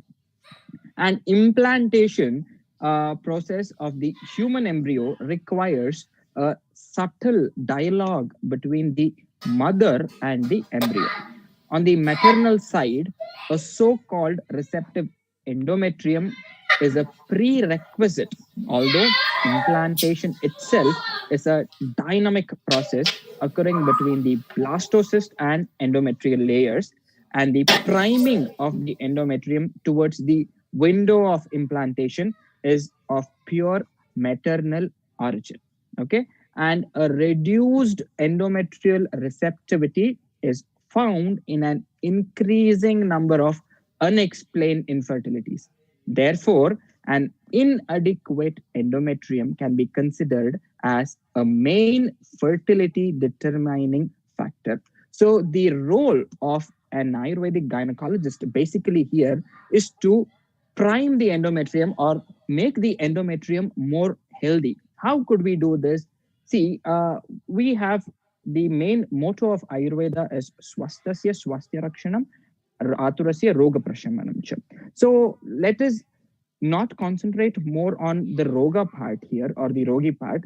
When we see for the swastha vrutta or maintaining of the health, generally patients who come up to us would have gone to various other they would have tried various methods of ovulation induction, other medicines, and ultimately someone would have told them try this, this could be another alternative for you, and then come back to us. So we get most of the patients where they come as a supportive therapy for us. So they need some supportive management and they approach us. That is the time where we will have to intervene. So we have got a lot more of things to do. So the first thing is educating about our specialities or educating them about our resources, what we have for them to have a healthy pregnancy or to not be infertile. And second thing, when they have come to us with some problems, our main goal is to repair them or address those problems. And sometimes after failure of IVF, they take a gap of 6 months to 1 year, and meanwhile they opt for some alternate methods. So there again we can we can assure them certain good amount of successful results there also. So what is the basic thing where we have to do in treating the endometrial factors? So the first thing what we have is the endometrium would not be that much primed, or it will be very unhealthy there. So there could be hypoplasia, where it could be another factor. So what do we do? Our approach here, it should be of the four things. So one is the Shodhana Chikitsa. And the second one is another Shodhana, which I could add, that is the Shastra Chikitsa. And the third one is the Shamana Chikitsa. And the fourth is Rasayana Chikitsa. So why Shodhana Chikitsa? See, most of the patients here would have had so many of chemicals, hormones, artificial things within their body. All those has to be eliminated before our medicine has to work. So you all know that putting a color on a dirty cloth will not be that bright, or it might not be that pleasant. So you'll have to clean a cloth and then put a color. Likewise, the body has to be cleansed. There comes the role of Shodhana. So we have Shodhana here, especially when you talk about infertility. I would not advise all the Panchakarma here, but one important Panchakarma is Basti Karma, especially the Anuvasana Basti, Niruha Basti, Matra Basti, and the speciality that is Uttara Basti. So in infertility, when we consider also, Basti is said to be beneficial. So how do we go about with that Basti? Any Ayurvedic Panchakarma specialist or an Ayurvedic gynecologist would help you out with giving a particular thaila or giving a particular sneha for the Basti. So what could all the other possibilities in the Basti options could be like? So you could go with the Shatapaka Thaila Basti. There is Trivruta Sneha Basti, Bala Taila Basti, Guduchyadi Basti, and Sahacharyadi Basti. So these are the Anuvasana Basti yogas, or you could make them with the Kala Basti or the Yoga Basti, and you could plan accordingly about which Basti you have to give. And next is about the Snehana and Swedana, which we generally give. So Snehana and Swedana, here Snehana is both Abhyantara as well as Bahya. Again, Bahya, there are other Tailas and Grutas which you could give in the form of Matra Basti. Matra Basti, like for example, Narayana Taila, Shatapushpa Taila, Lashuna Taila, Bala Taila, Shatavari Taila, Lagu Falagruta, Falagruta, Kamadeva Gruta, Kalyanaka Gruta, Shatavari Gruta, Shita Kalyana Gruta, and the very important and the easiest one is the Jivaniya Gana Sadita Kshira Sarpi. With this, even this would help in directing the endometrial activity, or it tones or it primes up the endometrium, and also the Lashana Gruta. So these are the gruthas where we can, or the snehas where we can use it for the abhyantara as well as bahya chikitsa. So in Shodhana, we concentrated on the basti yogas, and now the very important basti, that is the Uttara Basti. So what does Uttara Basti know? So I would not elaborate much more on Uttara Basti here. So the basic mode of action of Uttara Basti, especially when we see the endometrial factors, would be that Uttarabasti generally it helps in expelling the vitiated doshas of the Garbhashaya and its associated structures, that is the cervix, the tubes, or ovaries. If there could be any pathology with all these associated structures, it helps in eliminating, and thereby it eradicates the morbidity and diseases related with the female urogenital system. And the formulations generally we use in Uttarabasti is the medicated grita or medicated thaila, which are endowed with the properties such as cleansing the uterus and increasing the strength and vitality of reproductive organs. And due to the local actions and the quick penetrating and spreading properties of the drug through the minutest channel, it is absorbed easily, and it strengthens and activates the endometrial receptivity and also stimulates the hormonal receptivity for normal function of reproductive system. So endometrial receptivity is very, very important, because most of the unexplained infertilities, as I mentioned earlier, there could be this decrease in endometrial receptivity. So Uttarabasti helps in improvising the endometrial receptivity. So when we see what the drugs which we use generally, basically they would be of phytoestrogens. Now I would have to put some highlight on what are these phytoestrogens. So these phytoestrogens exert their effect in SERM, that is selective estrogen receptor modulators. Through this SERM, they act as both estrogen agonists and antagonists. So they inhibit the enzymatic conversion of endogenous estrone to estradiol, and also possesses intrinsic estrogen activity. So this estrogen induces the proliferation of the functional layer of endometrium and stimulates the progesterone receptors on the endometrium in follicular phase of the menstrual cycle. And later, changes this functional layer are engendered by the progesterone from the corpus luteum. And it is adapted to provide an optimum environment for the implantation and growth of the embryo. So this is what the phytoestrogens does. So we all know that the endometrium has two layers, that is the functional layer and the basal layer. So here when we see this layer, that is when we see physiologically, Ayurveda stresses more on the arthava, the characteristics of arthava. When we see the color of the arthava, the consistency of the arthava. So here arthava is nothing. What we see macroscopically is the menstrual blood. One correlation of arthava is that is the menstrual blood. So menstrual blood is nothing but the shedding of the endometrium. So here the endometrium should be healthy enough. To know that that is healthy, there are Panchabautika parikshas which they have done, the Panchendriya parikshas, which we can use to know the health of the endometrium. So the color, the specific odor, the specific consistencies, the touch, everything, these are those factors which say the endometrium is healthy or not. Because we have a lot of Shuddhartava Lakshanas, the definition of Rutukala, how the rajas, the formation of rajas from rasadhatu, etc. So the Shodhana concept, where we are giving about the Basti, Neha, Abhyantara, as well as Bahya and the Uttara Basti, in maintaining the health and in treating the endometrial factor was dealt now. I mentioned another one, that is Shastra Chikitsa. So generally, this is not much practiced concept. Uh, Shastra Chikitsa here is an elective DNC, what we say. An elective DNC where we do Garbhashaya Mukha Vistruti Karana and Lekhana of the Kala, which is inside the Garbhashaya. So generally, recent research have also been proven, like Cochrane review series recent, they have done a study on endometrial scratching.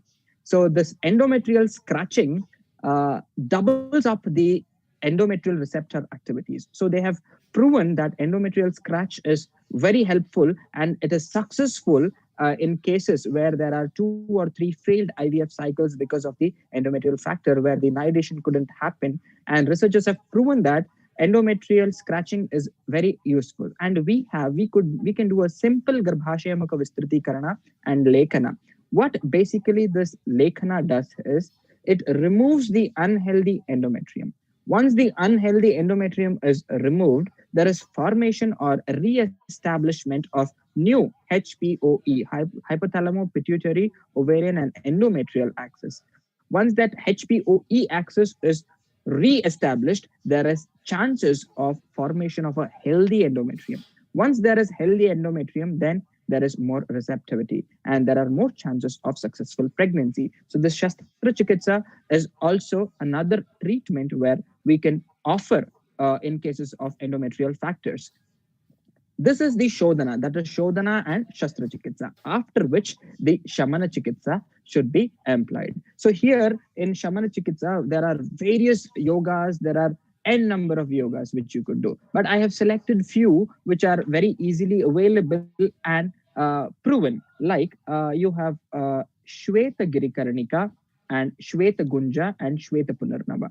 All these three are made into churna, and 5 gram of this churna BD for 30 days is indicated. Shweta Punarnava, Shweta Girikarnika, and Shweta Gunja. Next is Drakshadi Churna or Mahadrakshadi Churna. Even they work on the endometrial factors. Then there are few Pumsavana yogas. So HPOE axis. So when we give medicine through the nasal route, they again stimulate the HPOE axis. Here, the Pumsavana yogas like Lakshmana and Vatashunga with Dugda, if this is given, then that will also act on the HPOE and especially about the endometrium. Then we have Shatapushpa Churna and Bala, Sharkara, Atibala, Maduka, Vatankura with Gruta and Madhu. So this also with Dugda when taken BD for a month is useful. And another simple, very common prescription which we give, that is Ashwagandha Kshirapaka. Even that is very much beneficial. There is also reference of Sharapunka Mula, the Sharapunka Mula, which is collected on a Pushya Nakshatra, made into Kalka and given in the Karsha Matra for 7 days after Rutusnana.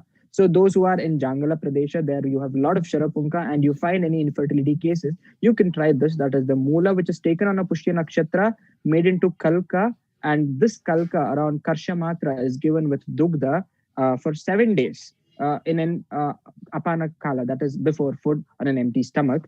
After Rutusnana would be much helpful. There is also a reference of Ashwagandha Mula. Ashwagandha Mula should be collected on a Pushya Nakshatra, which falls on a Bhaskara Vara, that is on a Bhaskara Tithi, that is on a Sunday, if there is a Pushya Nakshatra and this Mula is collected, and this Kalka is made into Palarda, that is around 25 grams, and given with Mahiksha Kshira for 1 week. Mahiksha Kshira, again, I will tell you why. Mahiksha Kshira and this.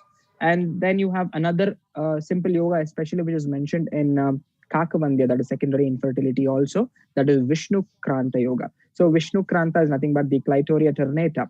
So even this Kalka is made into Kalka mixed with Mahisha Dugda and Mahisha Navanita, and which is given for Saptaha.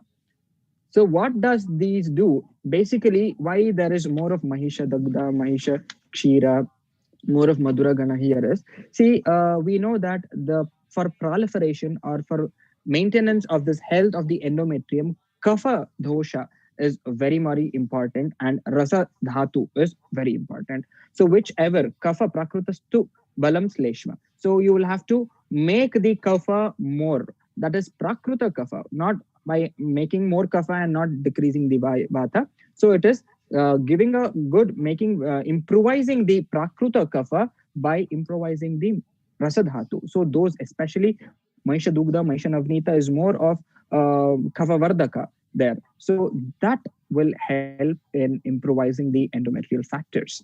And also, previously we heard about the Yoga Raja Gugulu, which is a very important, that is Anapatya. In there we give Reto Doshaharam, Pumsa Rajo Doshahara Striyam, Pumsam apatya janako vandhyanam garbhadastatha. That is the falashruti of Yoga Raja Gugulu.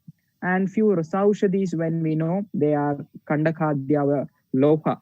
And those who are affordable, they could go for Jaya Sundara Rasa, which has Suvarna, Rajata, Thamra, Vaikranta, Basma in that. And also about the Ratna Garbhottara Rasa. Ratna Garbhottara Rasa again, which has all the Basmas of Navaratnas, which is mixed with Ajadugda and Vandyakar Kotaki Swarasa. So these are the Shamana Aushadis which we can give after Shodhana and Shastra Chikitsa. So they will help in re-establishment of a proper endometrium, which will improve the receptivity activity.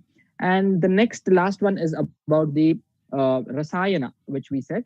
So Rasayana here, you can go with Shatapushpa Rasayana, which is mentioned in Kashyapa Samhita, Shatapushpa Kalpadhyaya, Shatapushpa and Shatavari Kalpadhyaya, especially both, and Lashuna Kalpadhyaya also, because it is indicated in Vandyatva, and Shatapushpa and Shatavari, basically they are very much good in phytoestrogens, and I already explained about the role of phytoestrogens. So these all together can help in improvising a good endometrium. So basically, amongst all the 4 factors for conception, if endometrium is much healthier, the rest 3 can automatically fit in. So I guess I have highlighted about the endometrial factors, which are causative or main, how do they help in conception, and then how do we improvise the quality of the endometrium by Shodhana, Shastra Chikitsa, Shamana,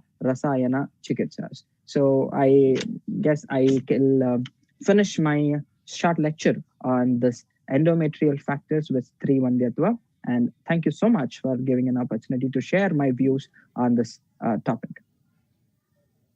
Thank you very much, Dr. Shreyas. Definitely, those dhatu malamulam shariram, and you have really, I'm overwhelming with all you speakers.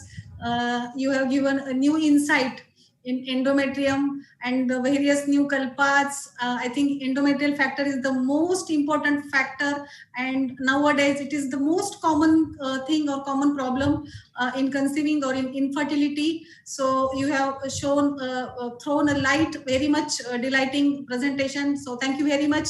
And I think it's need of hour to discuss on such topics and with this young generation. So thank you very much, Dr. Shreyas. Now Pleasure, I request our moderator and the founder of Ayush Darpan, Dr. Naveen Joshi sir, to continue with the session.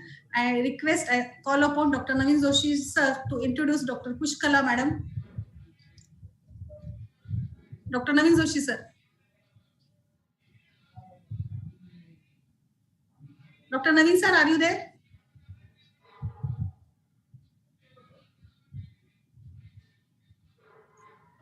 Dr. Pushkala Badri Narayan, madam is currently working as an associate professor in SDM Institute of Ayurveda and Hospital, Bangalore.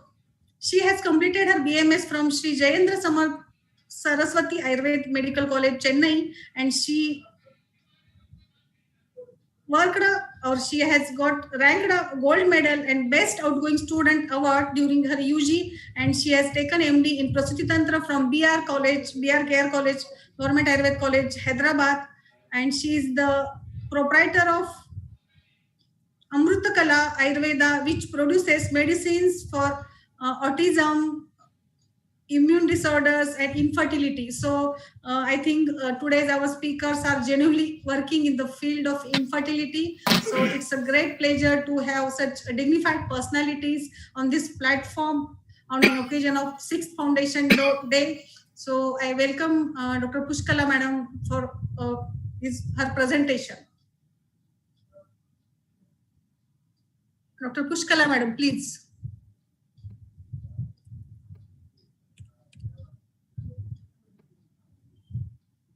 Please unmute. Good afternoon all. Thank you very much. Thank you, madam. Thank you, Ayush Darpan Foundation, Naveen Joshi sir and Shilpa and me, madam, for giving such a beautiful opportunity here. I'm Dr. Pushkala here, and my topic is understanding Ayurveda, understanding infertility and treatment of infertility through Ayurveda. I'll start with my PPT. Is this visible? No, ma'am. It's not shared, I think.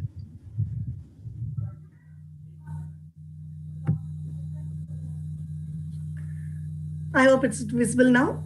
Yeah. Just make it full screen.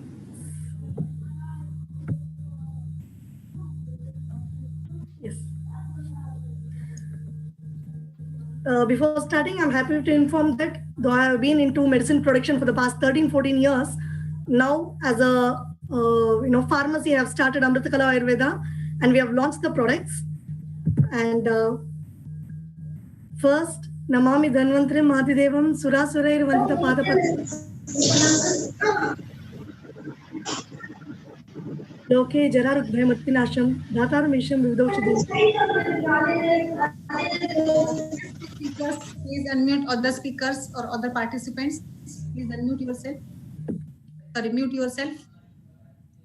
I am skipping all the introduction part. This is already over from morning. Definitions and factors I'm skipping and directly coming to the factors of Vandyatva, Ayurvedic factors. When we see, as we know, the references are very much scattered.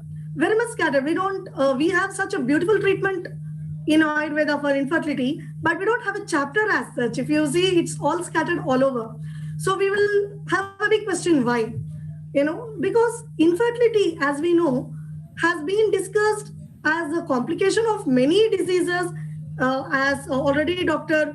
Gauri Madam has told, every disease, every as a complication, this infertility has been explained for many conditions as such. Coming to Vandya as a Bija Bhaga Dushti has been explained very well. And we also find references of Sapraja or Avandhya, where a person can conceive or has already conceived, but then later there is no conception. Can also be taken as secondary infertility, as mentioned by Harita, as well as Basavarajiyam as secondary infertility or Kaka Vandyatva. Apraja is again one more condition which is mentioned.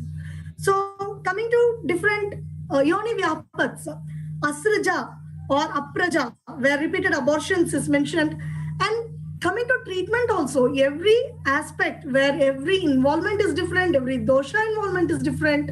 Here the treatment is also different based on the condition. So here in Asraja, we see that there is a reference of Kashpari Kutaja Siddha Grita Uttarvasti, which is advised, and Arajaska or Lohita Kshaya is told, where again they say Bijam na Vindati. Here also Jivaniya Gana Siddha Kshira Uttarvasti is advised. Acharana Yoni Vyapat, where Purushat Purvam Atirichyati is mentioned, again Bijam na Vindati is explained. There are different aspects where we can't even think, maybe, no, how is this even possible to cause a infertility? Like even in Acharana, we also see that there is Purushat Purvam Atirichyati, where the woman gets sexual satisfaction before a male partner. If you see, again, we have some conditions where Upsak theory has been explained. So we see there is always a connection. No, we can't say something mentioned long back is not relevant at all. It's not so. Every single point has its relevance. And then Aticharana, again, Bijam na Vindati is explained. Karnini, Garbena, Garbam na Jayate is explained. And Putragni Yoni Vyapat, where repeated abortion or repeated fetal loss is explained.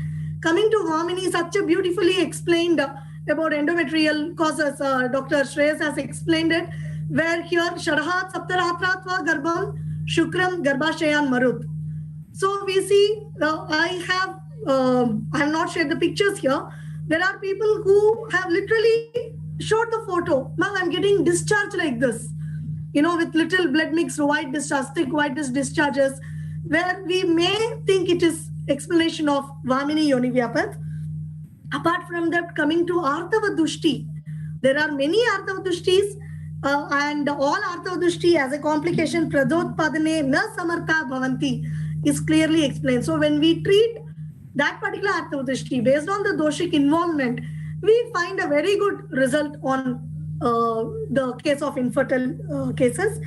And coming to Yoni Arshas, Gnanti Bhaga Arthava is mentioned, where Arthava Kshaya, Etochita Kala Adarshana, Alpatava Yoni Vedana, where hypomenoria, oligomenoria, maybe it's explanation of PCOS also, it's all mixed up. Where when you see a clear doshic involvement, clear guna involvement, you have to treat based on that, not based on what you understand on a particular disease. What I have experienced personally in all these years is when you start dwelling in a modern counterpart, it will become very much difficult for you to treat. When you see it as a dosha involvement, the way you treat with ease is totally different. Coming to Nashtartava, Doshair Avrata Margatvat, Artavam Nashyati Striya. Here, Nashyati iti pravartamanam na drishyate. Only the flow of either menstrual blood or ovulation, pravartamanam na drishyate, natu sarvata kshayam yati, is explained. Here, you are not able to see. So there is anovulation, maybe there is amenorrhea, but natu sarvata kshayam yati, you can get back. You can get back her into a normal ovulatory cycle, normal proper menstrual cycle. These are all different scattered references. It's mentioned in Yoni Vyapat, Arthavadushti. There is a complication of Nasya which is mentioned. Bhaga Sankocha is mentioned. All these scattered references, when we get together, when we understand in different disease part, we can try and treat infertility successfully. Harita has mentioned 6 types of infertility: Kakavandya, Garbhasravi, Mritavatsa, Balasankshaya, Anapatya, and Bhagasankocha. And this again has already been discussed. Factors responsible for conception, when we see Ritu, Kshetra, Ambu, Bija. Along with that, there is Saumanasyam and Apanavata involvement. Ritu here, Anganayaha, Rajasamayaha, where here not only the fertile period. What is a fertile period? When we explain a patient to have intercourse only during the fertile, what is this fertile period? Is it true in all the cases? I have seen cases where the patient ovulates on 21st day and conceives. Patient ovulates on, say, 8th day and conceives. There are people who have ovulated on 28th day and conceives. So, Ritu here, when we talk about the quality of Artava, Grita, Kshira Adi, Nityasu, Mudatisu, Kafatmasu, Artavam Tishtati, Chiram is explained by Ashtanga Sangrahakara. So, even when we talk about fertile period, we cannot put a bracket of from so and so date to so and so date. It still again depends person to person. What we say is a physiological normalcy, but may not be true in many cases. That's what we have experienced. I have many cases where they ovulate beyond the fertile period or before the explained fertile period. Coming to Kshetra, Kshetram, Garbhashaya. Here is not only Garbhashaya, but also the whole woman body, her whole health. Gauri Madam has explained very clearly where each and every disease, when you take up, for example, if you take up a endometriosis, there we find involvement of either pitta, sama pitta lakshanas, as well as along with infertility. When we see there are involvement of every single disease in that entity, and you treat not infertility here, you treat that particular dosha involvement. So kshetra as a whole, the body of female should be very much healthy, and that's where the importance of preconceptual care also comes in Ayurveda, and also the garbhashaya as such, the quality of endometrium, the health of the uterus, everything, not having any anatomical defects also matters a lot. Kshetra. Then coming to Ambu, Punaha, Ahara Pakajo Vyapi, Rasadhatu. Here, Rasadhatu, one involvement, as well as when you see during the implantation time, there will be a very good red carpet welcome for the embryo. The whole endometrium will be swollen up, good amount of glycogen should be there. That's when properly endometrium can take up the implantation and also protect it. Little phase defect should not happen, early abortions should not happen. Everything depends on the ambu. As well, the quality of food. We give a lot of importance on patya. We explain what to take during what time during the cycle is very much important, because we know ambu plays a very important role in conception. Then coming to bijam, bijam stripum shayoho artava shukre. We see that artava and shukra, quality of artava, quality of shukra, quality of the egg and sperm matters a lot.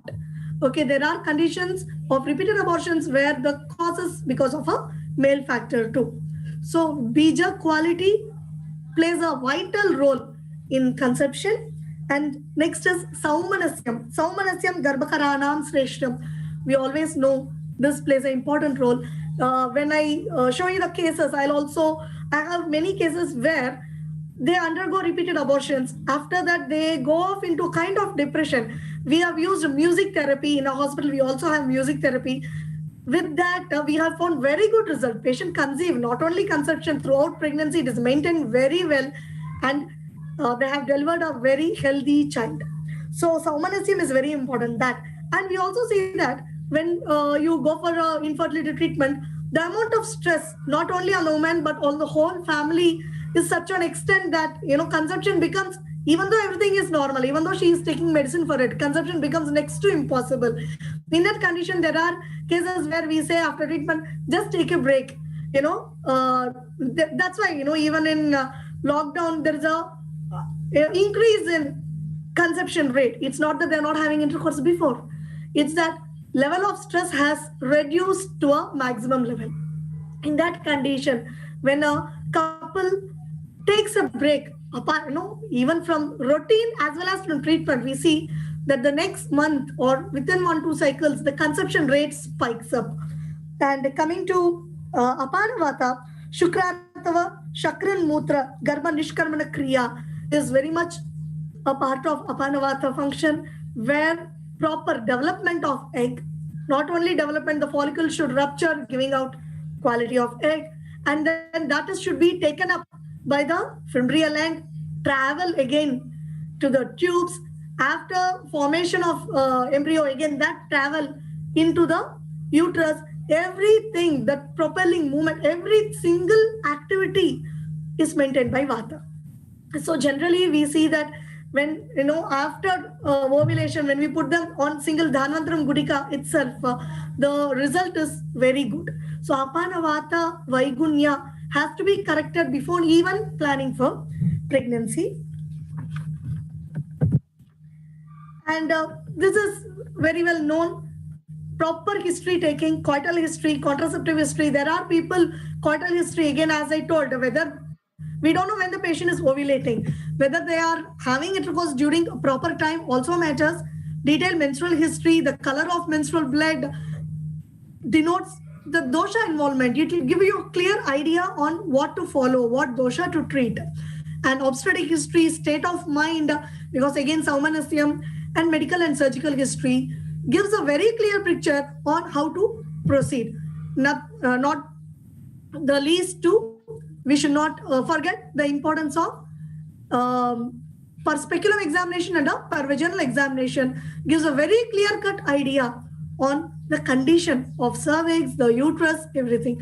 Because when there is any tenderness, what next, what you have to investigate also matters a lot.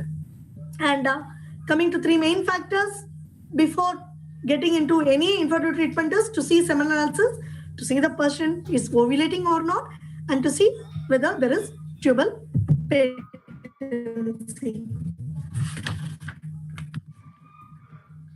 And coming to commonly seen cases here, when you get into practice, generally when you see there is a spike in PCOS. When I was doing PG, 2006 to 9 was my PG. When I was asking my guide that I'll take PCOS as my research topic, there was a big question. Will you get 30-40 patients to do that? And now you see, you cannot see a normal scan. It's very rare to get a normal scan. PCOS is such a, on the rise that every other case you see there is a PCOS changes. Fibroid uterus is on the increase because, again, as Dr. J. Mehta sir has told, the marriage age has increased, and after that again they need some more time to understand. Again, there's a huge gap. By that time, fibroid, it generally gets as the woman ages, and if she's nulliparous, the chances of getting fibroid are more. And coming to our food, everything now is more kapha medo hara only, kara only. So fibroid is also on the increase. Tubal block, again endometriosis, adenomyosis, chocolate cyst is also, few years back, I can say 2-3 years back also, we were not seeing such a spike in endometriotic cyst or endometriosis, or we were seeing cases not to this extent. Nowadays adenomyosis and endometriosis are on the rise. I have many patients who were having a normal cycle. Suddenly there was a heavy bleeding, gone for DNC. The way you do a DNC also matters a lot. And adenomyosis comes as a result. There are many cases where after DNC, the patient comes out having a adenomyosis because it has to be done with good care, or else it will also cause lots of side effects. Repeated abortions need not ask because there are many people having chemical pregnancy or very early abortion or repeated abortions either in first or second trimester. Chronic PID is again one such which is very much neglected. Unless until we treat that cause, there is no result. She may ovulate well, but she will not. The endometrium will be good. Male factors are good. But when there is chronic PID, chance of conception decreases to 50%. And again, unexplained infertility. Coming to PCOS, I have already spoken in Ayush Darpan on PCOS. I'm just going a bit faster on this. We can see it as Artavakshaya, Anartava, and Kapha Vriddhi in all dhatus. So here, when the patient comes with amenorrhea, any case, first before you start treatment, you establish the cycle and then start regularizing her cycle and also opt for this fertility. So when the endometrial layer is less than 7 mm, it's called thin endometrium. When it is thin endometrium, we cannot treat directly based on a Ushna Tikshna Chikitsa. Only if the endometrium is more than 7 mm, you can go for Ushna Tikshna Lekana Anulomaniya Ushdas like Rajapravartinivati, Arka Pushpa Yoga, Chitrakadivati, Jirakarishta, or any Hingvashtaka Churna, anything which will produce a little Ushna Lekana effect can be used. But you find that there are cases who will not respond whatsoever. Few months together you give medicine, still there is no response. What I think is first you will have to analyze the endometrial thickness. If the endometrial thickness is less than 7 mm, that's not going to work. You have to go for Deepana, Snigdha, Vatanulomana Chikitsa. We generally give for, after Deepana, we go for Nitya Snehapana with Dadimadhigrita or Shadavariyadhigrita. See that the endometrial layer improves. And then go back to giving either Chitrakadivati or Rajapravartinivati or Arka Pushpa Yoga, which will stimulate the periods. Once it is stimulated, once she gets the cycle, then you have to opt for regularizing the cycle from the very first day of her menstrual cycle. Then coming to menorrhagia, which is again a presentation in PCOS, and we generally see that in PCOS, as there is Vata Kapha involvement already, you directly cannot go for a Stambhana Chikitsa. You have to go for a Tikta Pachana as well as Grahi. Tiktam Kashayam, Guduchi Adi Kashayam, Vasa Guduchi Adi Kashayam. These all work wonderfully. And my personal experience, I have seen Ashoka Churna Eshthabasma. This is reference from Rasa Tarangini, which is having a wonderful action when you give this menorrhagia, especially after few months of amenorrhea. When it comes, the result is very good. Godanti Basma is also one such medicine which we use regularly, having very good result.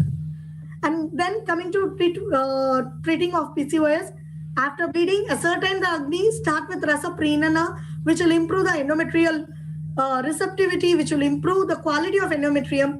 Also maintain Vata. Vatanulomana is given either by diet or by giving hot water or by, just Dhanvantram Gudika. And then when around ovulation time, we also see that we have to give a little Ushna Lekhana Chikitsa. We have seen there are many research papers on Trikatu and Naga Kesra, and we also see that even Trivanga Basma stimulates ovulation very well, and then maintain Vatanulomana through the next half of cycle. So generally what the yogas we use in PCOS is beginning again before establishing the cycle or after or before starting any Snehapana, Chitragadivati, Agnitundivati, Hingvastakachuna, any Deepana is given, and then Dadimadigrita, Shatavradigrita or Falagrita as Nitya Snehapana to improve the endometrial quality. Strita is again one of our product. This I have been using since ages like 13-14 years. I have been using this combination, having very good result. And MD4 is again which is a very good metabolic regulator. It has Mundi, Dhanyaka and Tilatela, having very good result. And this will also help in anovulatory cycles. We also see Nashtapushpantaka Rasa, Pushpadanva Rasa, Trikadu Naga Keshura combination to stimulate ovulation, Shiva Gutika, Gomutra Haritaki, Kuberakshvati, Ravinder sir's favorite medicine again, Kuberakshvati, Varanadi Kashaya. This all stimulates ovulation. And again, if period doesn't occur and if she proves to be negative, UPT negative, then Rajapratinvati, Arka Pushpa Yoga we give to stimulate the cycle and again start the cycle again. Coming to Panchakarma, Vamana has a wonderful result in cases of PCOS, but again the problem is giving Vamana for many practitioners, especially OPD basis, is very difficult. We also see Mridu Virechana or Madhyama Virechana, whatever we give as of now is only Madhyama Virechana, we don't go for Tikshna Virechana. So that itself acts on Kapha. It should have it is having a very good result on PCOS. Lekhanavasti is one short medicine, short treatment along with Uttarvasti, having very good result. We generally go for Nitya Virechana we give, or we go for course of Virechana followed by Lekhanavasti and then Uttarvasti. Coming to Lekhanavasti, this is what I generally use. I'm just giving the combinations. Anuvasanavasti, we either go for Shatakvati Anuvasana Taila or Triphala Taila or MD4 Taila, which is again my product. Kashaya Vasti, we generally go for Triphala or Asanadi Kwata.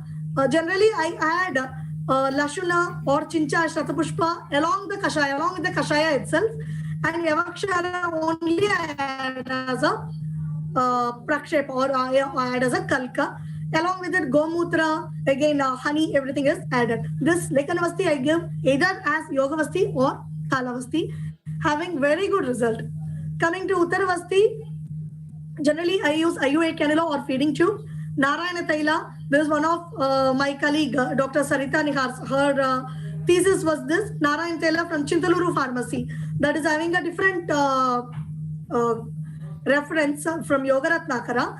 This Narayana Taila, her thesis was on stimulating ovulation, on anovulatory cycles with Narayana Taila, as well as Sharapunka Churna, Panchanga is taken. The results are very, very good for anovulatory cycles.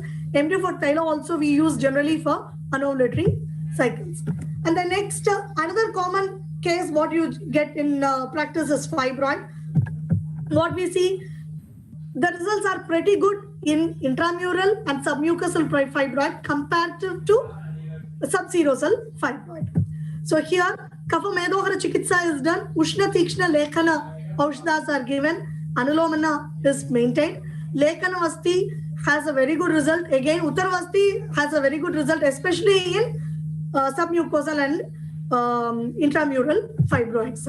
Generally used medications are Varanadi, Asanadi, Triphala Kashaya, Yeranda Thaila with Yavakshara or Yeranda Thaila with Kalyanakshara as a Nitya Virechana has a very good result. We also have tried Gomutra Haritaki, Triphala Gugulu and Strita in many cases of fibroid. We also see that Abraka Basma, Shataputi Abraka Basma, Vaikranta Basma, Trivanga Basma has a wonderful effect. So based on the condition, either with Gokshira or with Yeshti Madhu or with Pushyanaga Churna, we generally mix the basmas and start the medicine. MD4 Thaila or Kshara Thaila Uttarvasti is having very good result, promising result in cases of fibroid. Then coming to tubal block, we see that generally we have to treat the cause. We see there is a previous history of some infection or PID, chronic PID. In these conditions where Sama Pitta is involved, first you see that Agni Deepana Pachana is done, Amavastha is cleared, then Shodhana, go for Shodhana, then Uttarvasti. If generally 1 or 2 cycles of Uttarvasti maximum, we have seen very good result. At least it clears single tube, which is more than enough for conception. Here again, we have seen that when we do Uttarvasti preceded by Yoni Prakshalna and Dhupana, especially Dhupana, Prakshalna we all generally do, but Dhupana again when we do, the result is very good. Coming to endometriosis and PID. Here we see there is compromised immunity. Udavartana of Vata is seen because again retrograde menstruation is one more hypothesis of theory which is involved in causing of endometriosis. And we also see Sama Pitta Lakshanas there. So we generally go for Tikta Pachana, Anulomana and Lekaniya Aushada like Tiktakam Gritam, Tiktakam Kashayam, Guglu Tiktakam Kashayam. We also see MD4 capsules which are again Mundi as a single drug has a wonderful effect in many cases, like even starting from hypothyroidism to PCOS, anovulatory cycles, in treating fibroids, in treating endometriotic cysts. I have personally had a case, in case presentation, again I'll show that case with reports. Endometriotic cyst of almost 4 to 5 centimeter, treated only with MD4 Thaila as Yoni Pichu and MD4 capsule as a single drug. She has conceived within 2.5 cycles. So the results are very promising in these conditions. Kaishora Guglu again, because again Vata Pitta involvement, Rakta Pitta involvement is there. Gandhaka Rasayana is also given. Here also coming to Rasaushadhis, Vaikranta Basma plays a wonderful result. Trivanga Basma, Abraka Basma and Swarna Basma, all these medicines has a wonderful effect in PID as well as in endometriosis cases. Virechana is the best choice, but sometimes what will happen, the endometriotic cyst is so huge that you don't want to increase the intra-abdominal pressure. So in those conditions, we generally go for Lekanavasti and result within 8 days. I'll share the report now. And coming to adenomyosis also, Dhupana followed by Pichu plays a wonderful role in adenomyosis. Also, there are cases where the adenomyosis, we are seeing that it generally, we see a fibroid, intramural fibroid, or it comes as a submucosal fibroid after which you treat it. The results in adenomyosis, again, coming to pain. There is a case which currently I'm treating. This lady is around 40 years, 39, 40 years old with severe adenomyosis, suicidal pain, typical that symptom. She used to have pain for almost 3 to 4 days throughout her bleeding. Her daughter has actually brought her seeing, she was unable to see her mother suffering. This lady, we have done one course of Virechana, after which next cycle she got severe pain on only first day of periods. Next, again, we followed it with Lekanavasti and Yoni Prakshalna Dhupana Pichu with Kshara Thaila. And this lady came out saying that she had pain for only 1 hour on the first day. yet to see the reports in the scan. She'll come back after 10 more days with the scan report. Results are very good because many a times what we do, adenomyosis, so only surgery is the way. No, it's not. When you start understanding it in Ayurvedic terms, it'll be much more easier for you to decide the medicine and proceed further for the treatment. This is one case. I still personally don't know what it is because this was one case of adenomyosis where we have treated only with Prakshalana, Dupana, Pichu. I have personally done the treatment. We saw from second day there is this kind of discharge. Okay, the first one was on the second day. Next day again we got that discharge. Third day, we don't know what it is. But yes, of course, I didn't send it for any checkup because we were doing Prakshalana. It generally falls off into the bucket down. And then we just saw it to see what it was. It was having, if you see the third one, you can see that edges are so different. You know, little blood was also there, smeared over. Result, after 2 cycles, when we went for the scanning, it was normal. Still, we asked her to wait before trying for conception, which was not followed. She conceived, but it turned out to be a triple pregnancy.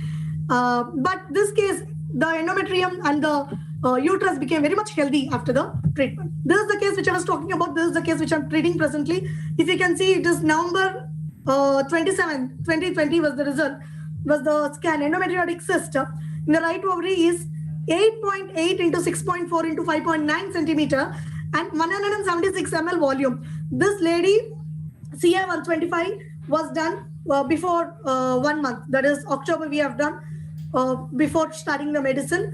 Her CA 125 was 110. This value decreased to 62 within 1 month of internal medication. We have just given this one, Guglu Tiktakam Kashayam and Kaishora Guglu, that's all. And along with that Gokshura Vaikranta combination was given. Her condition improved a lot, but the volume of ovary was not decreased. I have admitted her for Lake University as well as Dupana and Pichu. I didn't do Uttaravasti also in this condition, only Dupana and Pichu. This date, if you see, this is also a case of infertility. 27 November, next is December 9th, I have taken one more scan. If you can see the size of first cyst, it is 7 into 6.4. Almost 2 centimeter it has decreased from the first day of giving treatment. That is Vasti as well as Dupana and Pichu. There is absolutely recession of pain. The patient said there is no pain at all. This patient had problem because 176 ml volume in the ovary. She was having problem while walking. She was having continuous pain. Continuous pain. Even while sitting, standing, every time, you know, that pain was relieved. She was using painkillers, which was immediately stopped. And then when we took up for treatment, on the first day of treatment, when we went for the second day round, she said, Madam, absolutely no pain. You know, that's a wonderful case. You know, this will also give students a very good confidence. My students follow up with these cases. This gives the student a good confidence that, yes, we can produce result and at a very faster way than what is generally said Ayurveda is slow. We see results in days, you know, within hours. So this is one such case. This is a case of infertility yet to follow up. This is a case of endometriotic cyst which I'm treating. And coming to repeated abortions, proper history and investigations are to be done.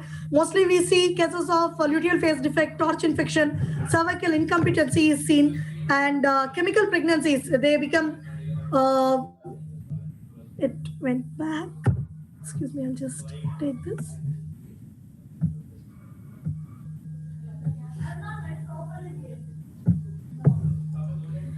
Okay, we have seen very good result with music therapy in our hospital.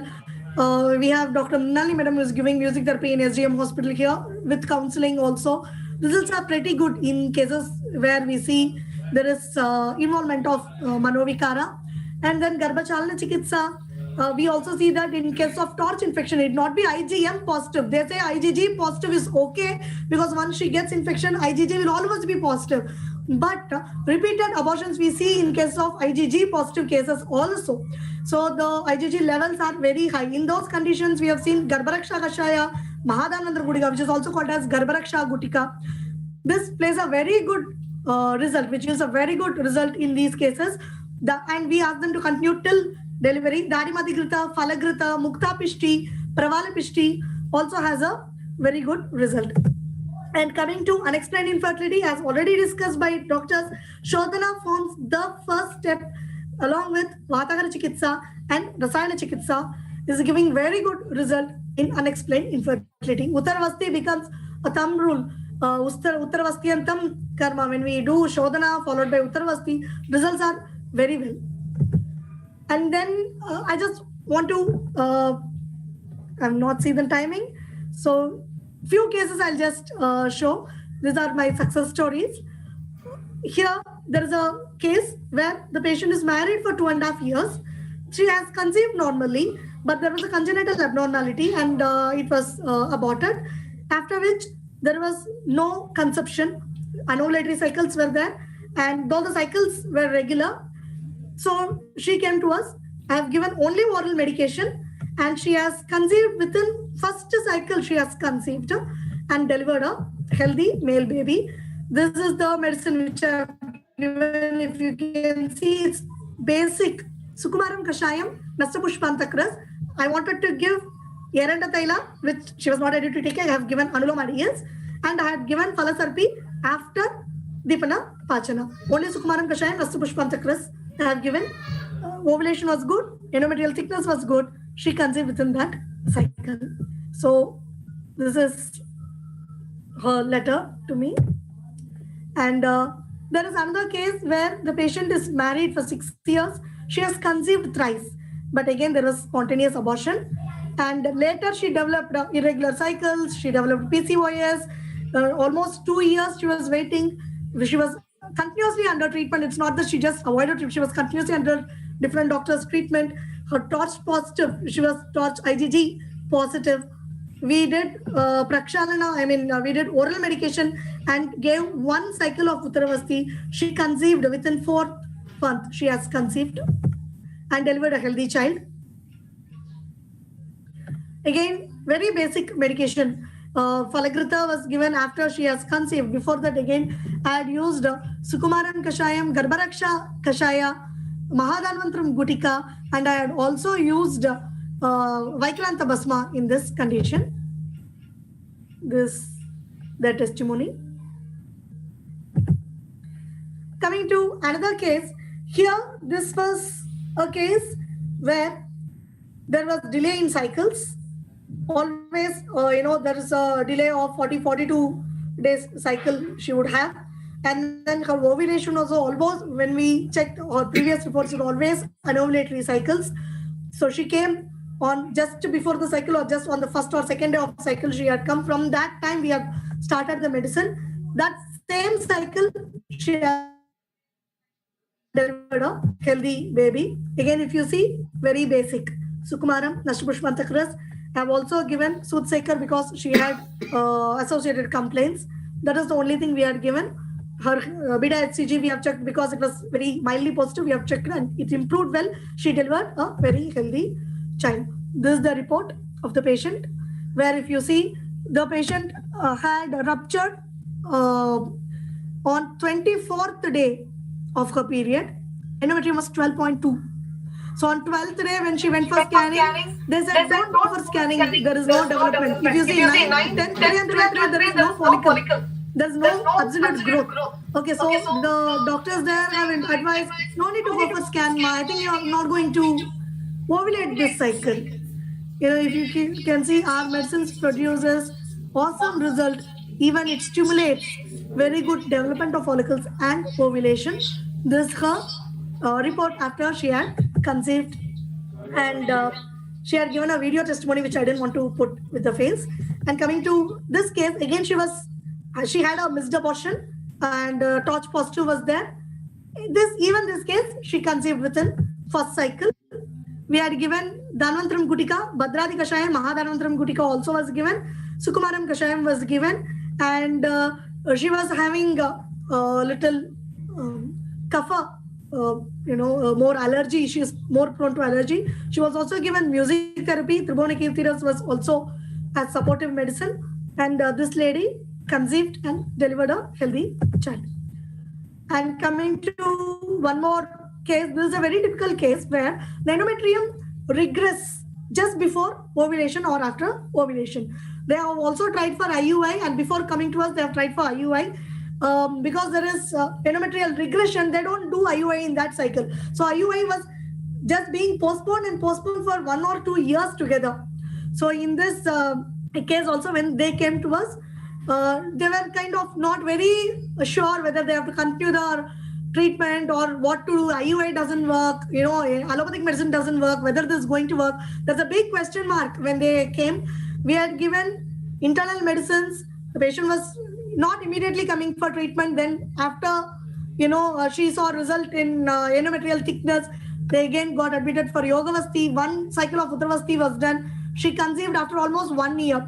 So what I have seen is many of my patients conceive within 3 to 6 months maximum.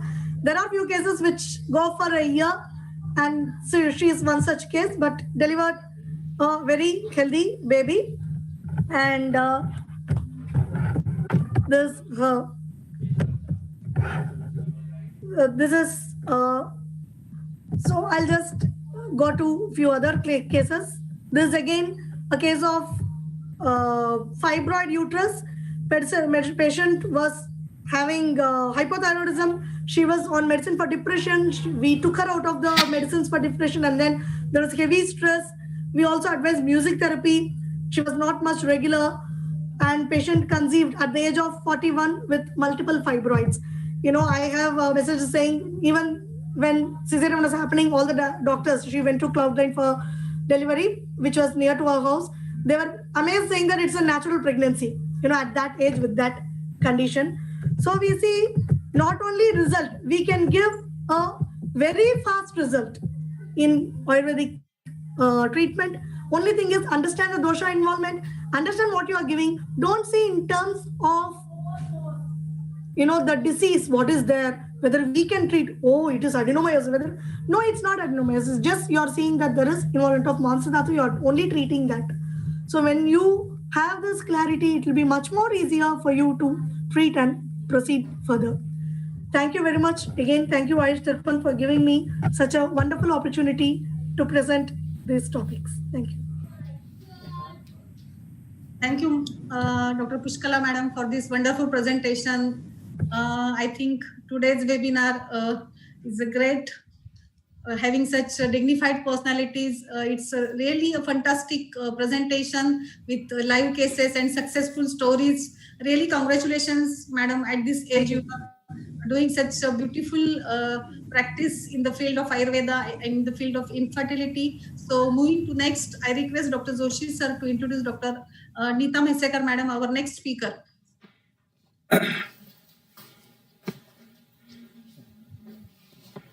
Okay.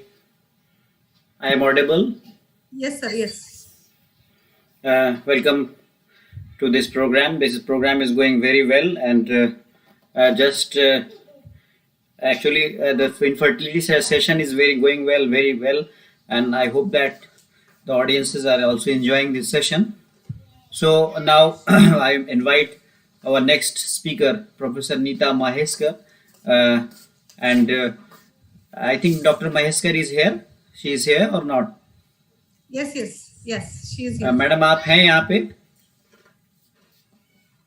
Unmute, madam, please unmute. मैं आपको unmute करता हूँ. और mute करने से पहले एक छोटा सा आपके बारे में हम परिचय दे देते हैं. मैडम प्रोफेसर हैं और मैडम ने हमारे साथ आयुष दर्पण के इस प्लेटफॉर्म पर कई सारे लेक्चर्स भी दिए हैं उन्होंने, और उनको हमने अभी लाइफ टाइम अचीवमेंट अवार्ड भी दिया था.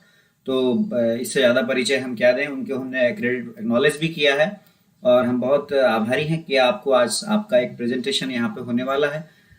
मैं अनुरोध करूँगा कि मैडम आप देखिए आपका पीपीटी शेयर हो पा रहा है, नहीं तो मैं फिर यहाँ से शेयर करता हूँ. I'll try, sir. I'll try. Give me a second.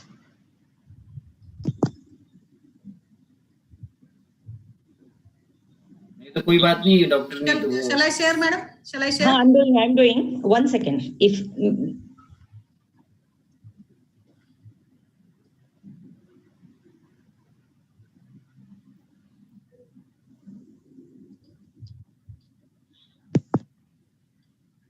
Shilpa, if you can make it, then Yeah. fine. Yes, just wait. Will not waste time otherwise. Yes. I have opened it, but still.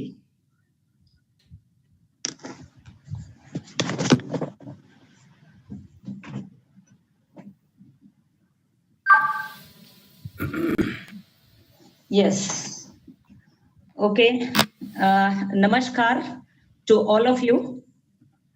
And again, I start my presentation with expression of gratitude to Ayush Darpan, Dr. Joshi sir, and I'm very happy and proud that my student, Dr. Shilpa Yerme, conducting so well, and my naman to Dhanvantari God, Saraswati Ma, my parents, and my lost friend, a good soul, Dr. VNK Usha. Now, let me start my presentation. Today, I was told to speak on, am I audible, Shilpa? Yes, madam, yes. Yeah. So, I would, here, first line, Panchakarma only. First line, Shilpa. Yes, these are the 5 karmas. I would be speaking on infertility and Panchakarma. But since we have been going on through the session, many aspects have been touched already. Still, we all know the Panchakarma here representing Vaman Virechan Nasya, Basti and Ratta Mokshan. Next slide, please. Right. Now, what is the requirement and who requires? These all things are basic, but I would like to speak a few words on this. Like in the morning, we have heard to Dr. Jay Mehta, wherein he was talking about a fuel, a petrol tank, going from Mumbai to Lonavala and Lonavala to back. If you have to refuel, he says, there are no follicles, right? We have a limited amount of deposit in a woman for a particular cycle to carry on. The way she carries on with it by her diet, by her living style, by the regimen, by the psych, the emotional social factors very well touched upon by another doctor we have listened to in the morning, very well explained. So all these factors comprising in our day-to-day life. So I would like to modify on Dr. Jay's Mehta sir's example there, that this petrol tank, if there is a clogging, the carburetor in any vehicle for that matter, even if there is petrol, and if there is clogging in between, the system doesn't work, the vehicle doesn't move, it stops off. And there, the line of treatment starts with Ayurveda, the backbone of all the treatments. I don't call old and modern, it is traditional system of medicine, which is totally traditional in every aspect of today's life. Another doctor was also speaking about Sad Vrut Palan. So I respect that also. That is another part where the clogging comes in. I'm just giving why Panchakarma, why there is a requirement of Panchakarma more. When we were studying 30 years back, I asked my guru, why, sir, we do not start in every CGHS unit? Why do not we have Panchakarma units everywhere? If the science is so good and this is our backbone, because Shamana Chikitsa works for some extent. I understand everybody is a doctor, so I won't go into details. Everybody understands what is Shaman and Shodhan. So Shodhan is that when the Sthana Sanshray has already occurred.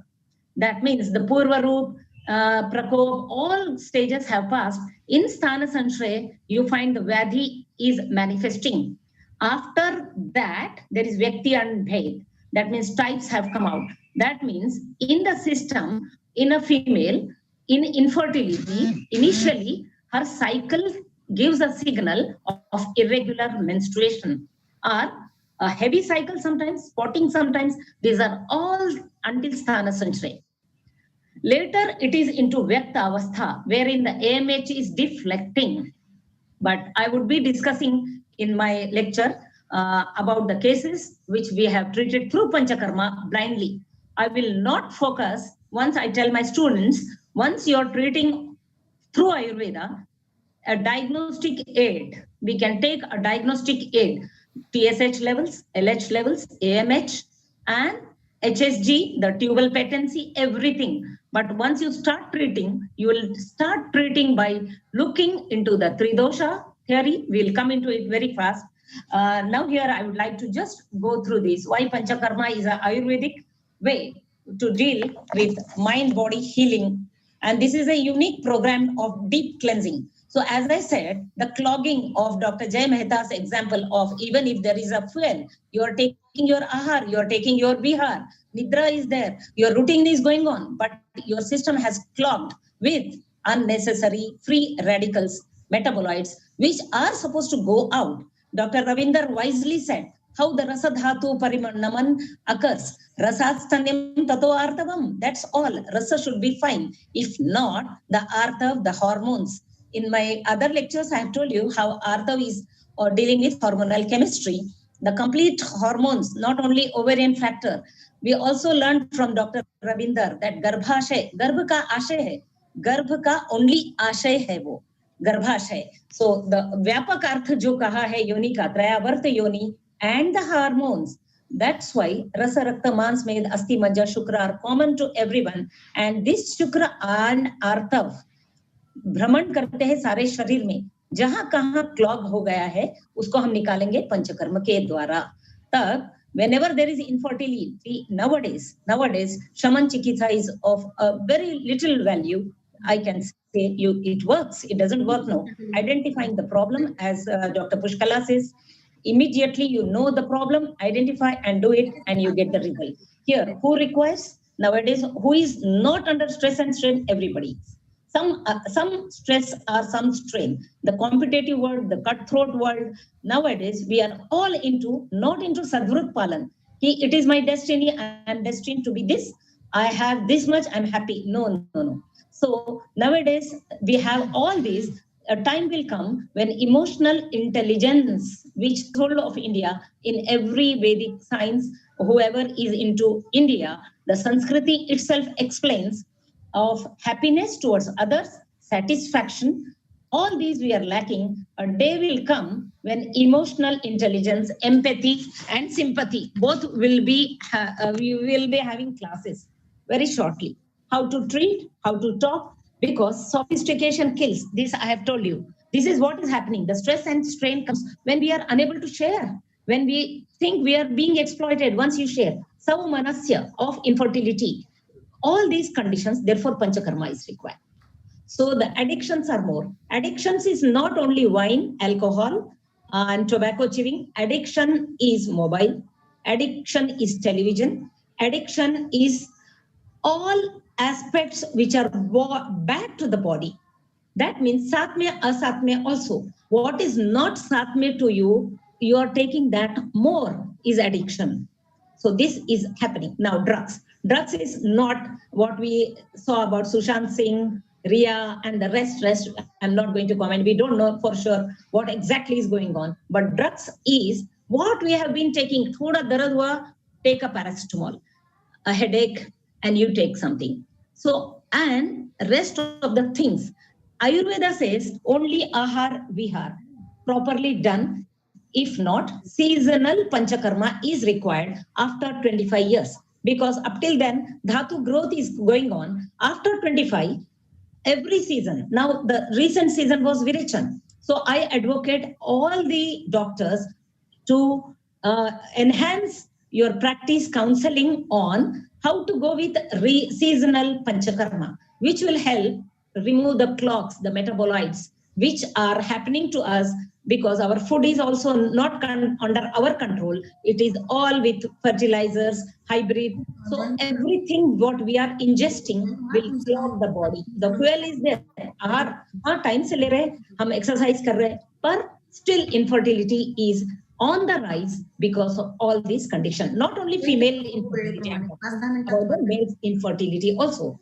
So under prolonged medication, people are there for other reasons: diabetes, thyroid, arthritis, rheumatism, digestive metabolic disorders, and immunocompromised. Next, please.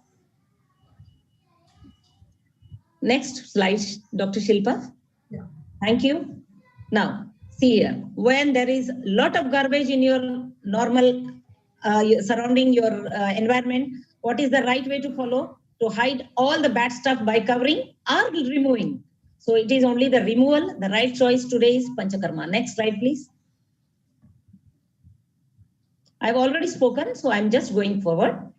The benefits: it eliminates toxins, toxic conditions, both physical and mental. Like Panchakarma, I speak here only if there is a case of infertility with Saumanasya is lacking where. In those conditions, or hypertensive or anxious patients, you can go with Shirodhara, with Jatamansi, wherever Takradhara is required, Takradhara, or wherever Balatrailam. So insomnia, stress is reduced once the mind, the circulation, the pituitary gland is functioning properly, because all yoni vapad, all infertility is due to Vatam. Garbhashaya is in Vata Apanasthana, and Apan and Pran are connected. Once the Pran is also looked after, the Apan is being taken care of. So Shirodhara is the best advice here. Second, restores constitutional balance, improving health and promotes longevity. Our system is a balance between acid and base. As you go with acidity more, so rogaha sarvepi mandagnav. But in infertility, shortly I'm coming with a book where I have registered many of infertility cases with one form of acidic levels or other. Maybe it is amlapittam, maybe it is uroda, maybe it is shiroda ruk or hastapadadaha, and so on. Strengthens the immune system. The panchakarma here is going to strengthen the immune system. Therefore, the torch infections, the infertility causing other factors will be taken care of. The metabolites will go out. I will just discuss a case here of panchakarma being done to a patient with high torch infection. We put the patient on 21 days of Gaumutra and Yoga Basti. So Deepan Pachan, of course, I'm coming to it.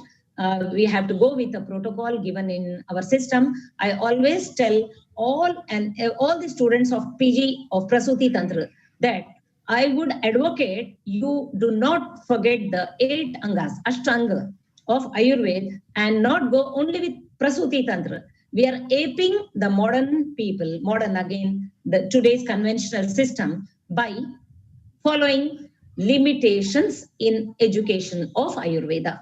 We cannot forget how the medicine is prepared. So Rasas Bhadishajya should be strong. You cannot forget how from Dr. Borkar in the morning, Sarvadehik Lakshan. So Sarvadehik Vyadhik be a cause of Vata increase, and Vata is the main culprit in our infertility. So how to cure it? We have to strengthen the immune system. How to do? Remove the metabolites by doing proper panchakarma in proper Vyadhi. Now helps in hormone secretion of the glands. How hormone secretion? Yes, clogging is removed, the hormone secretion is proper. The rasa dhatu is proper, then the rakta, mas, med, asti, majja, shukra is proper. Reverse says the negative effects of stress and pollution. I discussed already.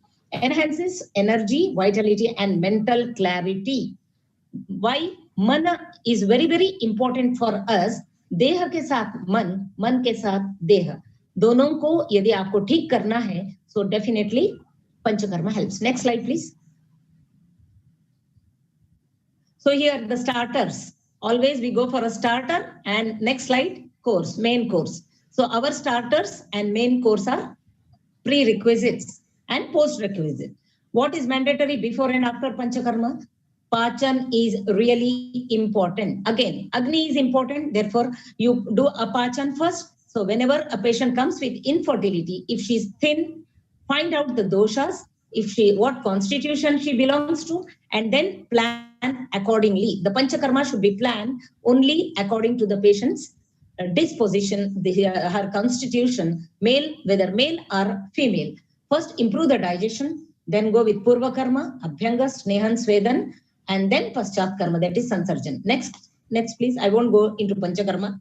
We will just discuss the case.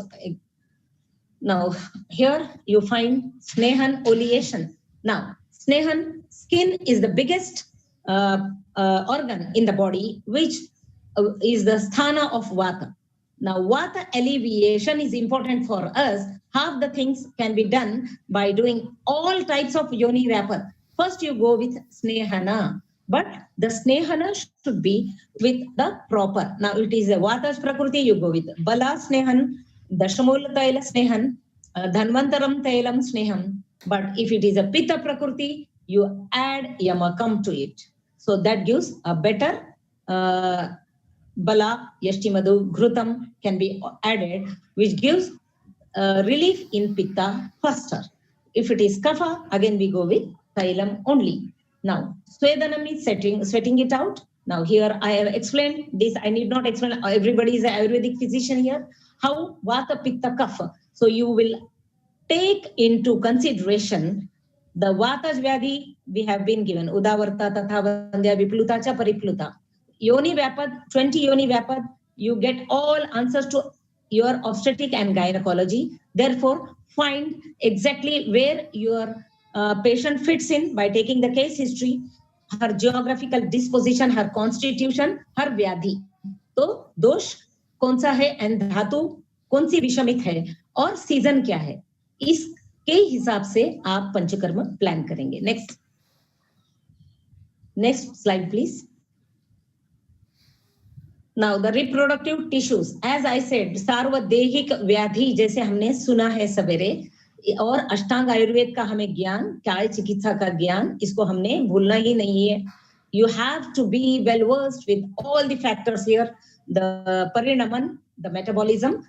Therefore, before doing a panchakarma, what exactly, how much her agni is, the patient's agni has to be judged and the panchakarma planned accordingly. So for some, we have to give only Snehan Svedan, enough. Sukumar, go with Snehan Svedan only. For those, Matra Basti is very much easier to administer, and Sukha Basti it is. Therefore, can be given to anyone. Here we have shown you how Kapha, Pitta, and Vata, the Thana, has been explained. Next slide, please. Everybody knows about it. Next slide, please. Now, for healthy sperms and eggs, why I say nowadays you do not find many, very rare, as Dr. Pushkala says. PCOS was very rare 20 years back. Now it almost the second girl is having this. And infertility is on the rise because of the late marriageable age. So how to maintain healthy sperm and egg? Low AMH, suddenly the patient becomes down. So here, just maintain your psyche, maintain your cool, and plan the panchakarma accordingly. I had a case from Bangalore who flew on just in my lockdown period. I have explained she delivered this month with a baby boy in Bangalore itself. And she, before COVID, in just March first week, she had come down to Pune, and where her AMH was 0.43.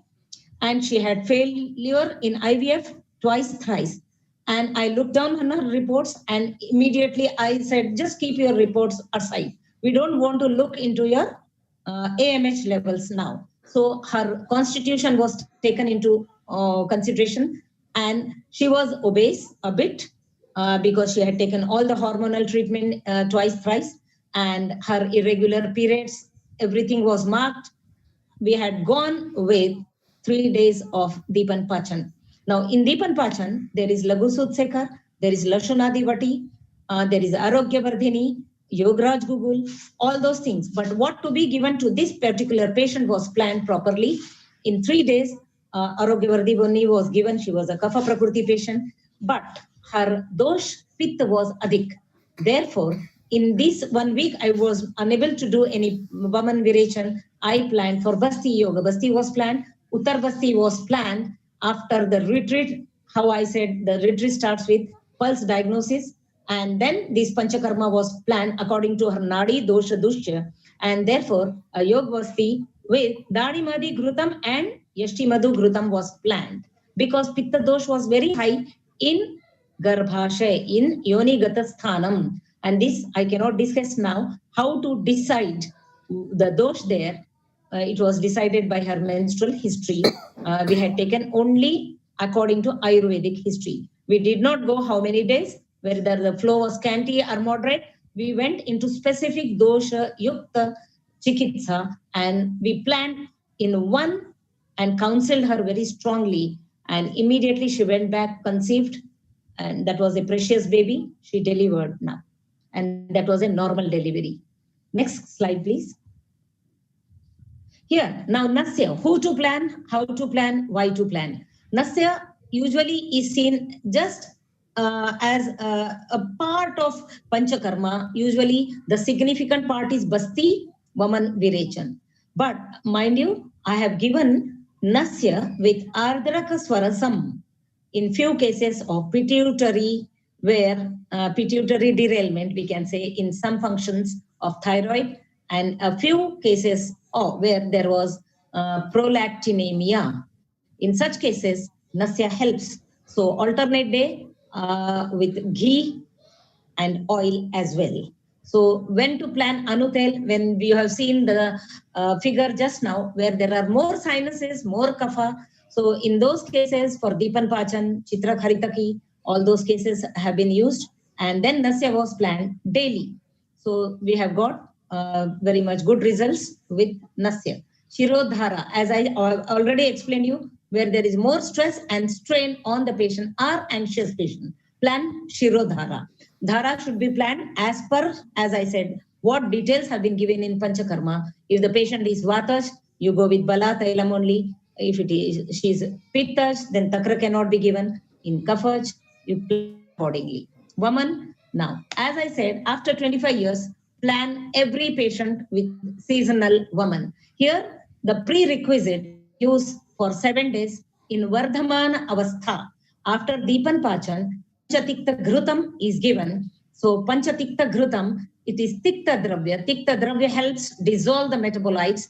The Agni of the cell is improved. Then in the central system we get, and then Vaman and Virechan can be done. But here in Virechan, Rajakshinata, as we say, irregular menses, Rajakshinata. Artha no ovulation, Rajakshinata. Everything comes under Rajakshinata. So in cases of Virechan, if the patient is Pitta Prakriti, and Dalhan says, if she is Sukumar, do not give Virechan, because Rakta and Artha or Agni Dharma is similar. And if you do Virechan, then Pitta reduces and suddenly it influences the Artava. Also, therefore, the Rajakshinata will be more. But Chakrapani says, no, you see the patient, you can give Mrudu Virechan here, along with Yashti Madhu. Always make it a point in Pittach Virechan, if you are giving with Ghrutam, give with Traivrutya Ghrutam, and you along with that you add Yashti Madhu, your patient will not suffer Sukumaratva. If she is delicate, so Yashti will take care. In Rakta Mokshan, in few cases, we see, again, this is a secondary aspect.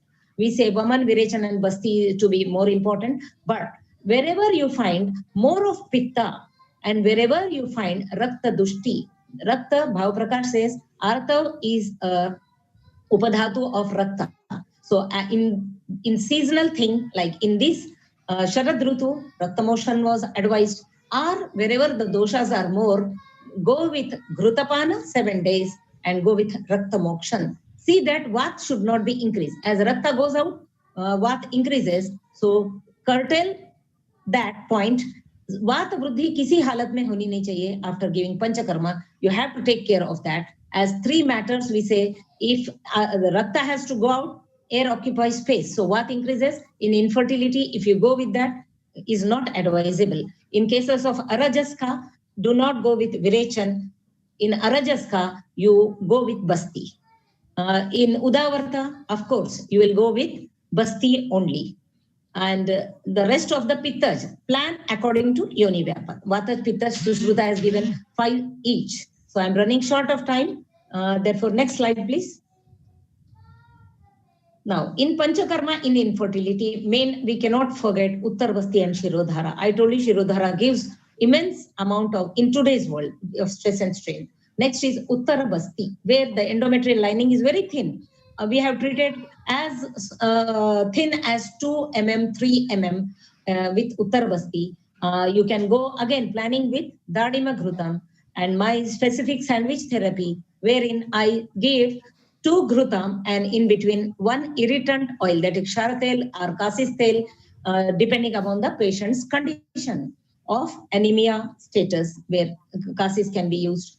Otherwise, we use Ksara tel, and the idea is stimulating, irritating the endometrium. Because Rutu Kshetra Ambu Bij, what we say, ploughing. In ploughing, the Garbhashay is stimulated by the Charatel. So Uttar Basti therapy is shown in here. How Uttar Basti works is going inside with all Trayavartha Yoni along the tubes until the ovaries. So I will discuss a case of endometriosis also, where immense pain was there and severe pain. As you all know, we take it under Vata. If I take endometriosis, it is difficult to treat, leading to cancer. All those conditions, if I think, we will not be able to treat. So I said, this is Vataj. So I have started with Snehan, Svedan, Abhyantarpanam, and for Uttar Basti, we planned for Uttar Basti as the patient was Pitta Prakriti. Again, I say, I prefer Yashti and Dadimadi Ghrutam. Falasarpi in few, but mostly these 2 combination works. Then Pichu. Pichu helps a lot in the Panchakarma. It is again a side aspect of Panchakarma, but tampons do help, because if you think it is endometriosis, we'll treat it as Vataj, and Vata has to be controlled by Snehan, Svedan, Nasya, and as well as Pichu. So it is an ancient way of treating the laxity as well as toning. Toning why?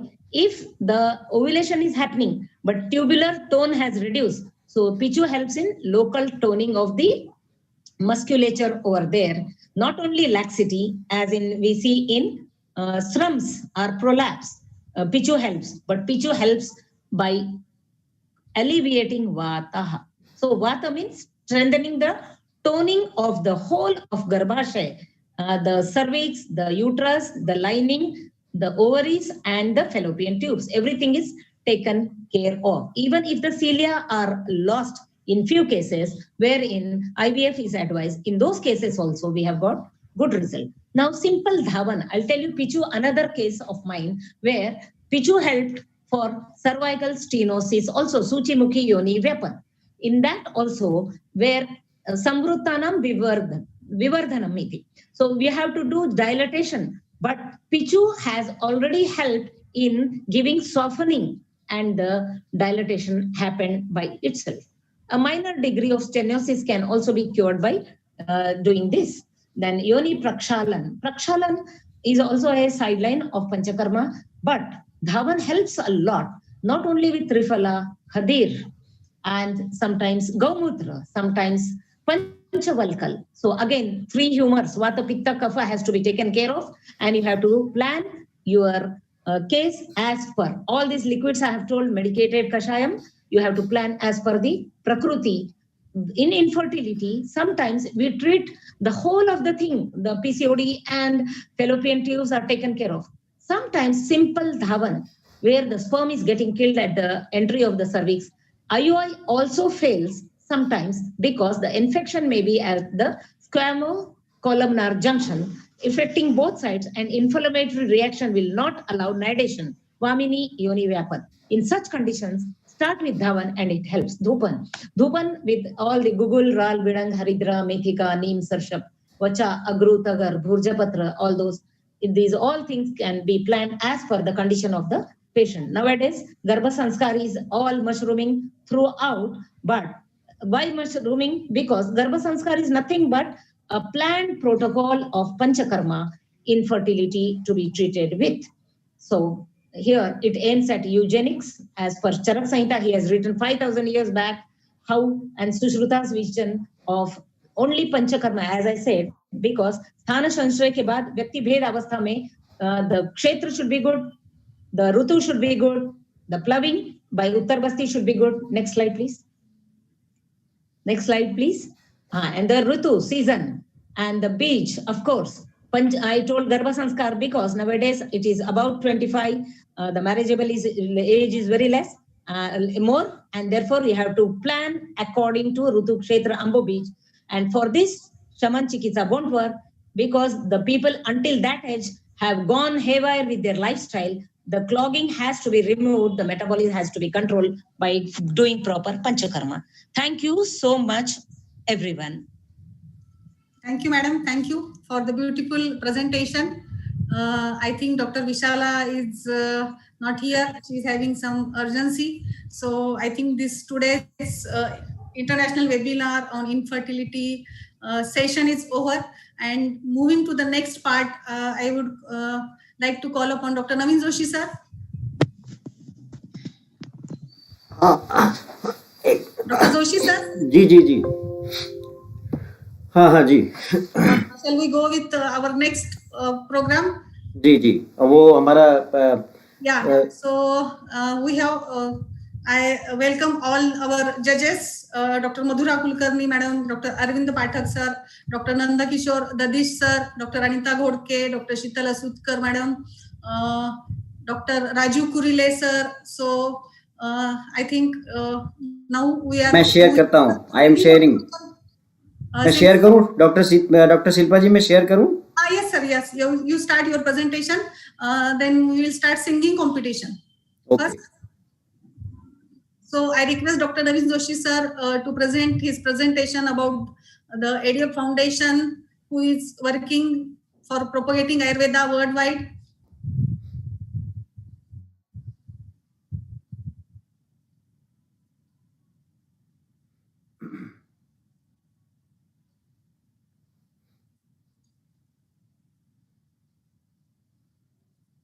Just wait, I'm just sharing the screen.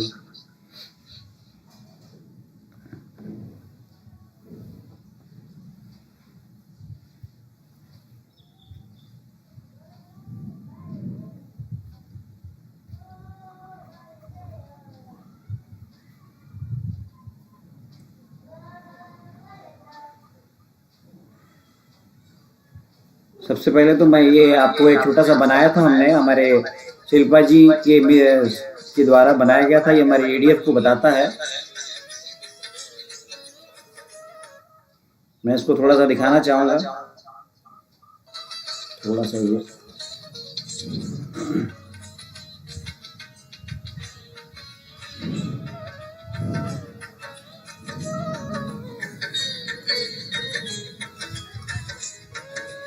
ये हमारे ADF के बारे में, ADF का जो work है इसके बारे में आपको इसमें थोड़ा सा पता चलेगा। आयुष दर्पण फाउंडेशन किस प्रकार से काम करता है। ये हमने एक सेमिनार किया था और ये गवर्नर ने फेलिसिटेट किया था।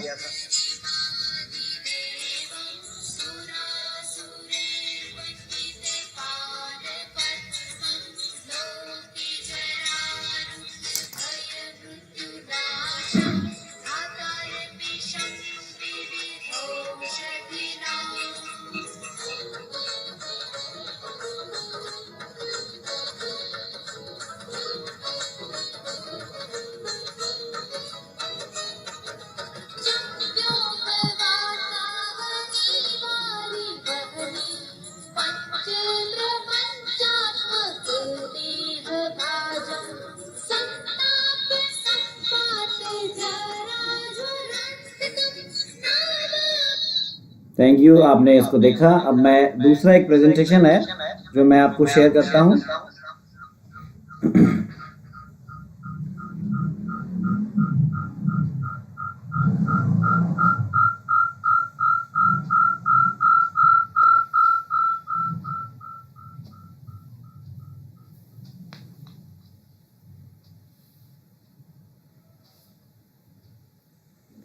आयुष दर्पण फाउंडेशन का आज छठा जो है वो फाउंडेशन डे है और हम आप सबको इसमें काफ़ी स्वागत करते हैं। आप सभी का, आपने काफ़ी अच्छे से प्रेजेंटेशन दिया।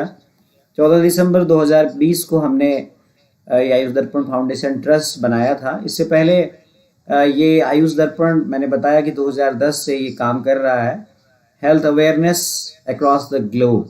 2010 से हमने ऑफलाइन मैगजीन्स के रूप में इसको स्टार्ट किया था और 2010 से 2014 तक हमने इसकी ऑफलाइन प्रिंट मैगजीन भारत की सभी लाइब्रेरीज में हमने निःशुल्क रूप से उपलब्ध कराई।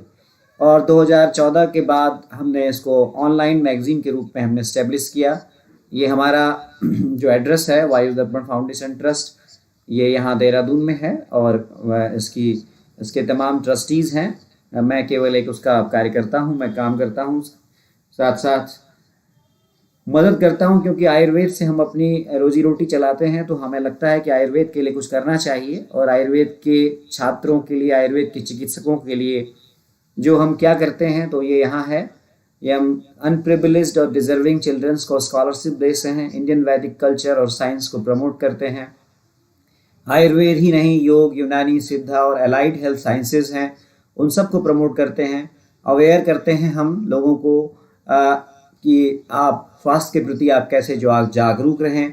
रिसर्च आर्टिकल्स को हम ऑनलाइन जर्नल्स के थ्रू पब्लिश करते हैं, बुक्स को भी प्री पब्लिश करते हैं। अभी हमारा एक बुक अभी आने वाला है जो इसी तरह से वेबिनार हुआ था।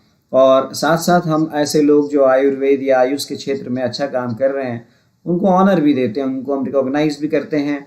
सेमिनार्स, ऑफलाइन और ऑनलाइन सेमिनार्स, हम ऑफलाइन सेमिनार्स और वर्कशॉप्स भी ऑर्गेनाइज करते हैं। लॉकडाउन के बाद हमने ये ऑनलाइन सेमिनार्स, वर्कशॉप्स और कॉन्फ्रेंसेस ऑर्गेनाइज किए हैं। Free medical health camps organize होते हैं, और ये अवेयरनेस सोसाइटीज़ के अराउंड ये अवेयरनेस करती रहती है इस प्रकार के इश्यूज़ में। ये नॉन प्रॉफिटेबल ऑर्गेनाइजेशन है, और ये डिफरेंट कंपनीज से, फिनेंशियल इस्टेब्लिशमेंट्स एंड कॉरपोरेशन से डोनेशंस भी लेती हैं, जो कि ये ट्रस्ट है। इस ट्रस्ट के मैं मेंबर हूँ। विशन दत्त जोशी इसके वाइस प्रेसिडेंट हैं, MP शर्मा ट्रस्टीज़ हैं, मयंक भटकोटी जी एडिशनल सेक्रेटरी हैं, मुग्धा जोशी ट्रस्टी और ट्रेजरर हैं। ये आपको इसके मेंबर्स हैं, आप भी हमारे साथ जुड़ सकते हैं। मैं आपको बताना चाहूँगा, ये हमारे बारे में परिचय दिया हुआ है, इसकी ज़रूरत है, हमको सब जानते हैं। मैं डॉक्टर नवीन जोशी हूँ, आप सब मुझे जानते हैं। कई सारे मेरे द्वारा यहाँ पर बहुत सारे लोग मुझे जानते हैं, उन्होंने मुझसे पढ़ा भी है। मर्म और थोड़ा नाड़ी जो भी मैं जानता हूँ उसको मैं पढ़ाता हूँ और प्रोपेगेट करता हूँ। ये हमारा काम है, हमने ये आपको बताया। आप हमसे जुड़ सकते हैं, आप हमारे साथ इस मिशन में आप जुड़े ही हुए हैं, क्योंकि मैं देख रहा हूँ, क्योंकि आप सब जो है हमारे साथ लगातार हम सहयोग कर रहे हैं। इस कार्यक्रम को आयोजित करने के लिए हम प्रोफेसर शिल्पा येरमी जी के बहुत आभारी हैं, और जिन्होंने इस प्रोग्राम को बहुत अच्छी तरह से कंडक्ट किया। और इतने अच्छे लेक्चर्स हुए, मैं देख रहा था यूट्यूब में भी बहुत सारे लोग, बहुत सारे चिकित्सक जो हैं इस प्रोग्राम को लगातार देख रहे हैं, जो हमारी इनफर्टिलिटी जैसी प्रॉब्लम्स पर बहुत अच्छे लोगों ने स्पीचेस दिए हैं, बहुत अच्छे पेपर प्रेजेंटेशन हुए हैं। ये लोगों को अपनी प्रैक्टिस को बढ़ाने के लिए, खासकर फीमेल डॉक्टर्स के लिए बहुत फ़ायदेमंद होंगे। तो डॉक्टर शिल्पा जी, अब मुझे लगता है इसके बाद सिंगिंग कंपटीशन का है ना? Yes sir, yes. जो बहुत चलिए, तो हम स्टार्ट करें जी। Yes, I first invite our जजेस doctor Arvind Pathak sir and doctor Dadish sir, शायद वो हमारे साथ है, जुड़े हैं, तो इनका मैं स्वागत करती हूँ। तो यहाँ पे मुझे लगता है कि जजेस में अरविंद पाठक तो नहीं है, मधुरा कुलकर्णी जी दिख रही हैं हमें, शीतल असूदकर जी दिख रही हैं, और बस स्टार्ट कर दीजिए डॉक्टर साहब। Yes sir, I request our senior teacher doctor Rajesh Upadhyay sir, जो कि वो भी हैं, करते हैं। डॉक्टर राजेश सर को अनम्यूट कीजिए सर। मैंने उनको अनम्यूट कर दिया जी। अगतंत्र CSMSS कॉलेज औरंगाबाद महाराष्ट्र से, तो उन्होंने भी इस कंपटीशन में बहुत बढ़िया तो डॉक्टर साहब आप अनम्यूट करिए, और आपका गाना सुनने के लिए सब बेकरार हैं, हम आपको स्पॉटलाइट कर देते हैं ताकि सब आपको देखें जी। बहुत बहुत बधाई हो, आज आयुष दर्पण का बर्थडे है, इसलिए आप सभी लोगों को बहुत बहुत बधाई देते हुए मैं एक गाने की शुरुआत कर रहा हूं। मुझे उम्मीद है कि आप सभी लोगों को पसंद आएगा। ये यमन राग से गाना है, जो कि रात्रि प्रहर में गाया जाता है, और आज मैं इवनिंग में आप लोगों को सुना रहा हूँ। तो म्यूजिक तो नहीं, नॉन म्यूजिकल सॉन्ग है, मैं आपको सुना रहा हूँ, जिसको मुकेश जी ने गाया था एक जमाने में। आइए सुनते रहिए। चंदन सा बदन, चंचल चितवन, धीरे से तेरा ये मुस्काना। चंदन सा बदन, चंचल चितवन, धीरे से तेरा ये मुस्काना, मुझे दोष न देना जग वालों, मुझे दोष न देना जग वालों, हो जाऊं अगर मैं दीवाना, चंदन सा बदन चंचल चितवन, ये काम कमान भवे तेरी पलकों के किनारे, कजरारे माथे पर सिंदूरी सूरज, होठों पे दहकते अंगारे, साया भी जो तेरा पड़ जाए, साया भी जो तेरा पड़ जाए, आबाद हो दिल का वीराना, चंदन सा बदन चंचल चितवन, तन भी सुंदर मन भी सुंदर, तू सुंदरता की मूरत है, किसी और को शायद कम होगी, मुझे तेरी बहुत जरूरत है, पहले भी बहुत मैं तरसा हूँ, पहले भी बहुत मैं तरसा हूँ, तू और न मुझको तरसाना, चंदन सा बदन चंचल चितवन, धीरे से तेरा ये मुस्काना, मुझे दोष न देना जग वालों, मुझे दोष न देना जग वालों, हो जाऊं अगर मैं दीवाना, चंदन सा बदन चंचल चितवन। Thank you very much for बहुत बहुत बहुत बहुत बहुत शानदार, बहुत बहुत ही अच्छे ढंग से आपने गाया, बड़ा आनंद आया। आपका बहुत बहुत शुक्रिया। Thank you sir. Next is Dr. Devki Mane, BMA second year student from Gad English. Devki Mane, are you there? Devaki Mane ji, हाँ, वो ज्वाइन थी देवकी माने। देवकी माने जी आप ज्वाइन हैं? जी जी जी, बहुत बढ़िया। आपको अनम्यूट कर दिया है, आप अनम्यूट कर लीजिए। Am I audible? Yes Yes, yes. Yeah. Hello. Thank you for letting me participate in this. So, may I start? Yes. Yes you can. So, आज का गाना है हमारी सबसे प्रिय लता दीदी का। The song is named सत्यम शिवम सुंदरम। ईश्वर सत्य है, सत्य ही शिव है, शिव ही सुंदर है, जागो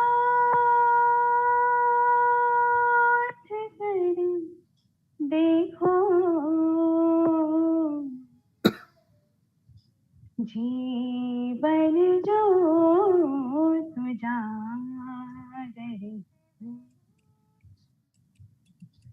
सत्यम शिवम सुंदरम,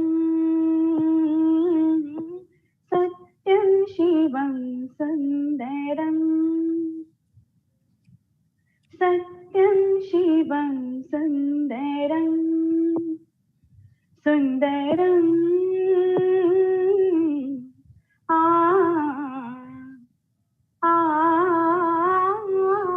सत्यम शिवम सुंदरम, रामावध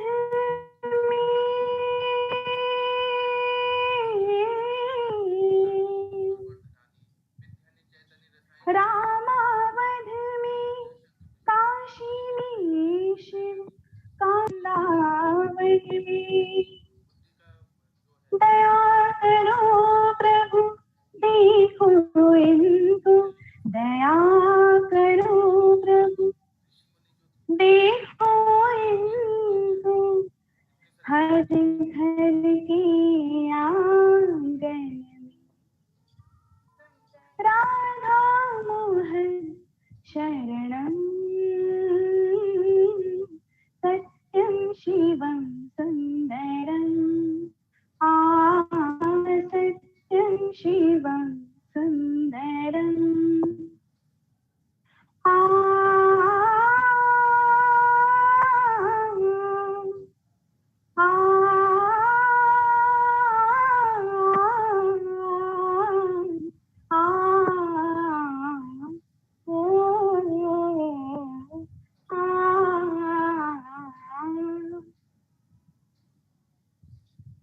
एक सूर्य है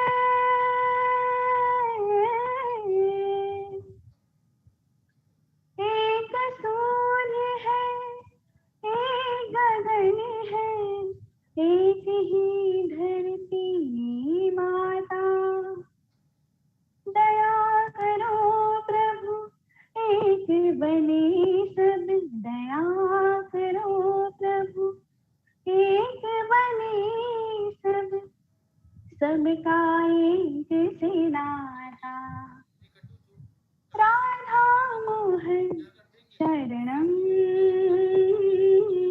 सत्यं शिवं सुन्दरम् सत्यं शिवं सुन्दरम्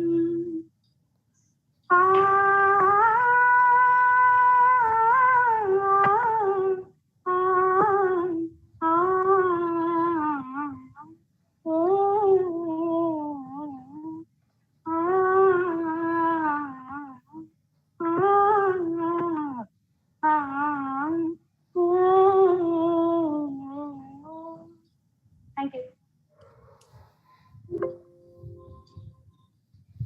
thank you doctor Devaki, thank you. ये एक अलग प्रयास है इस प्लेटफॉर्म का कि वेबिनार्स और सभी के साथ साथ अलग अलग कॉम्पिटिशन्स हो और हमारे जो स्टूडेंट्स है, डॉक्टर्स है, उनको मतलब जो भी सारे एक्टिविटीज है वो दिखाने का मौका मिले। तो इस प्रकार से हमने ये एक कोशिश की थी। अभी तो एग्जाम चल रहे थे, थोड़े कम रिस्पॉन्सेस है सिंगिंग के लिए। So our next participant doctor Silvania Fernandes. I request Dr. Sylvania. Please unmute.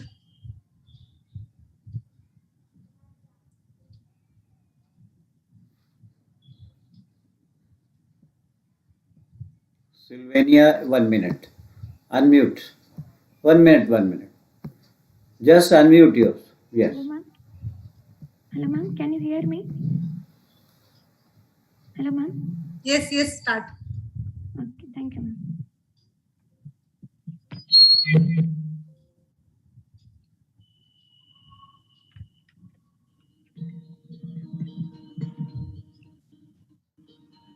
रघुकुल रीत सदा चली आई, प्राण जाए पर वचन ना जाए।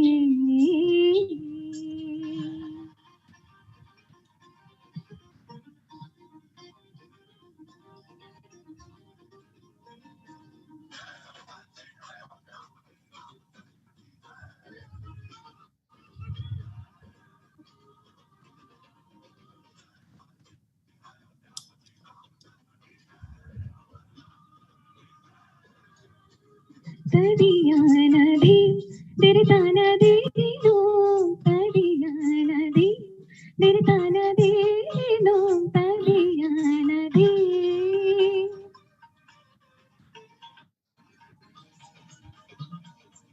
रघुवर तेरी राह निहारे, रघुवर तेरी राह निहारे, सदा जन्म से सिया घर मोरी परदेसिया, आओ पधारो पिया घर मोरी परदेसिया, आओ पधारो पिया।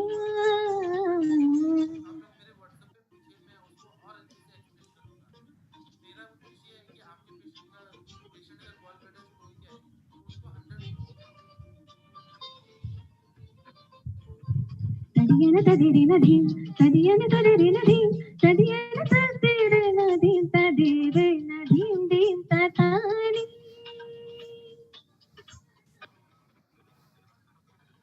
मैंने सुध बुध चैन गवा के, मैंने सुध बुध चैन गवा के, रामायण पा लिया,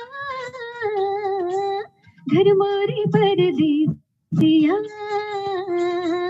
आओ पधारो पिया, घर मोरी परदेसिया, आओ पधारो पिया. Dinta dinta tana derena, dinta dinta tana derena, tani sama sagamada, ida magapa, gama pasasa, gama panini, gama panina pamagare gama dapa, nema pada mama nere na pama gama resa, nisari re mama papa dana pama nini, nisari dani na pama dani na pama gare gare sa nisari re ka. ना तो मैया की लोरी ना ही फागुन की होरी बोरी कुछ दूसरा ना बाहरे जब से नैना ये जाके एक धनुर दर से लागे तब से बिरहा मोहे सितारे हाँ ना तो मैया की लोरी ना ही फागुन की होरी बोरी कुछ दूसरा ना बाहरे जब से नैना ये जागे एक धनुर दर से लागे तब से बिरहा मोहे सताए रे दुविधा मेरी सब जग जाने दुविधा मेरी सब जग जाने जाने ना गिर मोहिया घर मोरे परदेसिया आओ पधारो पिया घर मोरे परदेसिया आओ पधारो पिया. बहुत धन्यवाद. Very beautiful, Dr. Sylvania. Really great. Thank you, ma'am. Your voice is so beautiful. So, our next competition, Dr. Joshi sir, shall we move on next? Yes, yes, yes. So, our next competition organized was poster competition on an occasion of this International Female Infertility webinar. The topic was female wellness, and the judges was Dr. Madhura Kulkarni madam, who is practicing Ayurveda practitioner from Mumbai. So I request Dr. Madhura Kulkarni madam to present the results or to say few words. Dr. Madhura Kulkarni madam, welcome. Yeah, unmute yourself, madam. Unmute. 1 minute. Dr. Madhura. Yes. Now you can unmute yourself. Yeah. Unmute कीजिए doctor साहब. Yes. Congratulations, Ayush Darpan. 6th anniversary means a lot in field of spreading word of Ayurved, and not only the spreading the word of Ayurved, but giving the confidence to Ayurved practitioners too. I'm very happy here to a part of this ceremony as a judge for poster presentation, and all presentations were too good. It was really difficult to decide to whom to give prize, but still I'm announcing consolation prize for this poster presentation, Dr. Vishakha, PCOS awareness poster. It is too good and a need of a day. Dr. Vishakha, congratulations, nicely presented, and I feel these kind of posters we should put in our clinics so that people should be aware of exactly what PCOS is and how to deal with PCOS. Second prize goes to Dr. Poonam to evaluate the efficacy of Panchkarma in management of Rakta Pradar. Really nice presentation and nicely narrated also. And Panchkarma is really a weapon of modern world. which can really not only correct the disease but heal the world. So, in today's era, Panchkarma is the right answer for many of the female-oriented disorders. Nicely presented poster presentation. Second prize goes to Dr. Poonam. And the first prize goes to, I like the subject and topic, and as Ayurvedic gynecologist, I'm dealing with this problem daily. So congratulations, Dr. Salini VS and Dr. Radhika Ranjan and Dr. Geeta P for your poster. First prize goes to your presentation, Role of Vajrakanchika in Stanya Kshaya, a conceptual study.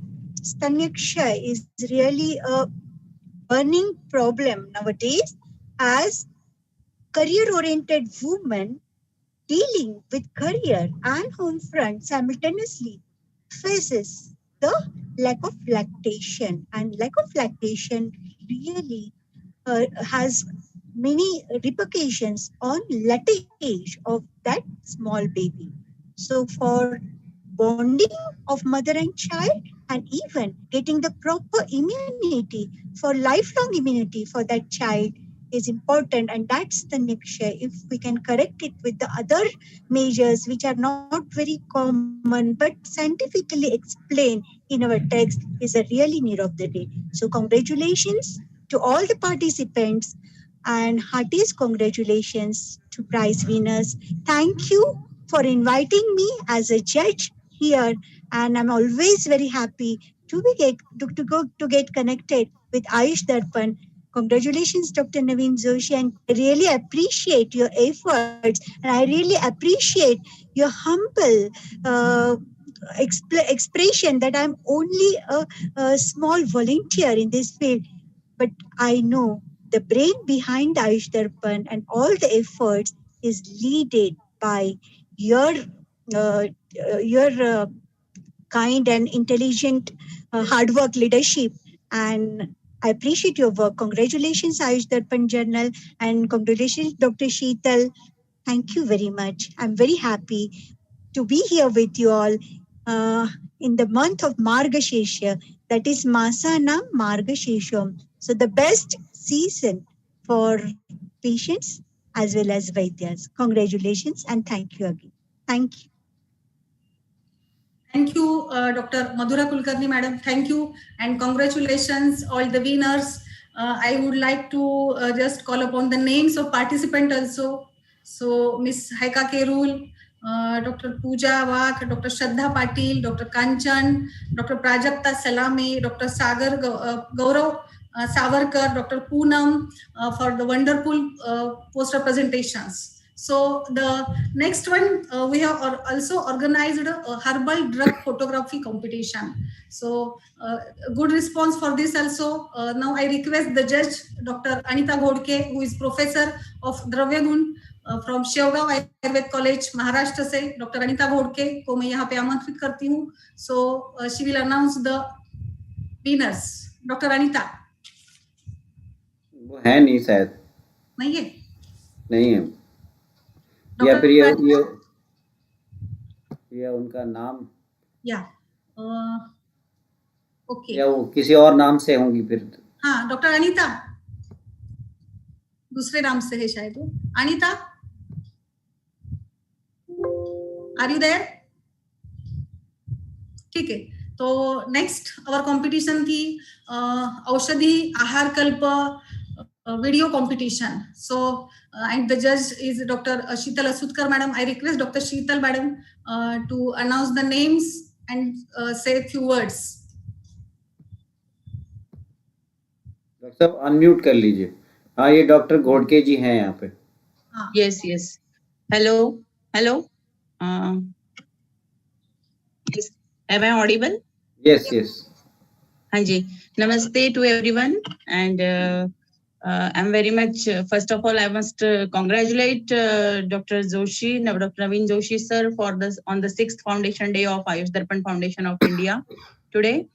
This is a very great, successful year for Dr. Joshi. I think amongst all the 5 years, 6 years progress, whatever this Ayush Darpan journal has done, but this particular year is very much happening year for our foundation, and I am very much proud to be associated with this foundation as a part of the say team whatever sir is having right now, and very much glad to be associated with holding 2 to 3 international mega events with this particular forum, and great forum nowadays because we are having programs on many diverse topics, right from Rakta Mokshana Agni Karma to PCOS to Nadi Pariksha to Vata Vyadhi to this infertility event. Today we are having this infertility event, and I had been throughout the event today, and I'm very glad to say that all the speakers were very nice, and it was a treat hearing all of them. So again, I would like to congratulate all of you on the very pious day we are here today, and I have assigned the job of judging the Ayurved Ahara recipe today. Some videos were sent to me, and I have analyzed the videos, and I'm very glad because this is an area nowadays which needs to be explored. A lot of work needs to be done on the Ayurved Ahara Paddhati and the Vihar Paddhati. We know most of the people are working on it, but Ayurved Ahar Paddhati is a thing which is associated with many systemic illnesses and even many agantuj vyadhi, we can say, like this pandemic situation we are facing, like COVID-19 and other viral disorders. Then there are some parasitic disorders. Then there are certain other systemic illnesses, like right from diabetes to hypertension to many more illnesses. So this Ahar Vidhi is the thing which is the need of the hour, which needs to be concentrated upon. And the participants have done a very good job on this particular in this particular competition. And the one of the videos was the best which I'm able to judge as. That was from, I must congratulate her. She is Dr. Aruna Patki. She bags the first prize in the competition for the Ayurved Ahara Paddhati. She has done the recipe on sprouts, the moong sprouts, the mood sprouts, whatever we do in our routine, kitchen as a routine, part of our diets, our breakfasts. But she has given a little, punch to it by adding on some fresh leaves from her garden. She has given a ride of her herbal garden also. She has added some ajwain leaves, then some asgandh leaves, and then some certain other things she has added, and she has given the recipe of it in the commentary form also, and in the written form also. So I congratulate Dr. Aruna Patki all the way. She has joined from States, I think. So she is the first prize winner, and the second prize goes to Dr. Ketki. She has again done a very good job, and she has highlighted her work in the form of video also. But then these two are the best best recipes whatever I have got in the video form. So with this, I would like to hand over the things to Dr. Shilpa.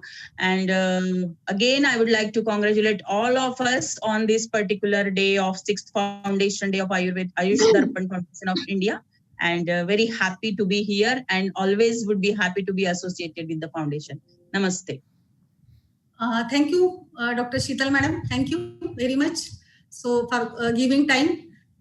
Now I request Dr. Anita Godke Madam to announce the names of winners of herbal drug competition. It's one kind of different competition because we are using our herbal drugs for various aushadhi and kalpanas. So it's a very nice competition, I think. And Dr. Anita is a professor in Dravya Guna. So Dr. Anita, unmute yourself.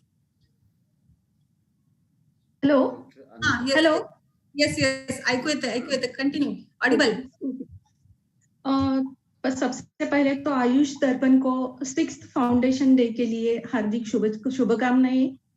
और आयुष दर्पण के जो भी अभी तक के lectures हुए हैं जो भी सेमिनार्स है वो भी बहुत ही एक्सेलेंट है। उसमें आयुर्वेद का जो बच्चों के लिए इनकरेजिंग है वो इतना बहुत अच्छा है कि उन्होंने इस बार तो पूरा का पूरा कवर किया है ऐसा दिखता है। जैसे कि डाइट का है, ट्रीटमेंट का है, और बेसिकली उन्होंने जो international helper drugs day photography competition जो दिया है उसमें उनका जो थॉट है ऐसे दिखता है कि जैसे उन्होंने जो स्पेसिफिकली स्पेसीज रहता है जो यूज करता है वैद्य, उसमें कौन सा लेना है। जैसे कि अगर पिपली लिया तो पिपली में भी जो वैरायटीज रहते हैं तो उसमें कौन सा लेना है, उसका आइडेंटिफिकेशन क्या है, इसके लिए इतना अच्छी तरह से दिया है उन्होंने कि इनको इनकरेज भी करना चाहिए और आइडेंटिफिकेशन भी होना चाहिए। इस हिसाब से उन्होंने जो कंपटीशन रखा है उसके लिए तो उनको बहुत ही हार्दिक बधाइयाँ, क्योंकि इस तरह के कंपटीशन तो होने चाहिए, क्योंकि अडल्ट्रेशन जो है वो अच्छी तरह से हो पाएगा और ड्रग्स भी अच्छी तरह से फिर कल्टीवेट हो जाएंगे। तो मेरे तरफ जो जजिंग के लिए दिया है उसके लिए मैं धन्यवाद देना चाहूंगी। पहले तो उसमें मैंने कैटेगरीज की है जिसमें कि ड्रग्स का जो नेम है उसके साथ उसका स्पेसीज, उसका बॉटनिकल नेम, उसका यूजफुल पार्ट, ड्रग का लोकेशन, एंडेंजर्ड स्पेसीज में आता है क्या, और स्पेसिफिकली अगर वो ड्रग जो है वो इजीली अवेलेबल होता है क्या मार्केट में, इस हिसाब से मैंने उसको मार्किंग किया है। इसमें फर्स्ट प्राइज जाता है डॉक्टर दीपिका पुरी को। Hello, yes Audible continue. Yes, जो फर्स्ट प्राइज जाता है वो डॉक्टर दीपिका पुरी को जाता है, जो पीजी स्कॉलर है जालंधर से, दयानंद आयुर्वेदिक कॉलेज जालंधर से। उनको हार्दिक बधाइयां हो। और दूसरा प्राइज जाता है डॉक्टर सोनाली गवई को, जो वाईएमटी आयुर्वेद कॉलेज कारगिल से है। इन सबको हार्दिक बधाइयां और specially thank you for Ayush दर्पण for appointed me as a judge. Thank you very much. Thank you, Dr. Anita. So, Dr. Naveen sir is showing the recipe of video of recipe by Dr. Kulkarni, madam. We will share all these images and videos on Ayush Darpan platform for the viewers. So, it will be just like a knowledge feast, and I think it's really a brilliant idea to make such a videos. Dr. Aruna and Dr. Kulkarni has done a very brilliant job. So you are watching Dr. Kulkarni madam's video of recipe, just amazing. So we will congratulations all the participants and winners of all the competitions. This is Dr. Aruna Patki.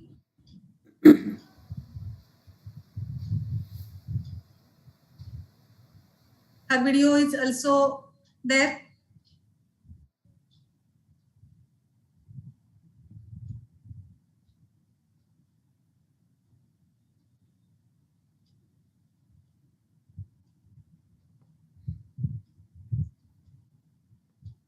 मैं video उनका दिखाता हूँ, तब तक और कुछ है programme में?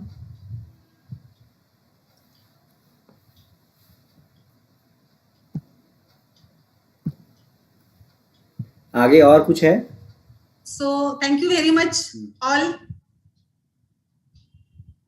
आगे का सर्टिफिकेट्स जो पार्ट विनर है उनको दिखा दें। जस्ट आप शो कीजिए, हम बाद में दे देंगे, और जितने भी है उतने शो कीजिए और आप वोट ऑफ थैंक्स कर लीजिए बस।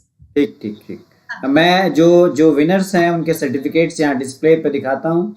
आप सबको बहुत बहुत बधाई। मैं आपका नाम भी लूँगा और मैं आपके सर्टिफिकेट्स यहाँ पे सबसे पहले मैं बधाई देता हूँ। ये doctor Deepika Puri herbal drug photography competition में आप जो है आपने पार्टिसिपेट किया और आप विनर रही हैं। इसी प्रकार सोनाली गवली जी, आपको भी ये सर्टिफिकेट दिया जाता है। आप इसमें से कौन फर्स्ट, सेकंड, थर्ड रही ये बताएंगी डॉक्टर शिल्पा जी आपको। मैं आपको केवल सर्टिफिकेट्स यहाँ पे जी सेकंड डॉक्टर सोनाली गवली जी आप सेकंड रही हैं। इसके बाद ये डॉक्टर अरुणा पातकी जी, जिनका अभी हमने फोटोग्राफ्स भी दिखाया था, इन्होंने फर्स्ट प्राइज जीता है वीडियो मेकिंग कंपटीशन में। अभी अभी आपने उनका आप चित्र भी देखा था। इसी प्रकार डॉक्टर शालिनी हैं, आपने जो है वो first prize poster making competition में जीता है। इसी प्रकार डॉक्टर पूनम सावरकर, आपको सेकंड प्राइज मिला है पोस्टर मेकिंग कंपटीशन में। इसी प्रकार डॉक्टर गौरव सावरकर जी, आपको सेकंड प्राइज मिला है पोस्टर मेकिंग कंपटीशन में। और डॉक्टर विक्षा अवरी प्राइज दिया जाता है पोस्टर मेकिंग कंपटीशन में। डॉक्टर विशाखा अवरी जी कंसोलेशन प्राइज। और इस प्रकार और भी 3 हैं, मैं वो भी आपको इसके अलावा और 3 हैं। इतने ही तो शायद। Aruna's videos is there, sir. Just ये दीपिका पुरी जी हैं, इनको भी कंसोलेशन प्राइज है। और डॉक्टर सोनाली गवली, इनको भी कंपटीशन प्राइज है। कंपटीशन का पहले उसके फोटो के पहले उसका वीडियो है सर। अच्छा, इफ यू कैन शो। इस फोटो से पहले ये है फोटो के वीडियो। पहले, हाँ अभी ऊपर होगा। नहीं है, अभी और पीछे जाइए। नहीं, मैं 1 मिनट यहाँ से शो करता हूँ। Will you put on a platform also? नहीं, अब आगे ऊपर होगा और ऊपर होगा। ये है शायद। Yes, this, yes. Very beautifully, she has presented. She has made this video of sprouts.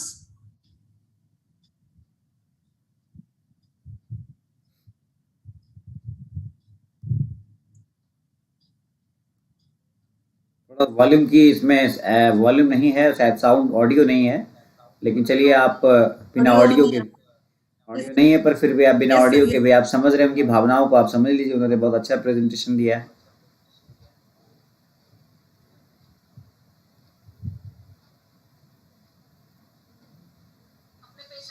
अपने पेशेंट्स को वो हमेशा ये रेसिपी शेयर करती हैं, क्योंकि वहाँ पे कंसेप्ट नहीं है फूड मेकिंग का, तो इसीलिए फिर जो भी रेसिपीज होती है वो खुद बना के सिखाती है।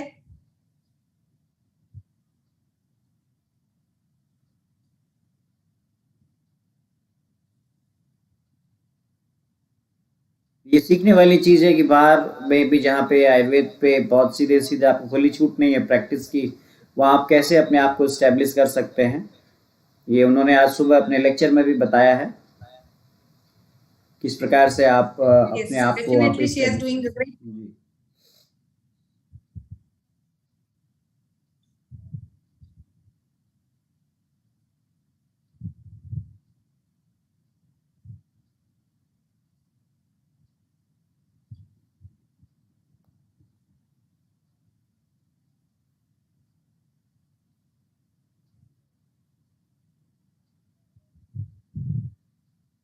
इसे आप शेयर कीजिए सर बाद में।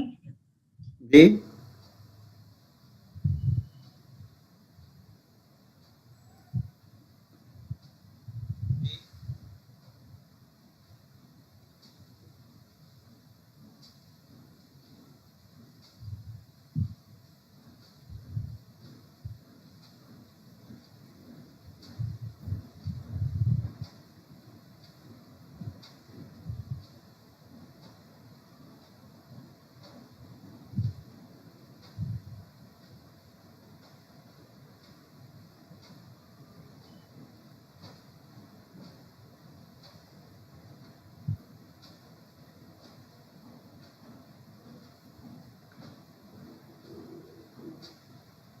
So I think today's quorum is completed. Singing, cooking, and poster presentations all. So I request Dr. Joshi for vote of thanks. Thank you. आप सबको बहुत बहुत धन्यवाद। आज हमारे आयुष दर्पण फाउंडेशन के फाउंडेशन डे पर आप लोगों ने हमारे साथ पूरा कार्यक्रम सुबह 9:30 बजे से लेकर के दोपहर के 4 बजे तक आपने लगातार इस कार्यक्रम को फेसबुक और यूट्यूब पे देखा, जिसमें बहुत अच्छे पेपर प्रेजेंटेशन थे।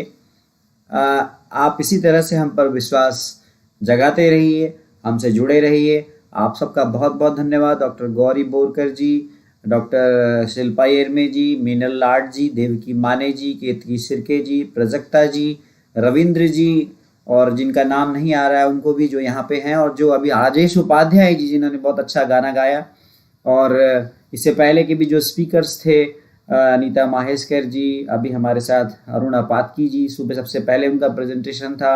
ऐसे ही हमारे साथ मुंबई से जो है वो जय मेहता जी जुड़े थे। आप सभी जो जिन ने यहाँ प्रेजेंटेशन दिया, पॉस क्लब बद्रीनाथ जी, और भी हमने देखा कि अभी मैडम ने गायनी पे भी एक बहुत अच्छा प्रेजेंटेशन दिया था। बहुत आप लोगों को बहुत बहुत धन्यवाद कि आप हमारे साथ जुड़े। आयुष दर्पण के प्लेटफॉर्म पर आप यदि इंडिविजुअली भी कोई लेक्चर देना चाहते हैं तो हम आपको आमंत्रित करते हैं। आप डॉक्टर शिल्पा येरमे जी से संपर्क कर सकते हैं, और हम वहाँ पर आपको आपके द्वारा आपको आपके किए गए काम को हम एक्सपोजर देते हैं। हम एक प्लेटफॉर्म प्रोवाइड करते हैं जिससे आप अपने आप को पूरे भारत ही नहीं पूरी दुनिया में अपने आप को बता सकें, कि अपने काम को बता सकें। So thankful to all of you, and finally congratulations to all the winners as well as the consolation prize winners also, and all the participants also that you have participated in the session। ये भी बहुत बड़ी बात है, आपने participate किया। हम आगे भी आपको ऐसे कार्यक्रम लेके आएंगे जिसमें स्टूडेंट्स इन्वॉल्व हों, डॉक्टर्स इन्वॉल्व हों। एंड डॉक्टर शिल्पा येरमे जी, आपको बहुत बहुत बधाई। आपके साथ जिन्होंने सहयोग किया, जिनका नाम मैं नहीं ले पाया, उनको भी बहुत बहुत धन्यवाद। सबको धन्यवाद। नमस्कार। Thank you, sir. Thank you very much. Thank you all.